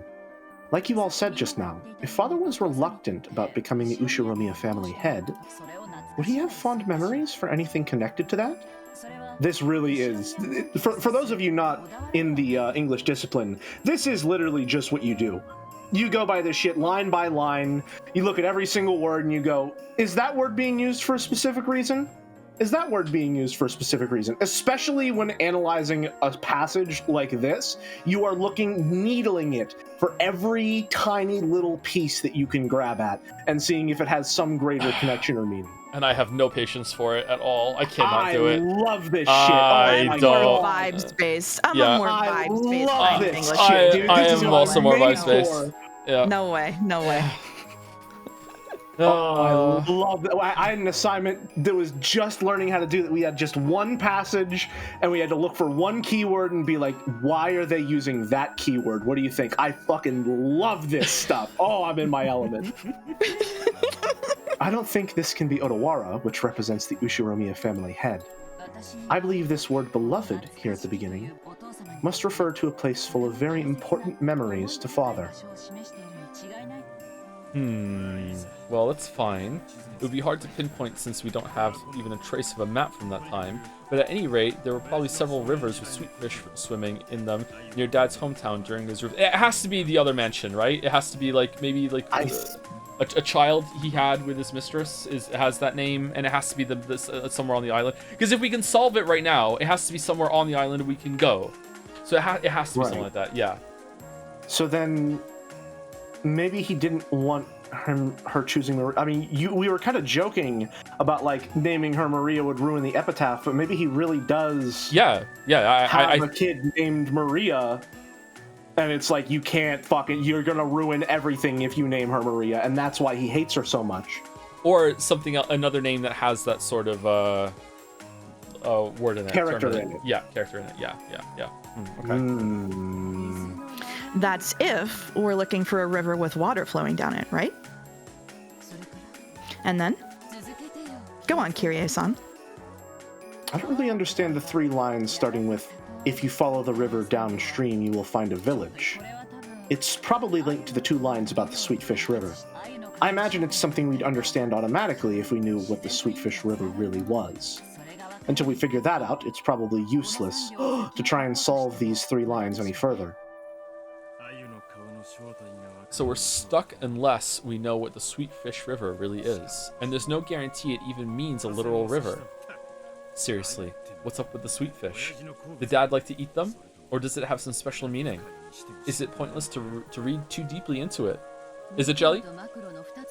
It's never pointless. If you don't have both a micro and a macro perspective, your field of vision grows narrow. See, Joe? It might be better to be flexible and avoid thinking too deeply. That's good for Joe. Focusing on an abstract image of a river where fish swim or something that can flow. Up or down. Then the answer behind the Sweetfish River passes through the next three lines and makes its way to the key to the Golden Land. If you think about it this way, I wonder if it was a mistake to split it into three parts. There's actually 4 parts. I was thinking the same thing, kind of. Go down the Sweetfish River, find the key to the Golden Land, journey to the Golden Land, and the treasure of the Golden Land. Okay, I'm glad we're getting here, because I was thinking the same thing. Truly intriguing. Well, you've gone this far. Would you mind continuing and telling us your opinion on the most central portion of the epitaph, up to the point when we reach the Golden Land on the 10th twilight? That's the most symbolic, and also the most disturbing part. Since the word sacrifices keeps coming up, I can't help but think it has something to do with father's occult ceremonies. How do you see it, Kirie-san? Kirie recrossed her arms several times, peering into the paper with the epitaph copied onto it as though she was looking through it. This is very difficult. It starts with the one who obtains the key, so you probably won't be able to continue without knowing what that key means. I'll have to give up on that, but I'll take a shot at trying to solve it anyway. This is the process. This is the process. Just like how the Sweetfish River isn't necessarily a river with water flowing down it, it's also doubtful that this key is actually something shaped like a key. Right. It might also be a code word or a keyword. Code or keyword. After all, this key isn't something to be stuck into a keyhole. It's something that selects 6 people to be sacrifices for the first twilight. In that sense, we can say for sure that this key isn't being used to open the door to the Golden Land. But what a disturbing key it is. A key that can choose 6 human sacrifices? How would a key select anything? Do you spin it like a roulette? He knows. He knows. Yeah, he knows. This key indicates a certain group of 6 people. No, we should say it indicates a certain group of 6 things. If this doesn't mean a literal command to offer sacrifices, perhaps it is a roulette, a wheel, if you will, of names. Oh. Interesting. So when is Eric gonna die? Wheel-chan was in on it the whole time. Huh. So when is Ushiromiya Eric being introduced? What's happening on the bottom of that spinning chessboard? For example, it could be an anagram.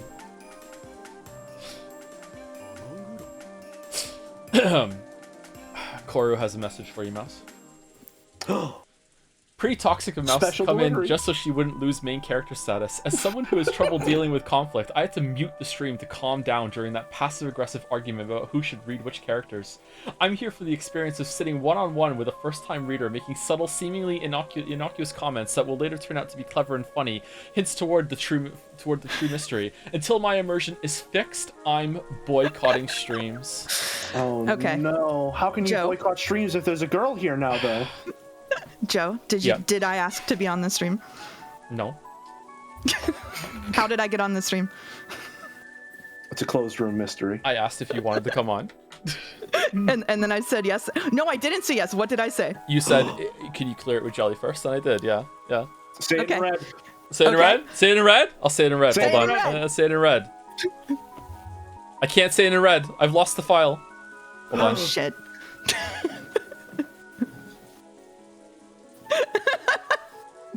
All right.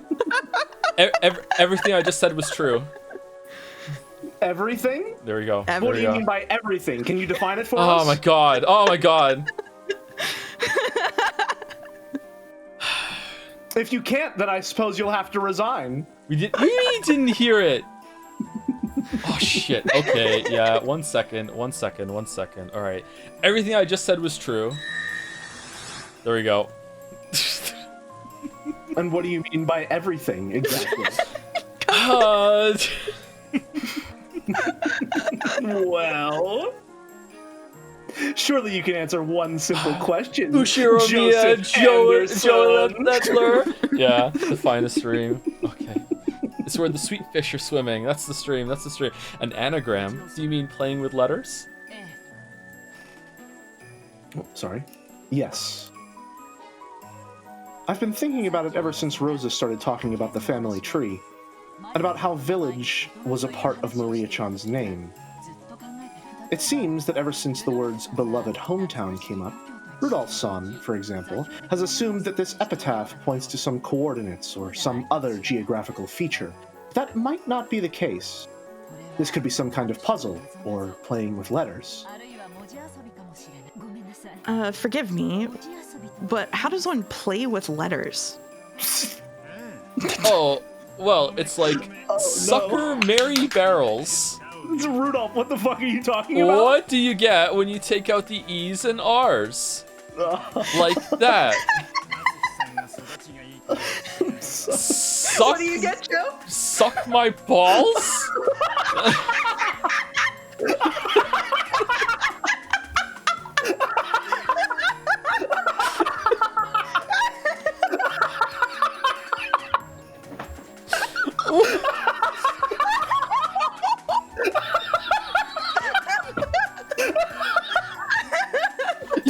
You guys okay? You guys are...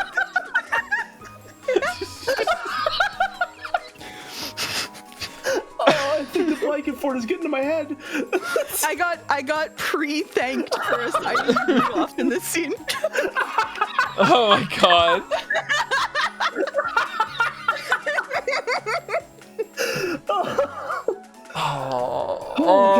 I feel like getting bullied by Ronave and Beatrice, like tag teaming. Fucking hell. Okay, all right. Like that. Squeaky light, gotta lock in. Okay, locked in. Deadline. Well, you were raised well, Netsui-san, so you probably don't know. Mary? Take out the E's and R's, huh? No, you can't do this to her. She's never heard of an anagram. Stop it. It is an undignified game, inappropriate for you. Like eating salmon. Only Natsui didn't get it and had a blank look on her face. It seems she'd only guessed that the answer had to be something undignified. Meanwhile, Kyrie is laughing, going by Rudolph and Eva's sniggers. Natsui Nehan, it's something like this. Or Nissan? I'm not sure if it's Ne or Ni. Nay. This is just something from Maria's Book of Riddles, okay? There's this thing called a Tanuki notebook. It's a notebook written like a code with a lot of TAs? TAs? Is that? I think it's Taz. Taz? It would be A lot of Taz Taz, yeah. mixed in. Yeah. And if you remove all of the TAs, then the true paragraph pops up. It's a game like that. Oh, I see. She does not. Oh no, she does. She knows. Natsui finally realized the answer to the undignified riddle Rudolph had posed, and her face grew red as she hung her head in embarrassment. And then Kraus So cocks a maybe- shotgun. Did she think that joke was funny? So maybe kill actually means remove in that sense, right? Yes, I also thought that. It's possible that the key to the Golden Land is a word with 6 characters. In other words, the Ta from the Tanuki notebook is actually 6 characters here. This is getting complicated. Playing with letters, is it? Didn't I try to do that with them? I couldn't figure it out. Or no, I didn't do that. I picked a word from the paragraphs instead. Yeah. Okay. So in concepts of being in the area that they are. In Japan, it really feels like a child's game, but it's apparently a stylish form of humor among intellectuals in the English world. It is easy to imagine that Father was interested in it. Ah, yes. But by this point, I quickly lose my ability to understand it. Up until this part, it may have been filled with mysteries, but it was extremely sequential. Sweetfish River, go down it, then find the key. All of that is extremely sequential. You need an editor, you said the same thing. And as a result, we can guess that we gain a 6-character key. But in that case, we don't know what we kill the 6 characters from. That's right. Where do we pull the 6 characters from? It doesn't tell us. On the second Twilight, there are those who remain. Which means that, at the very least, there's something has a limited number of characters. You could read it like it's telling you to continue with the remaining characters after the first 6 are removed. And yet, we don't know what this something is, even though it should have been shown to us at the beginning. Are we wrong even in our assumption that this is playing with letters?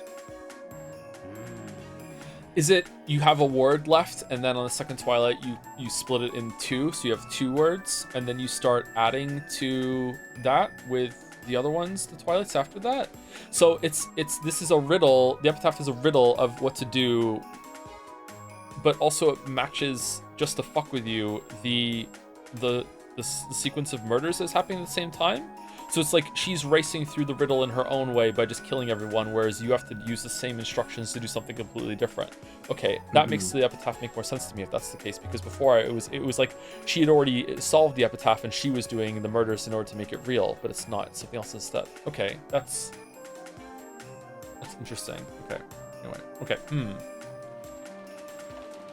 Everyone crossed their arms and fell silent. It felt like they were about to reach a novel understanding they hadn't managed before, but they stumbled just one step short. All right, book club reconvene next week. Then, Hideyoshi's stomach rumbled heartily. That silence was broken by laughter. Sorry. Strangely enough, by spinning the gears in my head for a change, my stomach's gone completely empty. Looks like I can't stand missing breakfast. Wah! Natsui, Wahaha. isn't there anything to eat here? There should at least be enough set aside for breakfast. I'll prepare it. I'm also starving, and I'll bet those brats above us are the same. Still, I doubt there's enough for the 18 people here, much less a full 3 meals, right? That's right. It'll be a long journey till tomorrow. Maybe we'd better take a trip back to the mansion and fish around for some canned food or something in the kitchen. There's nothing more than crackers and snacks here, but if that'll be sufficient, I can get them ready for you all. But with this many people, there might not be any left for lunch. That will do for now. Would you mind getting those ready? It looked like the men had been taken over with an appetite that stopped all thought. The atmosphere grew more peaceful, and the epitaph investigation team split up for the time being. But Ava kept staring at the paper the epitaph was written on like she was going to burn a hole through it. Playing around with letters was nothing more than a theory of mine. There's a chance it's mistaken. Me talking about Umineko... Eva-san, don't take it too seriously, okay? Thank you. I'll just keep doing this on my own. Would you mind leaving me alone? Eva spoke coldly. Kyrie didn't bother her anymore and instead went to help Natsui prepare breakfast. Nei-san, shouldn't we also help prepare breakfast? Then you go help. I'm busy solving this. Sorry. Then I'll help. Good grief. How can you be like that? Oh, so, huh? I was really caught off guard, just like her. The Ushiroma family headship will be given to the person who solves this epitaph. It looks like you've given up from the beginning, as if it has nothing to do with you. But if you can solve it, there's a chance even you'll be able to receive the headship. This is a chance to steal everything from Nissan. Why aren't you taking such a once-in-a-lifetime chance more seriously? I... Rosa hung her head, unsure as to how she should answer. Too late, she regretted carelessly speaking to her sister when she was in a bad mood. If you've noticed anything, say so. Even though Kirie-san and I were thinking hard, you just kept nodding your head, didn't you? Come on. Isn't there anything you've noticed? Come on!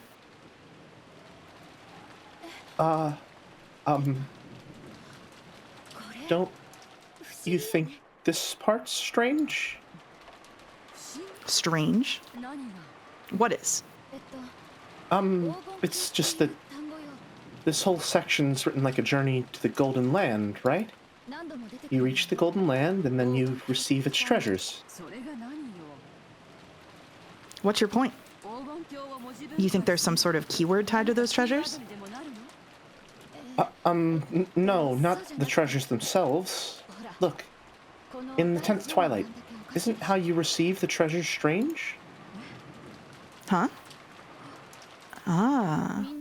Why does it say we'll receive the treasures once and for the last time? If we only get them once, then there's no point telling us it's the last time. And the same thing in reverse. Oh, but I'm probably splitting hairs over nothing if you think about it. This is father we're talking about, after all. He probably just said it that way to make it sound more dramatic. This is Joe telling me that the curtains are just blue?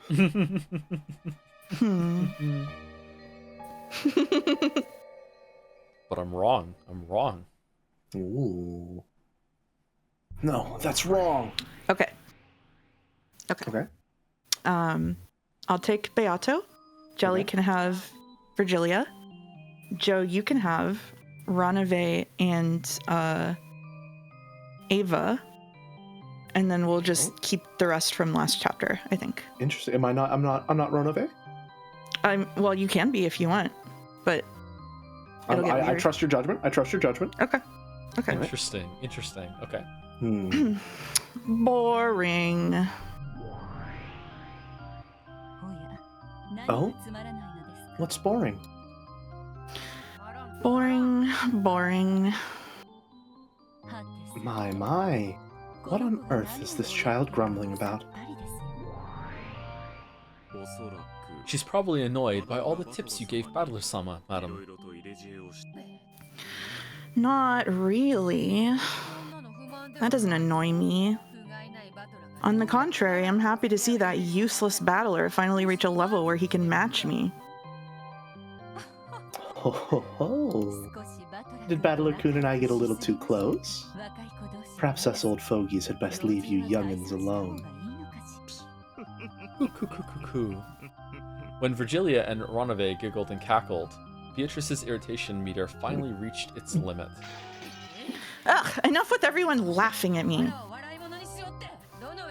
Ronave vanished for a while. Disappear.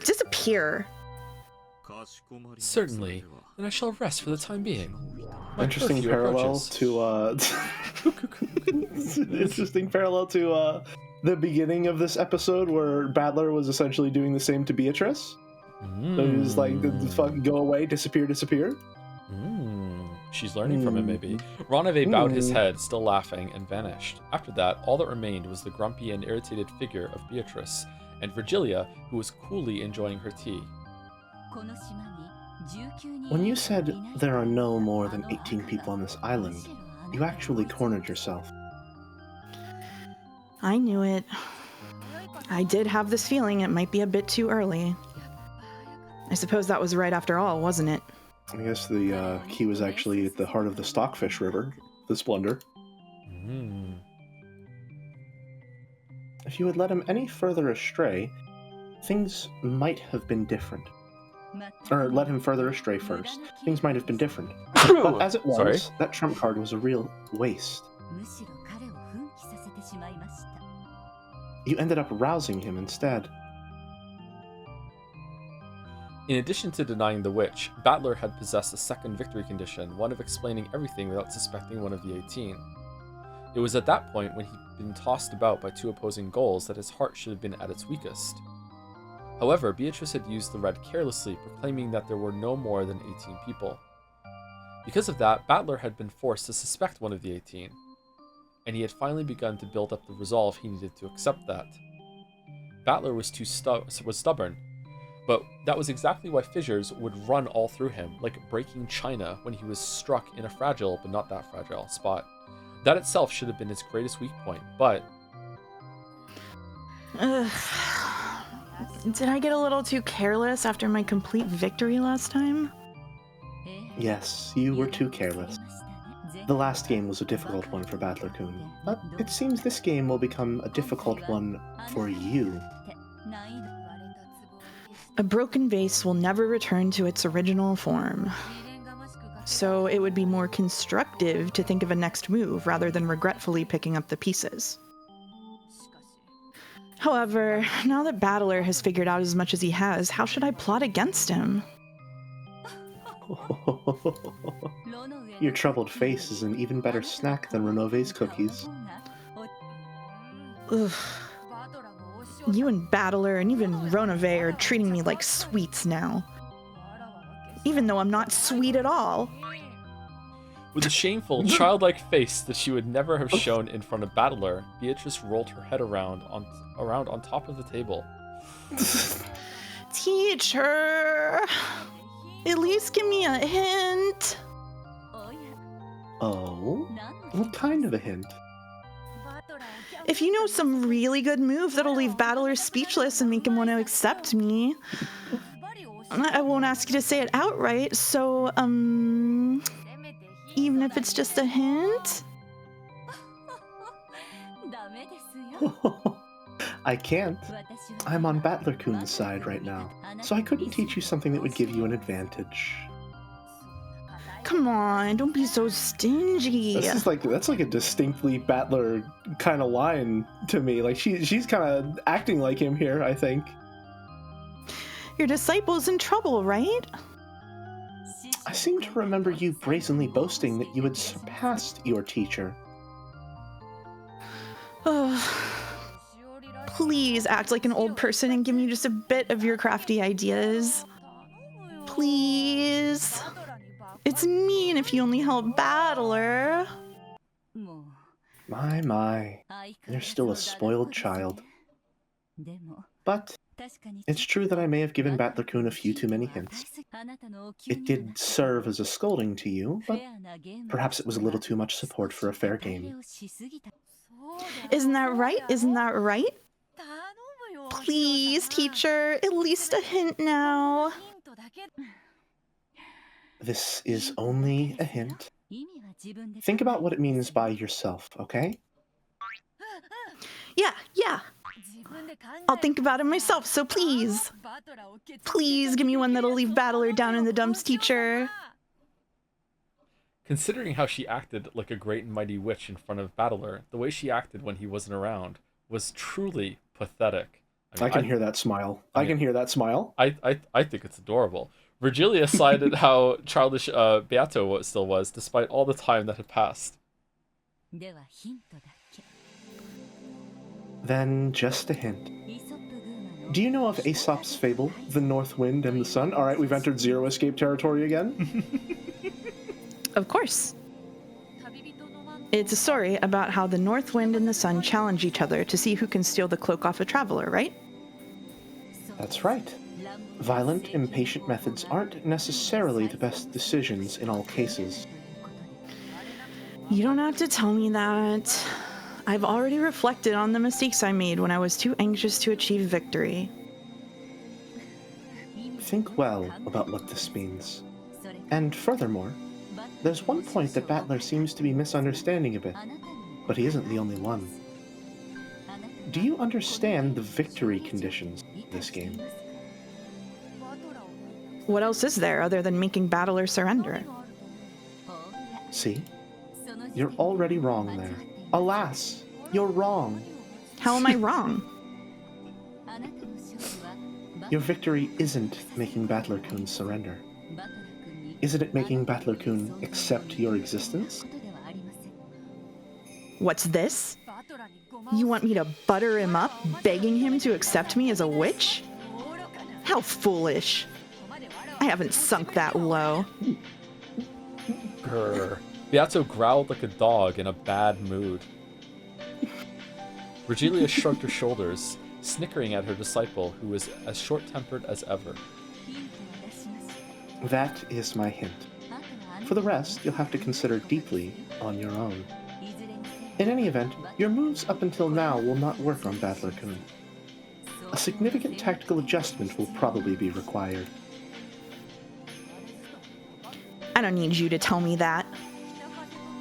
I don't have a clue what you mean by the North Wind and the Sun. But at any rate, I realize I'll have to alter my course. I'll introduce a scheme clever enough to surprise even you, teacher. Ho ho ho! I look forward to it. I wonder how Battler-kun will tackle that. I wish you good luck as well. After Battler, you mean? So, for no reason at all, my read on that scene is that Virgilia just told Beatrice to seduce Battler. That's what I was gonna say. It feels very much like maybe Virgilia and Renove are just like sort of nudging them together, being like, "Just fucking kiss already! Just fucking kiss, you two idiots." Jelly, you could take young Eva here, and Joe can keep the narration if you want to keep it back. Sure, yeah, sounds good to me. Yeah. You gonna give up and resign already? I guess you are that tired. If only you just grab a futon and sleep. As my mind grew vague and I pretended to fight my drowsiness while sinking deeper and deeper into the sofa, I scolded myself. You also dreamed about stealing the position of family head from Kraus, right? Even though my magic's given you a chance, are you already throwing it away? Is this Who's Ava? I can take Adult Eva if you want to take the narration. Sure. You could say that, but this riddle is really hard. Even a wire puzzle would be better. At least in that case, you'd know for sure it's solvable. But in the case of this epitaph riddle, we've been given no reason to be sure of that. I might just be fighting a useless battle. Useless? Still hazy, I looked at the notebook I've been holding the whole time. It was open to a page with the epitaph, which I must have stared at hard enough to burn holes in it on so many hundreds of nights I'd lost count. That page is truly a door. On the other side lies the Golden Land, the place I've wanted to drag myself to no matter the effort ever since I was a child. And the place I was never able to reach. Am I touching the door with both hands, with the book? No, the door right there in front of me, ready to be opened, and yet still unable to reach the other side. That's right. Your hand is already on the door. Come on, open it with all your strength, and read the characters written on the door. Open it with all my strength. Read the characters written on the door. Strain your eyes. See through to the thing beyond the epitaph written in the notebook. The beloved hometown definitely won't betray our expectations. The only past father held dear happened during his childhood years. That's right. Then what about the Sweetfish River? There are several rivers where they swim, and there's reason to doubt that this just refers to one close to the place father lived. If we take out a map and start calculating which rivers with Sweetfish were closest, things will get quickly vague and we won't be able to narrow it down. Didn't you say it yourself? You said it didn't have to be a river with water flowing down it. If the word Sweetfish is too complicated, why not forget it? Think of a river. A river. Linking it with a family tree wasn't a bad idea. Try thinking about how to link a river with something else along those lines.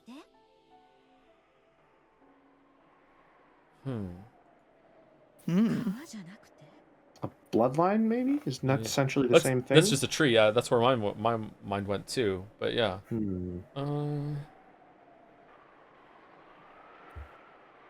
I'm pausing to let you theorize. Huh. You two were so excited to theorize when I wasn't here. What's going on? This is a fucking puzzle. Like, I don't know. Like we have a win condition now is the thing. As you know, I didn't get a single line in connections today, Mouse. So like, I'm not primed for this, okay? Even you found it hard today. I'm telling on you, yeah. I'm a subtext guy. I can only give you answers when none of them are the answer. Oh, so we're the no stakes English majors. Okay. Yeah.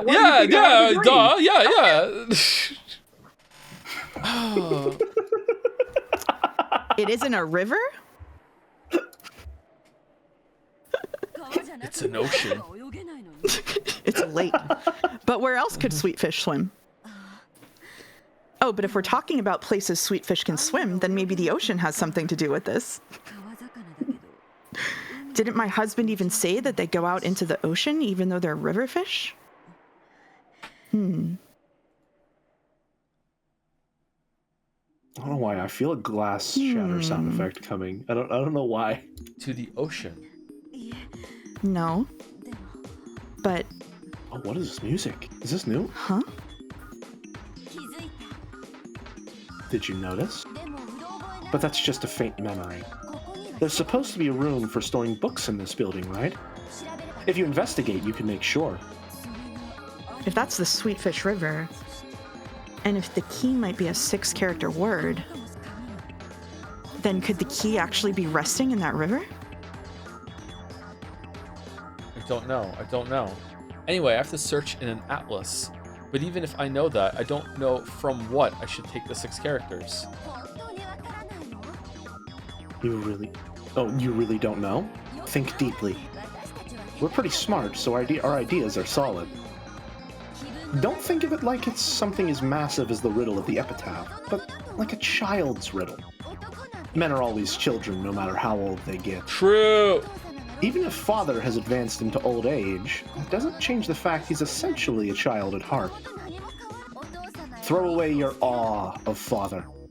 Think of this like it's a worthless, infantile game with riddles, like the ones Maria suddenly brought on the boat. Riddles. Worthless, infantile. Useless. Huh. I'm sure that was... What was it? I'm sure if my memory isn't wrong, then it's probably the case. No, I don't have to rely on my vague memory. I should be able to figure that out immediately by searching the library. Have we been to the library yet? I don't think so, right? Nope. We've probably already noticed the answer. All that's left is to investigate whether it's correct or not. Come on, Eva. Let's go to the library, making sure no one sees us. There, we should find a mountain of thick books that didn't fit in Father's study. I'm sure we'll find a book that answers our question quickly. This is the first and last chance we'll ever get to make our dreams come true. Oh, Okay, that was still... yeah, sorry. That was still her. Gotcha. Yeah. When Natsui tried to lay a blanket over her, Eva suddenly jumped up. I'm sorry. It looks like I woke you. Eva, if you're sleepy, don't overdo it. You rest first. Thank you. Definitely not up to something face. Yeah, definitely not up to something. I'm just gonna go to the bathroom for a bit to wash my face. You should take it easy and rest. You're just gonna make yourself feel worse, you know?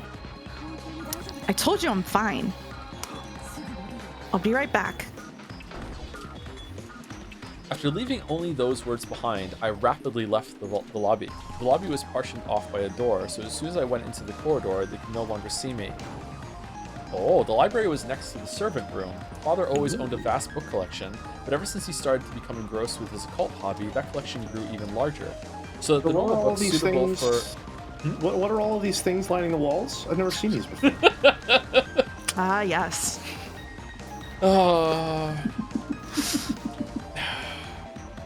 So the normal books suitable for a normal study had been forced out as his study overflowed. This so-called library was mostly used as a storage room for those normal books. They were all thick, like complete encyclopedias for intellectuals, but that was very convenient for me now that I was investigating something.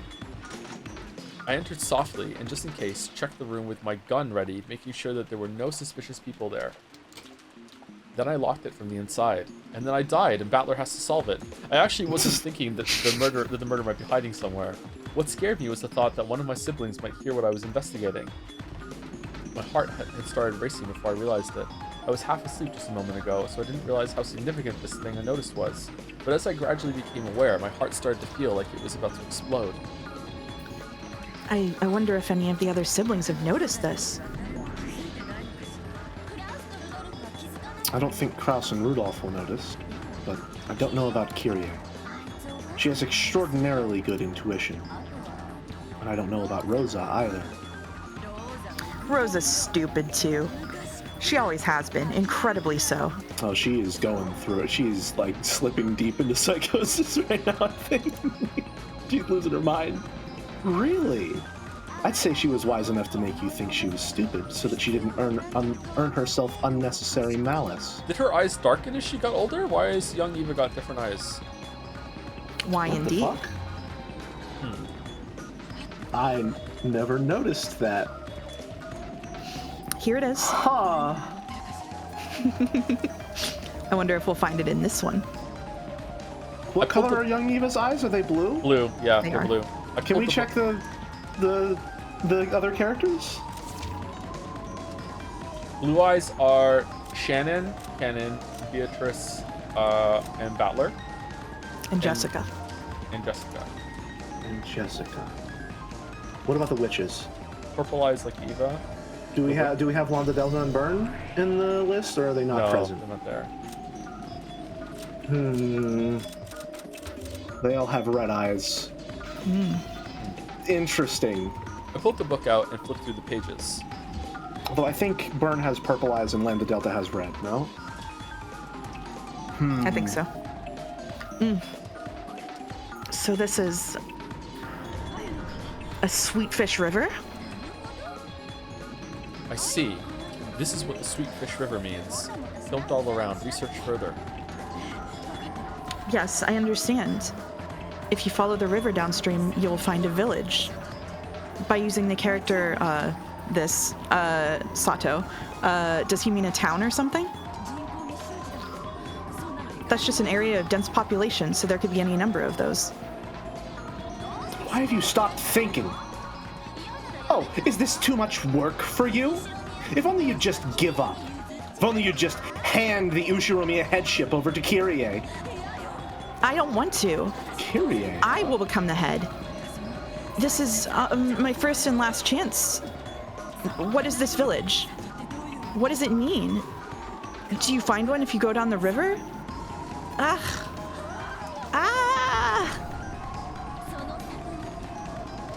In the village. Look for the shore the two will tell you of.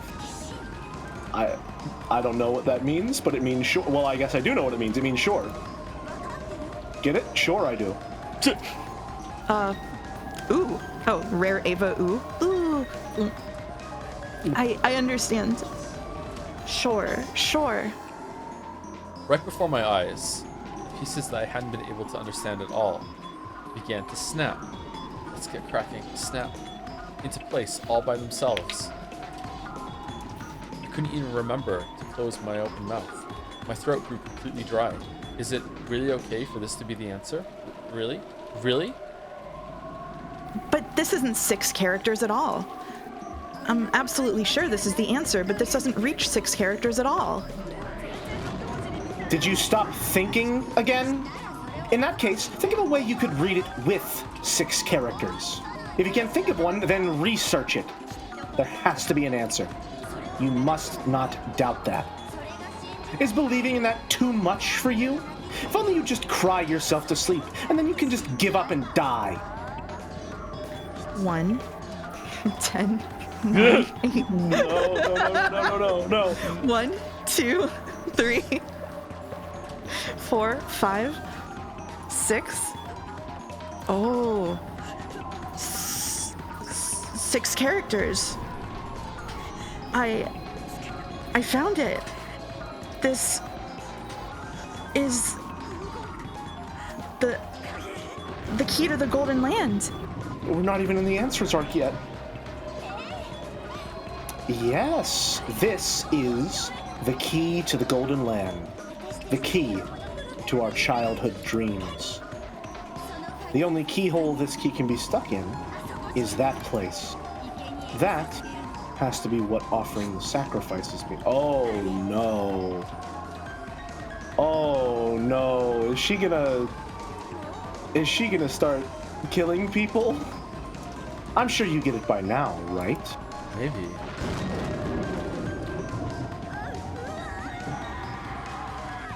She's not okay, well there's that glass shatter. She's not having a good time. Ah! Yep, there it is. Yep. Oh, I was a little bit ahead. Oops, That's okay. sorry. That's okay, Spoilers. Don't worry. If you want to keep going for this chapter, we can just keep the same rolls. Okay, alrighty. That Are sounds we where are we at as far as our goals for Fucked. You're fucked. The schedule is fucked? Okay. fucked. The schedule is canceled. And I just don't apologize. worry about it. We yapped Nope, too that's long. okay. We yapped too hard. Everybody loved the yapping. Everybody loved the yapping. It doesn't matter. It's Gotcha. Okay. All right. Okay. It's okay. How are you for time? How are we for time? I've got probably another, I would say, hour. Okay. So is there a good stopping point within the hour? There is a good stopping point. I could go 2 tops. Then we do have a good stopping point, yes. Okay, perfect. Okay. Okay. All right. Who has this one? This is me. This way? Go this way? They're inviting me to go this way? My heart leapt, because there, gaping wide, was an opened mouth in the eerie darkness. What's this? What is this? When I strained my eyes, peering into the darkness, I saw something that looked like a light switch. In addition, there was a switch with open and close written on it. When I resolutely pushed the switch, rough lights like you'd find in a coal mine turned on sporadically, making a staircase that stretched underground come hazily into view. All right, Jelly. Yes. Battler ain't in this scene or last scene. We gotta be strong. We gotta be strong. Of course. Yeah, we gotta be strong. I am resolute. Magic does not exist. You don't need to listen. Yeah, I'm okay. with you. Yeah, all right. We gotta be strong. All right, eerily enough. My mind is immediately going to Battler being like, oh yeah, no, of course, there's obviously a secret lab under the mansion too. Okay, all right. Eerily enough, it looked even more continue. gloomy with the lights turned on. Near the light switch was that open and close switch. It would probably be open or close. It would probably open or close this, but if the open part happened to be broken, I might be shut away in this creepy underground area for all eternity. So for the time being, I didn't touch that switch. And as I readied my gun again, I slowly went down the stairs. Go tell Hideyoshi, what are you doing? I feel like she is gone. Yep. The ceiling was very high, so it didn't feel cramped. On the contrary, it felt as though a cool breeze was blowing upwards, and that creepiness seemed to form a sort of aura. As I readied my gun and carefully stared forwards, I descended the stairs. A sort of aura, but not a sort of riz. The walls, the stairs, the lights, all of them were very old-fashioned. It was easy to suspect that this had been built back when the mansion had been constructed on this island. There were cracks in the ceiling, and water clung to the walls, constantly dripping down. That water fell into a gutter that had been set up alongside the stairs, then quickly and silently flowed into the underground darkness, as though it was telling me to go faster. The staircase kept turning back on itself. I don't know how far down I've gone, but I think it's much deeper than one floor. Oh shit! Eventually, a rough metal door showed itself, and there, characters had been written in a dark red paint. They had probably been written a long time ago. Big Lies of Pivot. Oh. Ooh. On the 10th twilight, at journey's end, you shall attain to the power of the Golden Land's treasures once and for the last time. And it is in red, Jelly, you were right. Yeah, that is in red. My heart, which was already about to explode, jumped about even more as soon as I recognized those deep red characters. There's no mistake. This is the last stop. Father's Golden Land. I calmed my throbbing heart, somehow regained my composure, and readied my gun again. But since, in the end, I couldn't open the door with my gun held in both hands, I lowered the gun, carefully hid my breathing, and opened the door.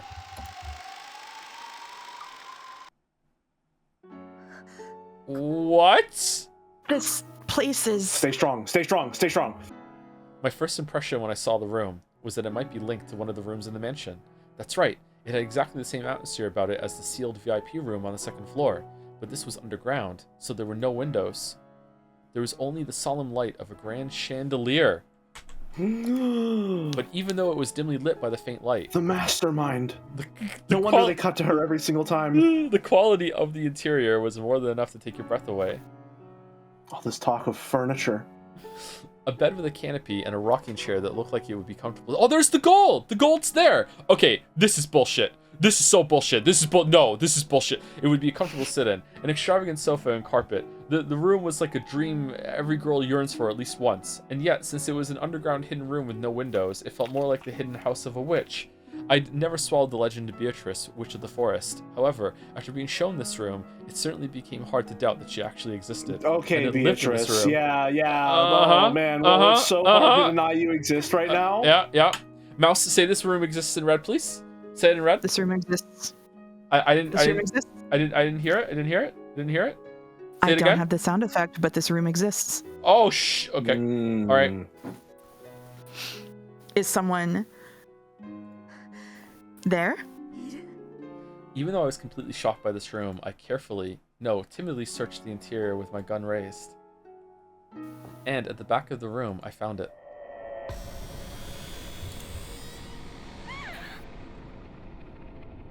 Eek!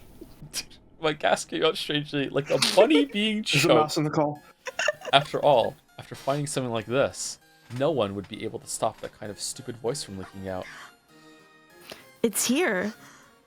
It's really here. Father's gold. On the opposite side of the canopy bed, it was piled up in a massive heap. It was a mountain of gold ingots. Of course, they weren't piled up carelessly in a way that would damage the dignity of this room. A beautiful scarlet satin weave was inlaid on the mountain of gold, creating a beautiful three-colored mix between the red, the gold, and the black of the deep darkness. It was as though, when the witch slept on this bed, the gold would be a respectful chamberlain waiting on her. Nobly, refinedly, gracefully, beautifully. It was attentively piled there with an imposing air. When I tried to grab a single gold ingot, I was surprised at its weight. It was probably about 10 kilograms. Just this ingot would probably be worth more than 10 million. The Ushiromiya family crest, the one-winged eagle, was lightly imprinted on it. It was hard to tell whether it had worn away or whether the impression had been made carelessly in the first place, but it was certainly the crest of the one-winged eagle. All right, Battler, time to cut in. Time to cut in. Just how many ingots were piled up there? By doing a quick count here and there, and judging by the height, there had to be a few hundred at least. My mind's already gone blank, so I can't do the math well. Even a moderate guess would put it above several billion yen. A fucking Zeroscape character would have already given us the detail. Yeah, no, absolutely. They would have given us the formula and everything, too. Yeah, and how much it is worth in 4 different currencies around the world at the moment. Yeah. Yep. Can I take this opportunity to say this is my favorite song in the whole visual novel? Oh, is it really? It is. That's right. Of course. After all, there's 10 tons of gold, right? At the current value, that's more than 20 billion yen of gold. I found it before anyone else. I found it.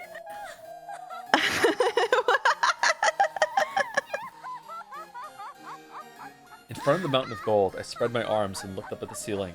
A laugh without a trace of dignity flowed out of my entire body. I had no intention of laughing in a weird way, but I couldn't hold back the happy feeling that was flowing through me.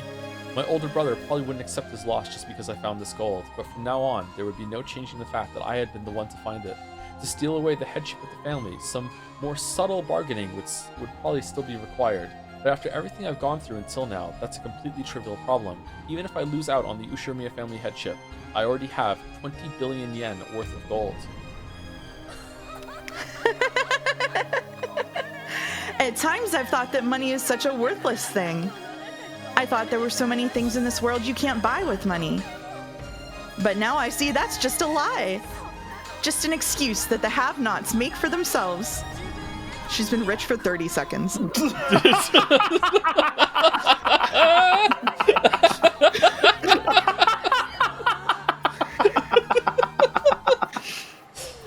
of this mountain of gold, I finally realized something so obvious. By using this money, I can give birth to all the happiness in the world. Oh my god, she's losing With this it. money, my husband's company is already saved. We'll always be happy as a family. And I can even leave a vast sum of money to George.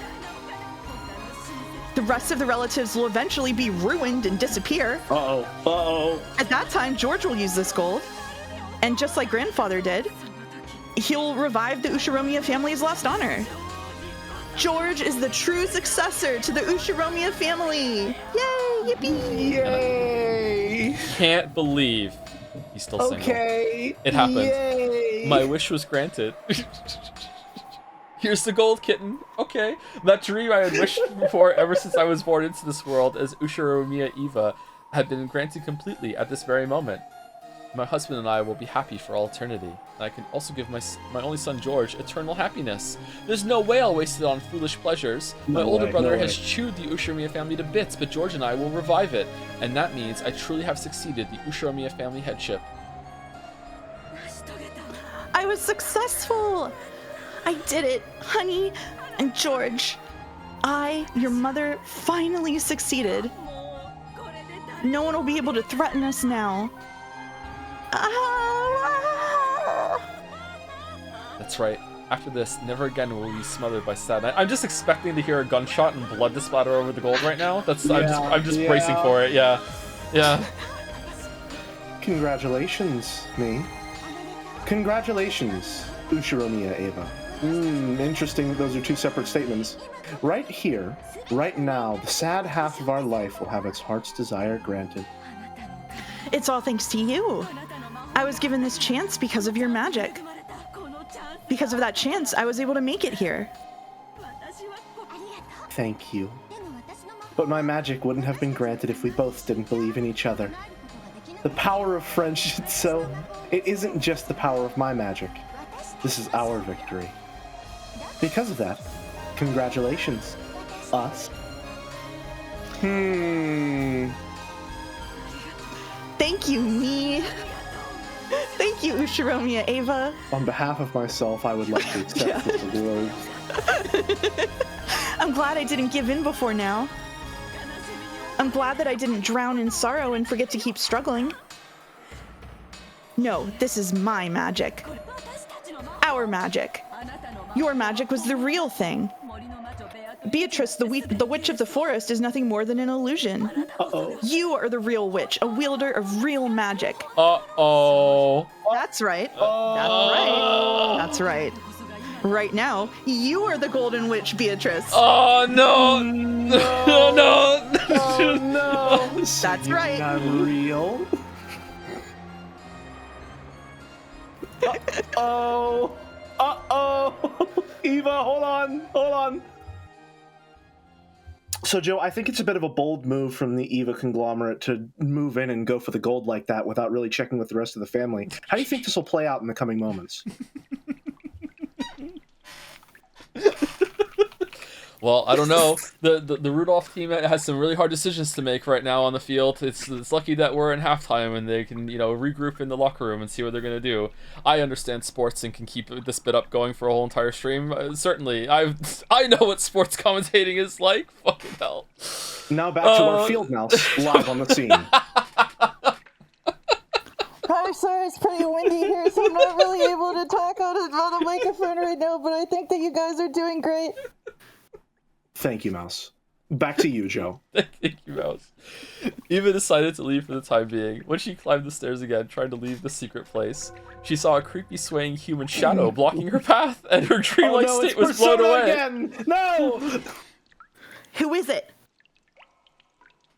For an instant, she believed that the true master of this room, the real Beatrice, had appeared. It seemed that the other person was also holding a gun. The two of them were pointing guns at each other, and eventually they each realized who the other was.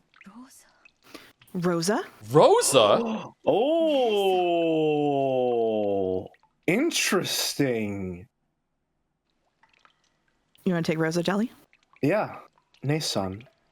Why are the shotguns a doing little in a different? place like this? Why indeed? Do you see how the shotgun has like a the muzzle yeah. of Rosa's is very everything is very different actually. Yeah.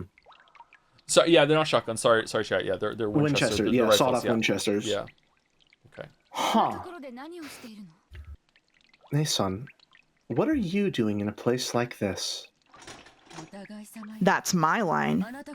What business do you have in such a place? I shouldn't have given you that hint, Nason. If I hadn't, I definitely would have been the first to reach this place. Too bad. Please let Rudolph walk down the stairs now too. Be like, oh hey, what's going on? Yeah, looking for the bathroom. You two reached it first, huh? And then Krause is like, I was just following where everyone else is going. And then Kyrie, who is covered herself in gold leaf, suddenly appears from the golden bars behind them. Be like, I am the head of the trivia now. It seemed that Rosa knew where the staircase went and what was waiting ahead of her. You should talk. Even though I reached this place before you. I worried too much about the Sweetfish River. The Sweetfish part didn't really matter much at all, did it? That isn't true. It was an excellent hint, wasn't it? Well, of course, maybe there was no need for it to be Sweetfish. But when I heard that sweetfish are fish that go out into the sea, I was able to figure it out. What's inside? Why not see with your own eyes? It definitely won't betray your expectations. Don't be afraid, Nason. I never had any interest in who becomes the head. I don't even care about the Ushiromiya family name. Honestly, I actually feel good about you stealing the headship from Krause Nissan, who was always swaggering around because of it. Are you serious? Of course. I'm the outsider of the Ushiromiya siblings. Even if Father had named me as the next head, there's no way Nissan would have accepted it. I try not to have such naive dreams. Let me see too, Nason.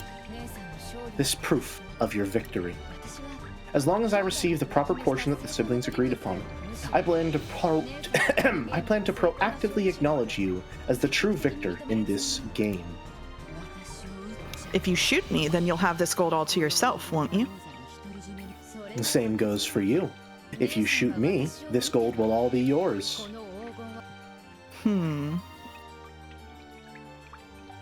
For a tense moment, the sisters pointed their guns at each other. Eventually, after they sized up the glint in each other's eyes, they lowered their guns. Ava removed her finger from the trigger and held the gun upside down. It was a position that she couldn't quickly shoot from. When she saw that, Rosa held hers the same way. Oh, that's nice. Nice. Yeah. A ceasefire? Sister moment. That's right. That plan of shooting the other and having all the gold to ourselves is attractive for both of us. But if one of us just suddenly disappeared on this island while it's isolated by the typhoon, there would be a huge uproar. If we hid the corpse here, it probably wouldn't be found easily, but we couldn't be sure. No matter how many billion yen the worth of gold is on the line, it isn't worth the risk of committing murder. On the contrary, that would give Kraus Nissan and the others ammunition to ring us for all we're worth. Okay, this is like such a psychotic way of saying, but you're my sister, I just don't want to kill you. Like, come on. Like, it's about not getting away with it and like fucking like getting back at Kraus. Like, your sisters. Just be like, I don't want to kill my sister. Like, what? I did not have that read on this at all. This is like a full fucking mask off. Like, the only reason you're still alive is because I couldn't get away with it. Damn. Guys, I'm starting to think that the Ushiromias aren't very nice. What? No. No. They're sisters. I agree. Of course they're friends. It may have been a blessing in disguise that you're the one who showed up, instead of Nissan or Rudolph. You're the sibling I trust most. Cut to Rosa from episode 2 having her fucking flashbacks in the tea party room. Thank you. And you're the sibling I trust most, Nissan.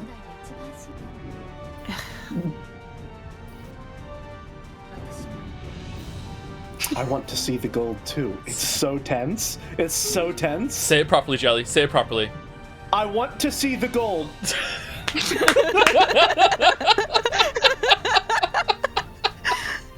Want to have a peek?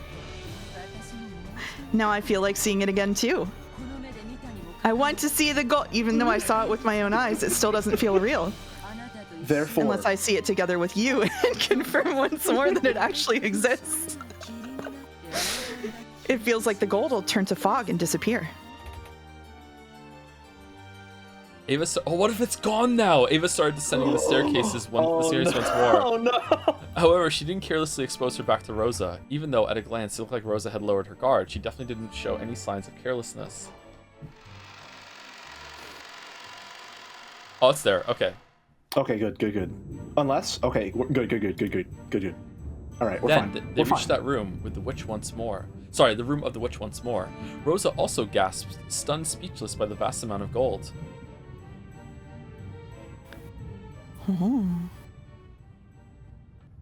Is that the end of the scene?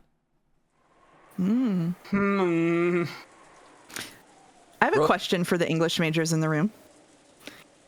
When I first read this, I had the biggest crash out. I was so upset that they solved the epitaph off screen and didn't tell me what it was. How do you feel about that? I don't think it's real right now. I am holding a similar position, which is that none of that is reliable. I won't say it's not real. I won't say that none of that happened. However, if indeed it did happen, I cannot trust that any of it happened in any of the ways shown to us. Which is essentially the same as saying it's not real, but not technically. So, what do you guys think is real? Whatever I want and whatever is most convenient at the time. Myself. That's it. Just me. Just you? Just me. you? Yeah. Okay. If she really just did solve it and that's all real, I will be I will definitely think lesser of the story if someone else doesn't walk through it and solve it in detail and we see it all, right? But like right now I don't know what's reliable because I have like steadfastly decided that if Battler is not in the scene, I just don't believe anything is accurate, and I just enjoy it as like a what if sort of thing. There's like bits of truth but not full truth. Yeah. But you believe that the red truths are true? I believe the red Sorry. truths are true. Yes. Mm-hmm. I Sorry, Joe. also believe that the red truths are true, because conversely, it allows me to believe that anything that isn't a red truth is questionable. So it's selective and purely in my favor, but that's the nature of the game, is it not? I'm also one of the reasons why I also think it's not true is I think that the epitaph is something that when it is solved, the reader is meant to go, "Oh shit, I could have solved that." And her having to go to a library and look up a fucking thing in an atlas makes me think there's no way that the player the reader sorry fucking hell that the reader could solve it. Especially after given the line about the Japanese symbol, but maybe it needed to give you a bit more information for it. So I also don't think that it's real at the moment because of that too. Also, that scene was actually really good. It's like It was very good. There's something very like exciting and joyous about discovering a huge treasure, even if it's a fake treasure in a story. It's really cool. Everything to do with like the witch Ava that's in her head has a lot of tension to it. You're waiting for the pin to drop like the whole entire time. It was a very, very good scene. You know, it's like you've been stuck on this island in this mansion for so long, and when they introduce the other mansion on the other side of the island, that's great. It's exciting, but there being this hidden part of the mansion that we've already been in the whole time is like, ooh, okay, cool. There's more to this. It's like you're right there with the character, and it's like, you know, secret. You know, like it was really engrossing. I was right there with her, so I enjoyed the scene. But I don't think she actually solved the epitaph. But we'll see. There was a lot of contradictory thoughts in there and emotions, actually, now that I think about it, and I've said it all. Yeah. Huh. Okay. It's a secret. Alright, Rosa and Eva walked absent-mindedly through the rose garden. They had left the guest house secretly, so they had to be careful when they returned. It was time to snap to it and keep their guards up. Congratulations, Nei-san. Thank you. You decided it. Oh, sorry. I thought that was me. You decided it, didn't you, Nei-san? 50% goes to the one bearing the title of successor to the headship. Certainly worked out well for you. Now that portion isn't Kraus Nissan's. So your share is now 50%, along with a quarter of the rest, for a total of 100. Sorry, Mouse can apparently read a 17-digit number, and I can't read a 3-digit one. 12.5 billion yen. Isn't that incredible? 2.5 billion is enough for me. Rudolph Nissan won't complain either.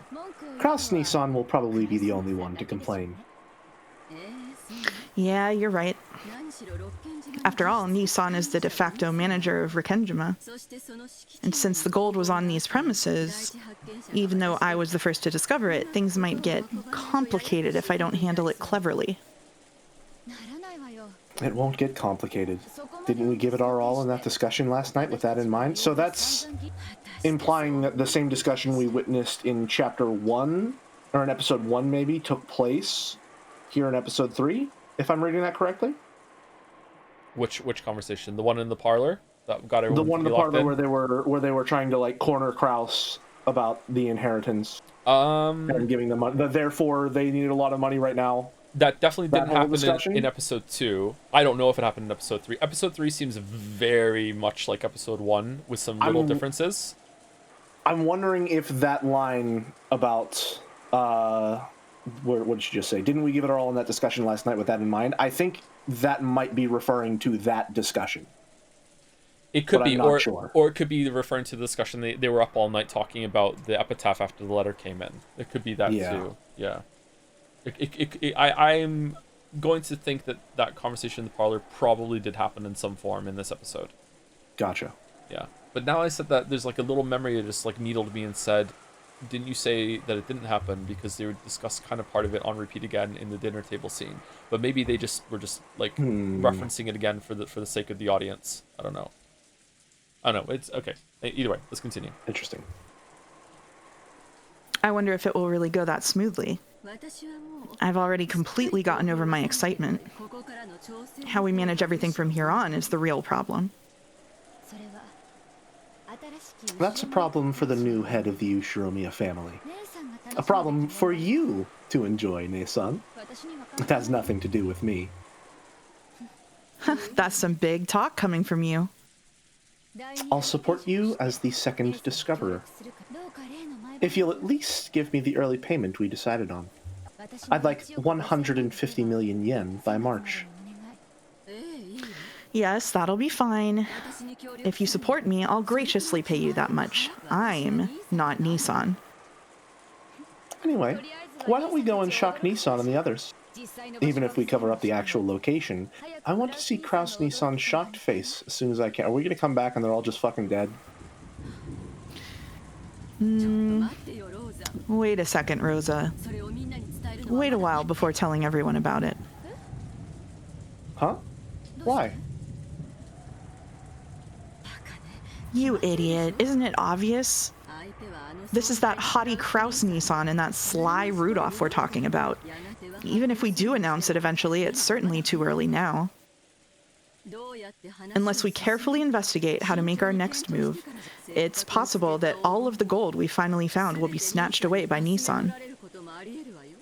Eva thought she was saying something extremely natural. So when she saw Rose's expression suddenly cloud over, she was a little surprised.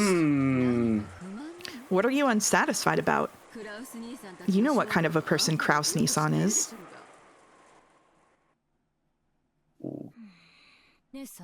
Ne-san, that's against the rules. What do you mean? Didn't we make a rule that whoever found the gold would announce it immediately? If you hesitate, the foundation of the rules will be destroyed, and that could lead to something worse in the future. With Kraus Nissan as crafty as he is, that violation of the rules will come back to bite you. Don't be stupid. This is Nissan's island, and that gold just now wasn't cash. We're talking about the liquidation of a vast 10-ton mountain, right? It'll take a significant amount of time to carry it off and turn it into cash. And that will only work in Nissan's favor since he has practical control over this island. Don't you even realize that? I don't like it when you search out each other's weaknesses like that. All I want is to reach a clear decision regarding my 2.5 billion portion. Of course, if you were to give me 2.5 billion in cash right now, you'd be free to continue negotiating however you like. But until I have my share in my own pocket, I will follow the siblings' rules. Maybe based? How can you be so naive? You don't understand Nissan's craftiness at all. It wasn't that Rosa didn't understand the craftiness of her older siblings. In that sense, Rosa more or less understood why Eva was being so cautious. But, error there? But in her heart, she couldn't clear away her suspicion that Eva wanted to keep all the gold to herself, because she knew that Eva was at least as crafty as her other siblings. In other words, Sumari? Rosa wanted to put a stop to any chance Eva had to keep the gold all to herself, by quickly informing the siblings of the gold's discovery. People in chat are saying Black Line Chan? Black Line Chan. A counterpart has arrived. Rosa. Sorry, but at least listen to me this once.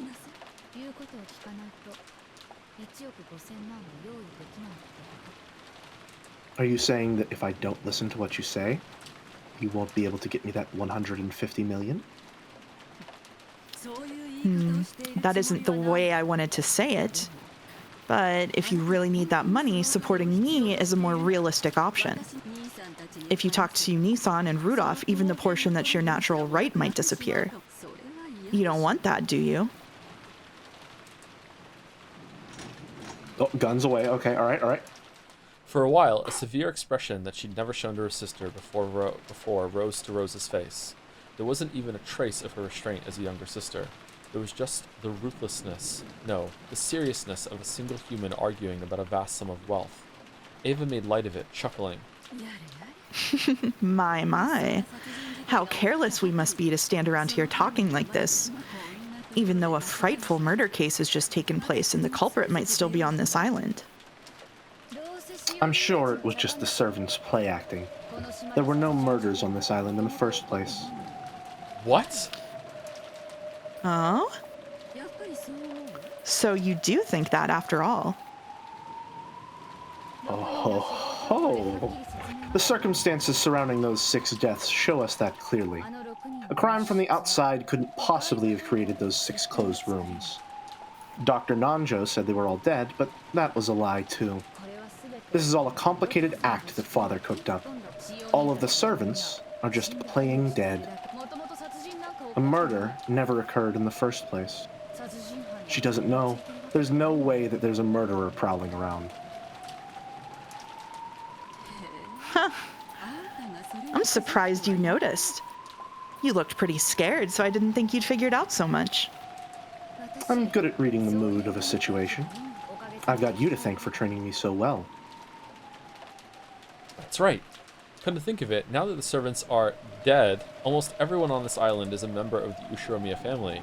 As for Nanjo, he proclaimed the deaths of the servants, but when the relatives began to discuss the riddle of the epitaph, he disappeared off to the 2nd floor, as if he didn't want to get in the way. Okay, what if Nanjo was told that there was going to be fake murders and to just play along and don't even bother checking them? Would he go along with that? Seems like you'd have to have a pretty good Maybe. reason. Even if they looked really, really like, I think like everyone's crying and shit, and like the Battler thinks his dad is that. I don't think he would do that. I don't think he would do that either. I think better of Nanjo. Huh. I would like to think better of him, but he's suspect no matter what. All of it. Oh, sorry, I didn't know that I'm on the next line already. Sorry, hold on. Sorry, you didn't get in the way. Oh, you're fine. Yeah, yeah. All of it was an act to get us to try and solve that epitaph. And that's why you need to announce that you're the victor, Ne-san. There's no way that burnt corpse was really Father. He got a corpse with the right number of toes from somewhere and went to all the trouble of burning it in that creepy way of his so we would see it. I'm sure he's hiding somewhere under a table with some dominoes, watching to see how we'll behave. I'll bet he already knows you reached the Golden Land, Ne-san. That's why you should announce that you're the winner soon. I'm sure Father will appear out of nowhere to applaud you and proclaim that you're his successor. Jelly, Yes? have you considered the possibility Have I that the considered? person who is murdering everyone is doing it just to spur people and motivate them to solve the epitaph, and then they can swoop in after it's been figured out, and then they can take the gold for themselves? It's certainly a possibility, especially given that there's always a letter which says the real riddle is to solve, like the real goal is to solve the epitaph. Mm-hmm. Right? Which is to say that in episode 1 and 2 then, if that's the main goal, they've completely failed. Yes. But in episode 3, possibly, if we're to believe anything that's happening, they might have succeeded. Yeah. Also, you might be killing the people that might be able to successfully solve it. Unless there's a third agent, there's the one who's murdering, the group that's trying to solve, and then a third person who's trying to encourage them more to solve it instead of trying to solve the murders in order to get the gold.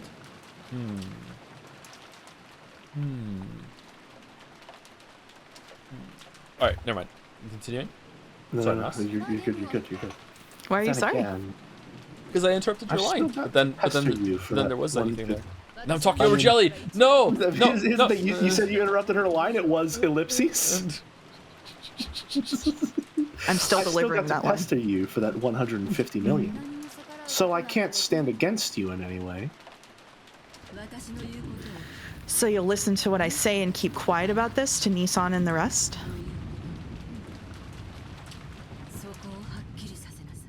Make your position clear, Rosa. I want to tell them we made that rule just last night. We shouldn't just throw it away. Of course, I will announce it in front of the siblings. However, I want to closely analyze the situation first. We've got to carry out 10 tons of gold, convert it into money, and distribute it fairly. Until I have proof that I can do all of that without Nissan getting in the way, I want to have some time to think. I only want to postpone my announcement until then. I'm certainly not keeping it a secret because I want it all for myself. Certainly, even though we saw your inner monologue and you were like, I'll give all the gold to Hideyoshi and George will be the true successor and everyone else will rot away and be forgotten and we'll rebuild.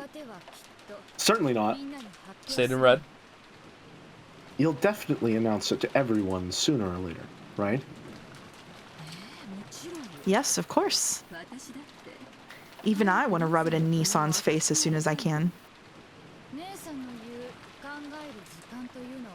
Ooh, sorry, big yawn. About how much time will you need to think?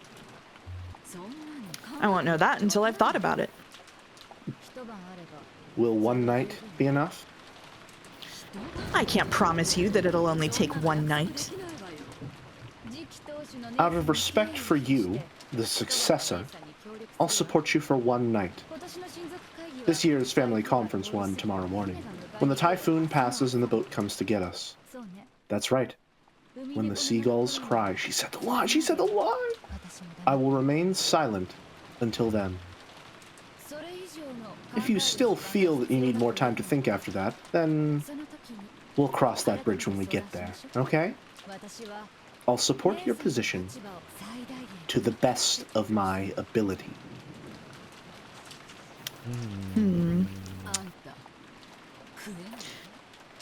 You really are cunning, aren't you? I'm surprised. Were you always this resilient? I guess it's true that women become stronger when they have a child. I realized that in myself when I had Maria. Understood. For the time being, thanks for your cooperation. We can talk about tomorrow when it comes. Yes, that's right. I'm convinced that you'll become a fair-minded successor to the headship. One who'd never even consider taking all the gold for herself. Isn't that obvious? I will split the gold evenly among the siblings. Isn't that obvious? Isn't that obvious? Should I take her? Because you guys have the other ones? Go for it. No way. I found it. Because we solved the riddle of the epitaph. So this gold is all mine. I won't give it up to anyone. I am the head of the Ushiromiya family. I am. The witch inside Ava claimed exclusive possession in a loud voice. Of course, that didn't reach even close to Rose's ears, and it probably didn't reach Eva's either. Huh. Huh. Indeed. I shall acknowledge it. You are the true head of the Ushiromiya family, chosen by the witch's epitaph. Now I shall acknowledge it upon my name.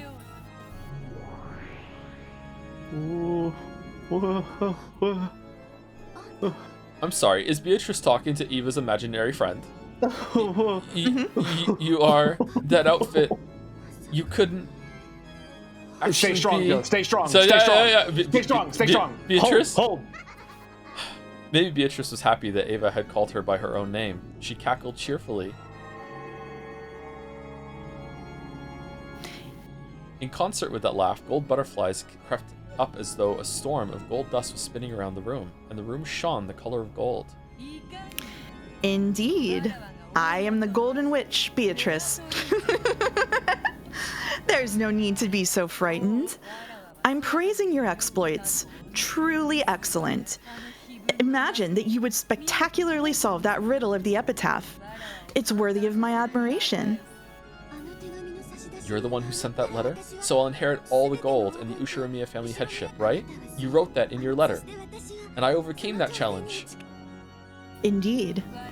I shall acknowledge it. Right now, all of the gold piled up here and everything of the Ushiromiya family is for you to do with as you please. After all, from this moment on, you are already the Ushiromiya family head. Really? It's true, right? Right? Do not be agitated. I'm openly praising you. As proof, I shall grant you this. The ring. Beatrice took a ring off of her own finger and held it out to Ava. She fearfully accepted it and realized that it was a ring.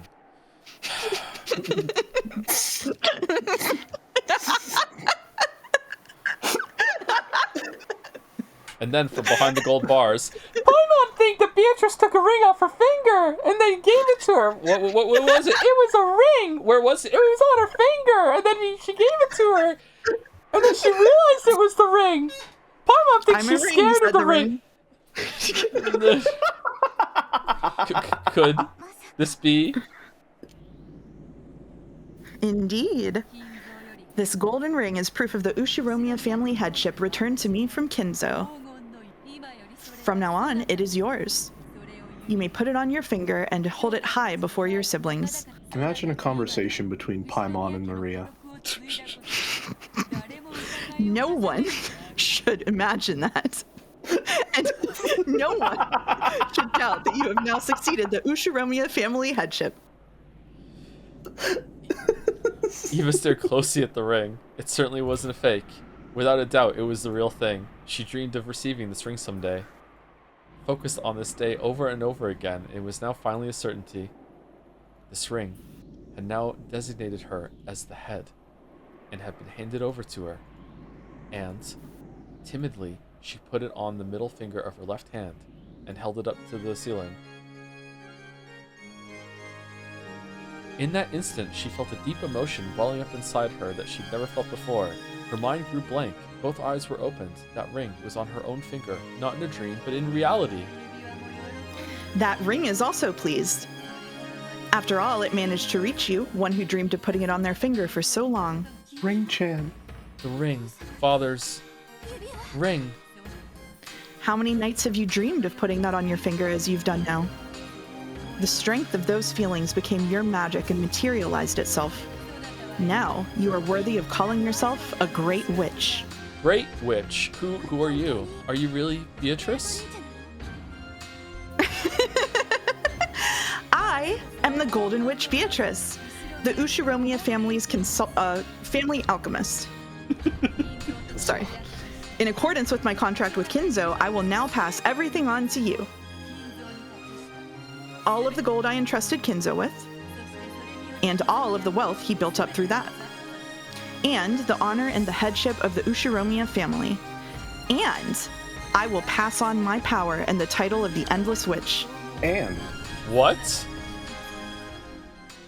The title of the witch. I will pass on all of my magical power and the titles of the Golden Witch and the Endless Witch. Following my predecessor's example, I will hand over my name, Beatrice, along with that title. Joe, do you remember when you said that she's definitely a redhead in this painting? Mm-hmm. Yeah. Yeah. Are you gonna argue with me live on stream? No, it's just... Well, under normal circumstances, perhaps.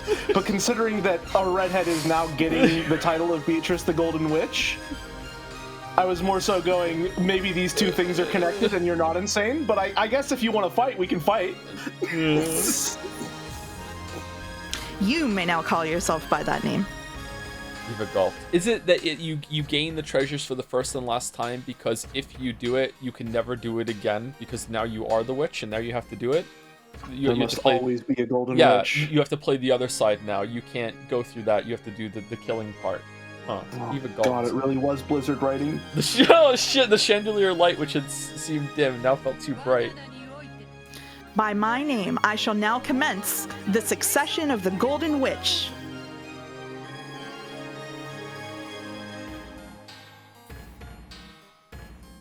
And then she's gonna show up in the Velvet Room and Balor's gonna be like, fucking another one? Really? Really? The instant Beatrice made that proclamation, everything was buried by a golden sparkle and changed into a majestic place that looked like an audience hall.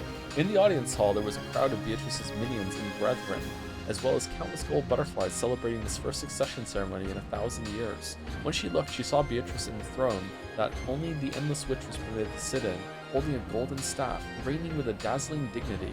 Without being ordered by anyone, Eva automatically kneeled, hanging her head. A goat attendant respectfully handed Beatrice a golden staff in the shape of the one-winged eagle. After Beatrice stood up and received that staff, she laid the tip of it on Eva's shoulder and spoke. It was a proclamation 1,000 years in coming. Wait, what?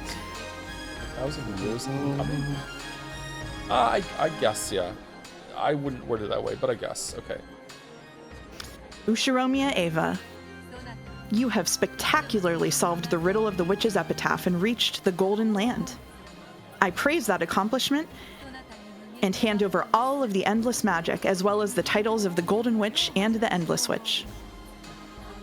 From this point forth, you may call yourself by my name, Beatrice. Come, raise your face, then stand and accept this staff. Oh, shit. We now have Evatrice. Yeah. Who has Ava Beatrice? Beatrice? That's probably still you. Me? Okay, I am most grateful. Ava stood up dizzyingly and took the magic staff from Beatrice's hand. Her hand was trembling slightly. Eva Torici.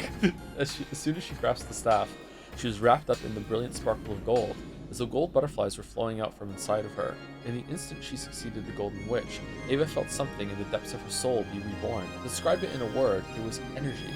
Energy with a gold color.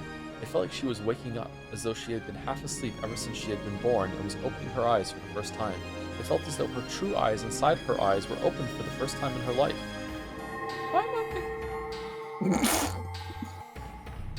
Magical girl transformation time? Oh my, actually, oh, wow. What? Whoa. Yay! Yeah, there, all the Snake Sisters are here and they're cheering. Everyone claps. Indeed.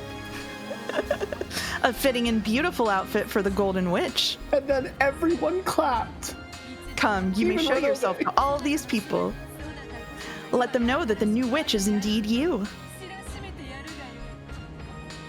Ava, no, the new Beatrice turned around timidly. When she did, the witch's minions, which filled the vast audience hall, honored her with an applause that sounded like the roaring of the sea. Come, everyone. Replace all of the portraits of Beatrice with the new Beatrice. Lift up words of celebration for the new Beatrice.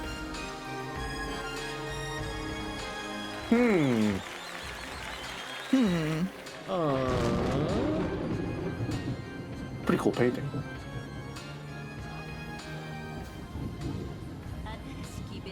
New Beatrice, congratulations on the succession of the Golden Witch. I hope that you will become able to stand on your own as a proud Golden Witch and as the Endless Witch. Wouldn't she be the new Beatrice? The Emperor's new Beatrice? Beatrice's new group? Is that anything? I'm a little stun locked. I'm crashing out a little bit. Listen. None of it is in red. We don't have to incorporate It's not. Okay, all right. This is real. Okay, all right. If they don't say it's real in red, right, we don't have to believe any of it. Nothing ever happens in Umineko. Nothing ever happens. It's metafiction. All right, nothing happens. It's a waste of time. It's a waste of time. Nothing happens ever. Yeah. I'm just gonna hit control until I see Battler on the screen. That's my safe space. Yeah. Okay. All right. Okay. Oh my God. Yes, I will do my best. I expect a composure befitting the Endless Witch from you, unlike my naughty predecessor. Teacher, we're in the middle of a serious ceremony, so please, enough of that. I guess, would that be... You go, yeah, you go, Jelly, okay, yeah. Congratulations on the succession of the Golden Witch, new Beatrice-sama. I am called Ronove. I am one of the 72 demons permitted to serve the Golden Witch. If you are ever inconvenienced in the slightest, please let me know at once. Thank you. Ronove is rude but reliable. If anything confuses you in your new days as a witch, speak to this man and he should be able to help you. Predecessor Beatrice-sama. It is a shame that I was not permitted to serve you further, even though we have finally been reunited like this. These last 1,000 years have been very entertaining for me. You have my deepest gratitude. Indeed. 1,000 years with you wasn't boring. Please, take care of the new witch. Yes, I, Ronove, will obey the final order of the former Beatrice. You'd better thank me, okay? I gave my signature to recommend you for the succession of the witch. Got it? In other words, if I hadn't signed, you wouldn't have been able to become a witch. All right, listen. You can become the Golden Witch, but you're gonna need to get 2 letters of reference from 2 well-known witches that you've associated with and worked under for many years. I'm gonna need 3 more signatures. So how many years of experience do you... This is an entry-level position for the Golden Witch. It requires 1,000 years of experience as a Golden Witch. That's fucking insane. What do you mean you gave her a signature? What do you mean? You gave your signature? What? What are you talking about? It's fine. It's fine. It's fine. It's a metaphor. Okay. It's a metaphor. It's a metaphor. It's a metaphor. I don't. a metaphor for bureaucracy or something. I don't know. see here that she's her power is certainty, but chat is I think right. So she must have said it, but it's not in the. Oh no, it's right here. The witch of certainty. I just skipped over this. Sorry. The witch, the very first, the witch of certainty. Yeah. Gotcha. So basically, her signature is the only one that mattered. Everyone else was like, oh, I don't know. I don't know, maybe not. Maybe she shouldn't be the new witch. And she's like, I think she should be the new witch. And it's like, well, this is the witch of certainty. I guess we're sure. She's certain. Yeah. Yeah. So thank me a little, okay? This is the Witch of Certainty, Lady Lambda Delta. God damn it. The recommendation of a witch from the Senate was required for your succession as an endless... Senate? What do you mean? What do you mean the senator? Senator what? He's a senator? What is this, Metal Gear Rising? What the fuck are you talking? It's fine. It's fine. It's fine. It's fine. It's fine. It's fine. It's fine. We're okay. Eva Beatrice solved the riddle of the witch's epitaph and was welcomed as the new endless witch by the Senate. She was gifted with an aptitude for magic and is expected to grow into an extraordinary witch. This genius of a witch often overindulged in her own power during her younger days. Such are the trials only geniuses may endure, and if she proves successful, her name will surely be engraved in the history of endless witches. Will she be able to overcome the trials that forced her predecessor to surrender? Okay. Okay. Lady Lambda Delta recommended you and became your guardian. Thank you. She doesn't look very thankful. Hey, Beato! This kid isn't grateful enough. I think I'll take back that recommendation. Are you sure? Who wants this I one? can do a good deadpan. The person making these recommendations shouldn't act like a child, right? If you signed, make sure you take responsibility. Lady Lambda Delta is also the Witch of Certainty. The Witch of Certainty prefers to make fate firm to create a fate of certainty. She really liked and highly valued your efforts until today. Well, you had that unfortunate childhood, all that unrewarded effort. I can sympathize just a bit with that. It's not like I felt sorry for you or anything, so don't be full of yourself. Soon. These are our acting senators. Whenever we have our next cabinet meeting, tea party, these are the heads of authority. Joe, can you say Dede? Dede? Thank you. Okay, alright. I feel like you've just fallen for a trap. Maybe I have. I don't know. Sorry. From my point of view, your succession, well, it was more of a coincidence than a miracle. It isn't worthy of my recommendation.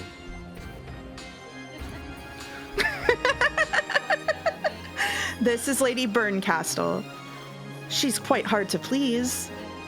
Still, you could say that just having her participate in this celebration makes you exceedingly lucky. I only came because this is a rare, once-in-a-millennium event. Hold on, sorry, there's a pin.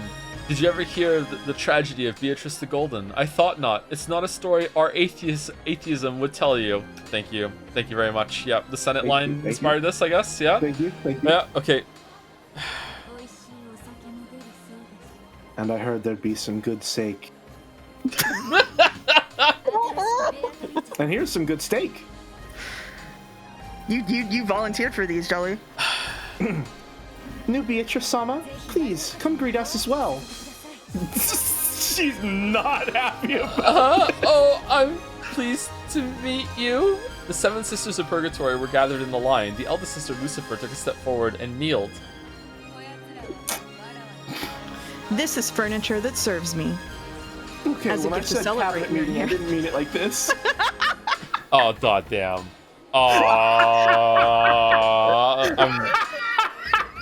I'm so mad I can't even laugh at that. +2. +2. I'm so mad. I almost just leaked an episode 6 joke. Fucking, but This is furniture that serves me. As a gift to celebrate your inheritance, I will send them to you. Once you I don't succeed the want position them. of Golden Witch, you'll need to carry out the resurrection ceremony for yourself, so you'll need them whether you want them or not. The 7 Sisters of Purgatory perform an essential role in that ceremony. congratulations, you're the president now. Here's 7 Chans. They're your responsibility. They're a villainous bunch, but they serve their purpose. Have them do whatever you wish. We will always be by Beatrice Sama's side. Please, order us to do anything you desire. We will accomplish our tasks without fail.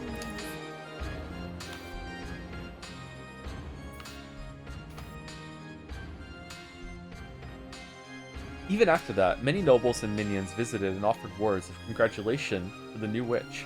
As she responded to them confusedly, she felt as though she was growing lightheaded due to a lack of oxygen, because in real life she was being strangled.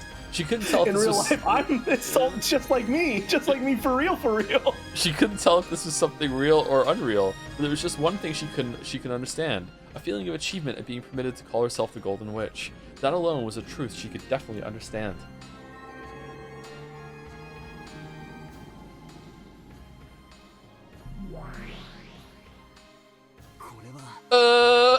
What is all this? Of course I'm not gonna swallow this story, but what in the world does it mean?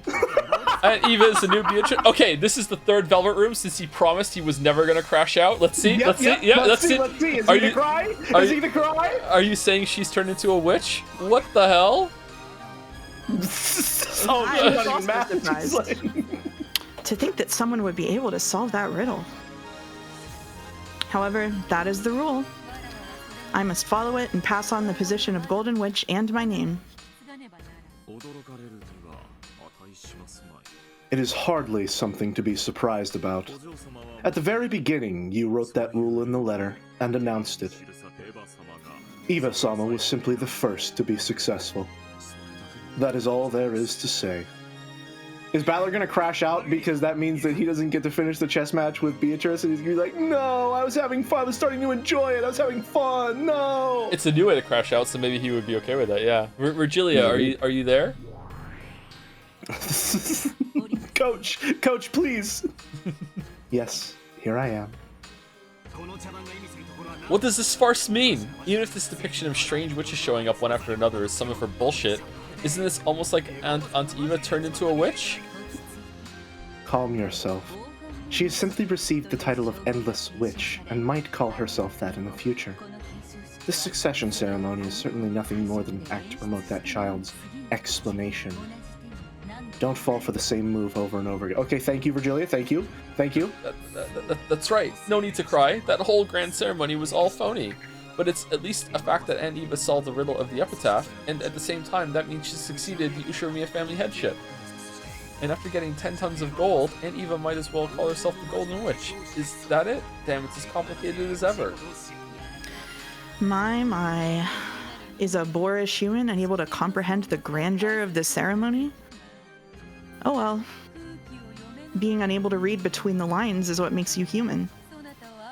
I It's pity called you, but subtext battler. I Sorry. don't blame you.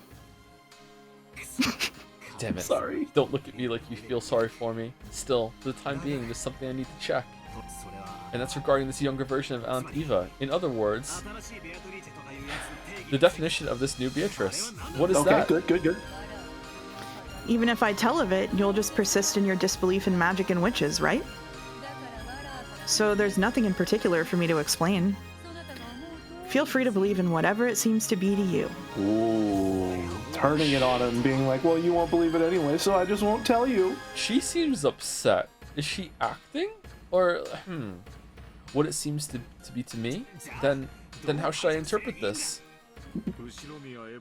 For now, it might not hurt to view it as a visualization of a separate entity inside Ushiromiya Eva. course, we cannot blindly accept that answer, but it is probably a reasonable theory to hold for the time being. In other words, I should think of Aunt Eva and her as the same person, right? Damn, I don't like where this is going. Sumari. In any case, from now on, my name is no longer Beatrice. I've passed it on to Ushiromiya Eva. So what's your name now? Which means that I am nameless. Nameless? Battler, don't you have some name that'd be fitting for me? Uh-huh. I shall accept your recommendation. Oh, we're so in. How about a name that's refined, full of elegance, and a little cute too, if you can? Beato? Just Beato is good enough for you. Yeah. There's probably a big enough difference between Beato and Beatrice to keep people from getting confused. I read the line now, sorry. So the same old Beato, is it? It doesn't feel wrong, but it's boring for some reason. Ugh.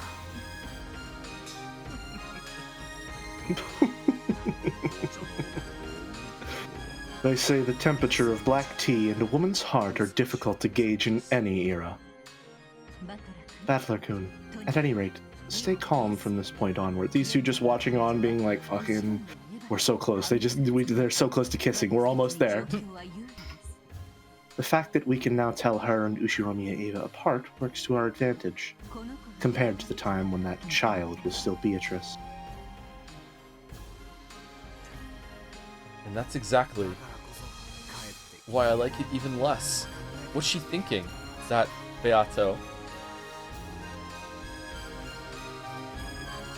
Over there, the witches formed a long line to bless Aunt Eva, who had the figure of her younger days and who now possessed the name Beatrice. It was like a witch's coronation. The countless gold butterflies flapped their wings, directing this fantastical gold-sparkling space. They were all praising her. As I stared from the distance, I looked at the newly born Beatrice, who had a slightly embarrassed smile on her face. Her expression, which had been lost and confused at first, seemed to be full of the happiness that she was finally starting to recognize. That expression didn't look at all like someone laughing insanely while standing before the gold.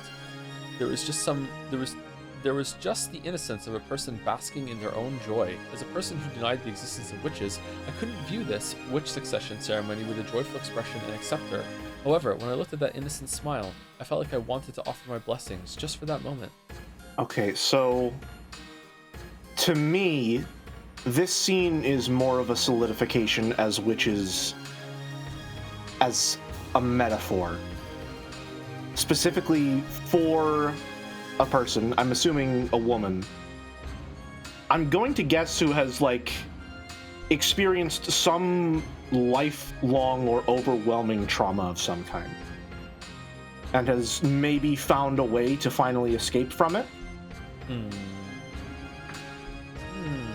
Okay. If that makes sense, which could be why this is represented by a younger Eva. Because that's as if to say that, like, in order to escape from that situation, she had to completely separate herself from this younger version of herself. And now that she's found another escape route, this version of Eva now gets her own existence as a witch. Okay. I wonder if they're separate entities then.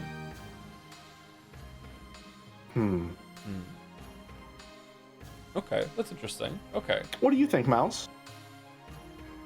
Huh? Sorry, I didn't hear any of that. Oh, I see. Interesting.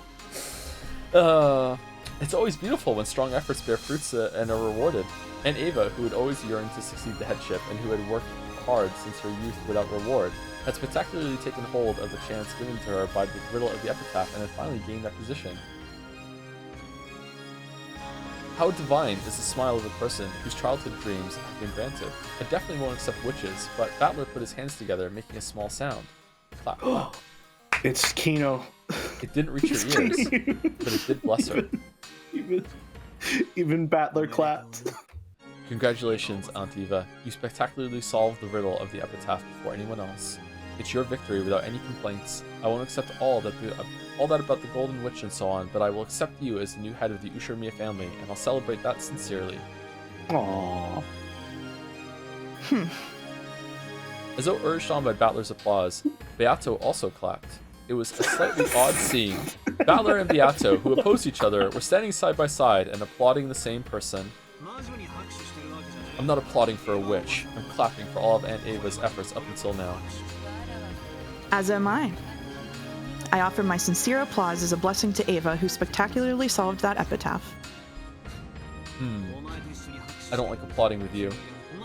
But well, I've decided that I won't worry about it now. Divine punishment won't fall on me just because I clap with you every once in a while. It's not so bad every once in a while. Still, it is fun to applaud. Even though it was Ava who was successful and not me, for some reason, I'm starting to feel happy too. He's in. That's because blessing someone means the same thing as sympathizing and sharing with them. I see. Then I have even shared this irrational happy feeling with you. Since we're a pair of enemies trying to make each other surrender, it's an odd experience. Well, just for now, let's have a truce and clap, okay? Interesting Beato phrasing. laughed impishly, playing around and applauding even louder, as though eagerly trying not to lose to Battler as she clapped. Battler went along with her and clapped even louder. Very well. I will go along with this. Ah, new Beatrice, this is Nanjo, Witch of Reactions. Thank you, chat. Very good.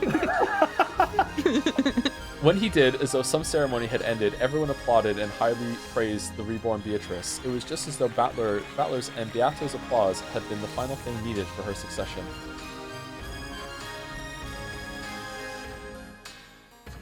Okay.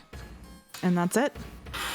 And miraculously, we got up to almost where we were trying to get to originally. Oh, Did we really? magic really does exist. Yeah, almost. Damn. 2 chapters behind. Okay. Yep. Not bad. Not bad. Whew, man.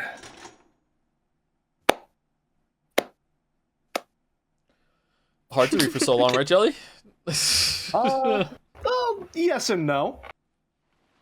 You still got some gas in the tank? I certainly do. Well, I'm gonna need it. I'm gonna be. I have work at 8, Yeah, and that requires me to talk. Yeah. So I certainly hope so. That's good. That's good. I am a known yapper. One might even go so far as to say that I yammer on occasionally. But nonetheless, We're all yappers here. We're all yappers We here. really are all yappers we here. really are. The only reason I don't yap as much as Jelly on stream is that I'm petrified I'm gonna say something that's gonna tip somebody off, especially Joe, and so I just have to sit here quietly. Anyway, thank you, Iron Wrath, for gifting us up to the Three Stooges. That's us. Thank you, Isia, for the resub. Mario the Mayo for the bits. Enjoying the trinity of Jodler, Mousetress, and Jelly Nove. Nice. Thank you, Julie Gordot for the bits. Just like in the VN, the streamer crew needs its own share of thinkers to figure out the epitaph. The vibes analyzer, the keyword analyzer, and the one who knows the fucking answer. We got a message from not Koru. Eva got crowned as a new witch in the same stream that Jelly entered stream. Mouse showed up just in time to give congratulations as the old Beatrice. Everything was planned out so far ahead. Ryukushi has done it again.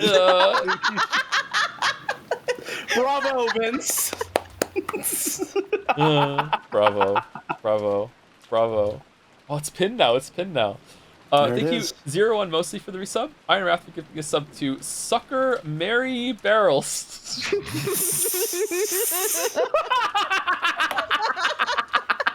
And the follow up. Suck my balls, lol. Oh no, I can't laugh like this. I'm getting lightheaded. Thank you. Oh, okay. The Orin for the 5 gift subs. Thank you very much. Yuri was taken for giving a sub to I Was Too Late, followed by a fucking whatever. Oh, did you want to do the suck my balls thing? Thank you, Guido Tayson for the resub. Parnik also for the resub. Take out the E's and R's from Sucker Mary Barrels. What does that say? Calm down, liberals. It's called dark humor.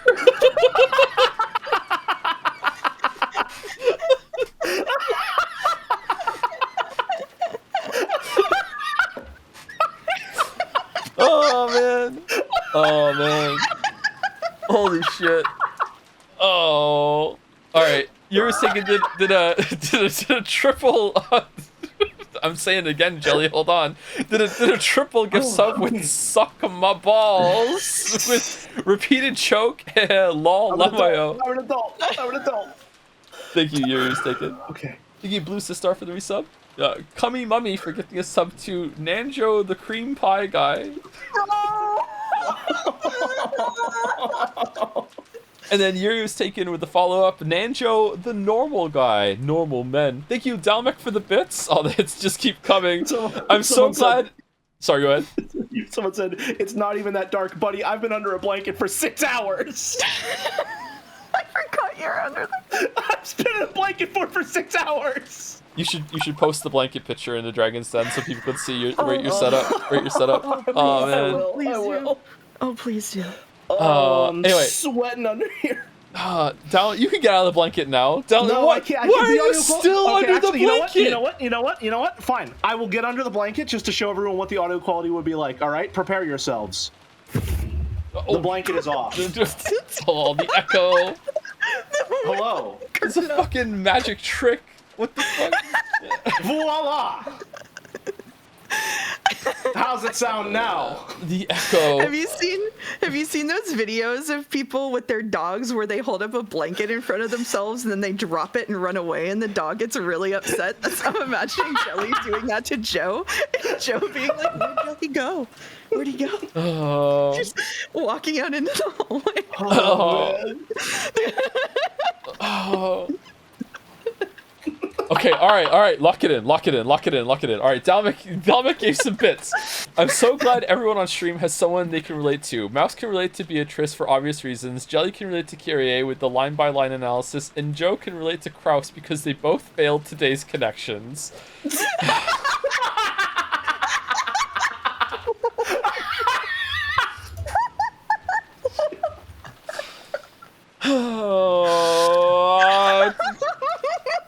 Thank you, 795KR for the resub. Nightmare Luna 69 for the resub. Welcome. Lizzie for the resub as well, with the John's meow.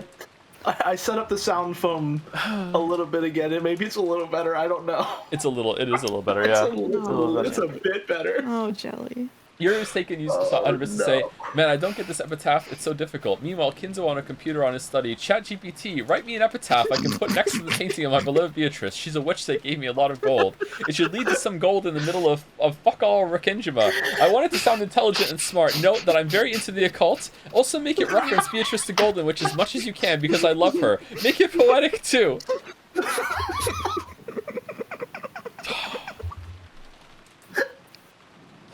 And the last three on my list, Dalmek again. Modern Umineko be like, Maria, my iPad. Ooh, Kinzo, big boob, witch cackling, evil witch, beautiful witch, golden, endless anime style, western dress 4K, HG, Genji, I hate my fucking job.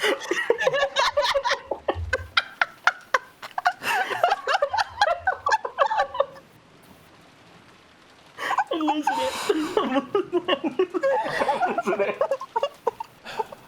Thank you, Monis Salato for the resub, Umi Stream, Quirrell for the resub as well, and last but by no means least, Pincerata with 222 bits. Thank you for a wonderful birthday stream where I get to see Joe get bullied for hours straight. Thank you, Rush Pincerata. Thank you. Happy birthday, Pincerata. Happy birthday, Wuggy. Happy birthday. Happy birthday, Jill. Happy birthday, Clive. Happy birthday, Wuggy. Raid my housemate and Umineko superfan Ghost Ma playing Killer 7 Sire? Sure, why not? Raid Ghost Ma. Alright. Oh man. Thank you very much, Shelly, for being on and being a trooper.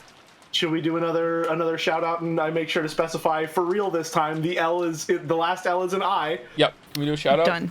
Shout out, it's done. Boulder did it. Alright. Yeah. Oh man. Thank you very much. Okay, is that the right one? Is that the right one? It is the right one. Okay, good. Yep. Thank you very much, Shelly. Thank you very much. Thank you very much. I've been smiling like an idiot for the past 6 hours. It was fun. All right. It was fun. The blood, sweat, and tears with a little extra helping of sweat, well worth it. And also thank you, Mouse, for coming on again, even though it was super tense and awkward the whole entire time. It was so strained, and it was just really tough for me, but yeah, we got through it. Thank you for letting me hold you at gunpoint and forcing you to let me come on the streams and order you when to stop. Yeah, exactly. Yeah. I have no you, the agency, and I folks just back let it home. happen. Yeah. Yeah. So, Joe, with everything we've seen with how the Orochi family is starting to shake out, Orochi family is starting to shake out, how do you think this will play out in the coming days? I think there's going to be a lot of death in the next episode for sure, or the next stream for sure. Yeah, a lot of rip and tear is about to happen. Yeah.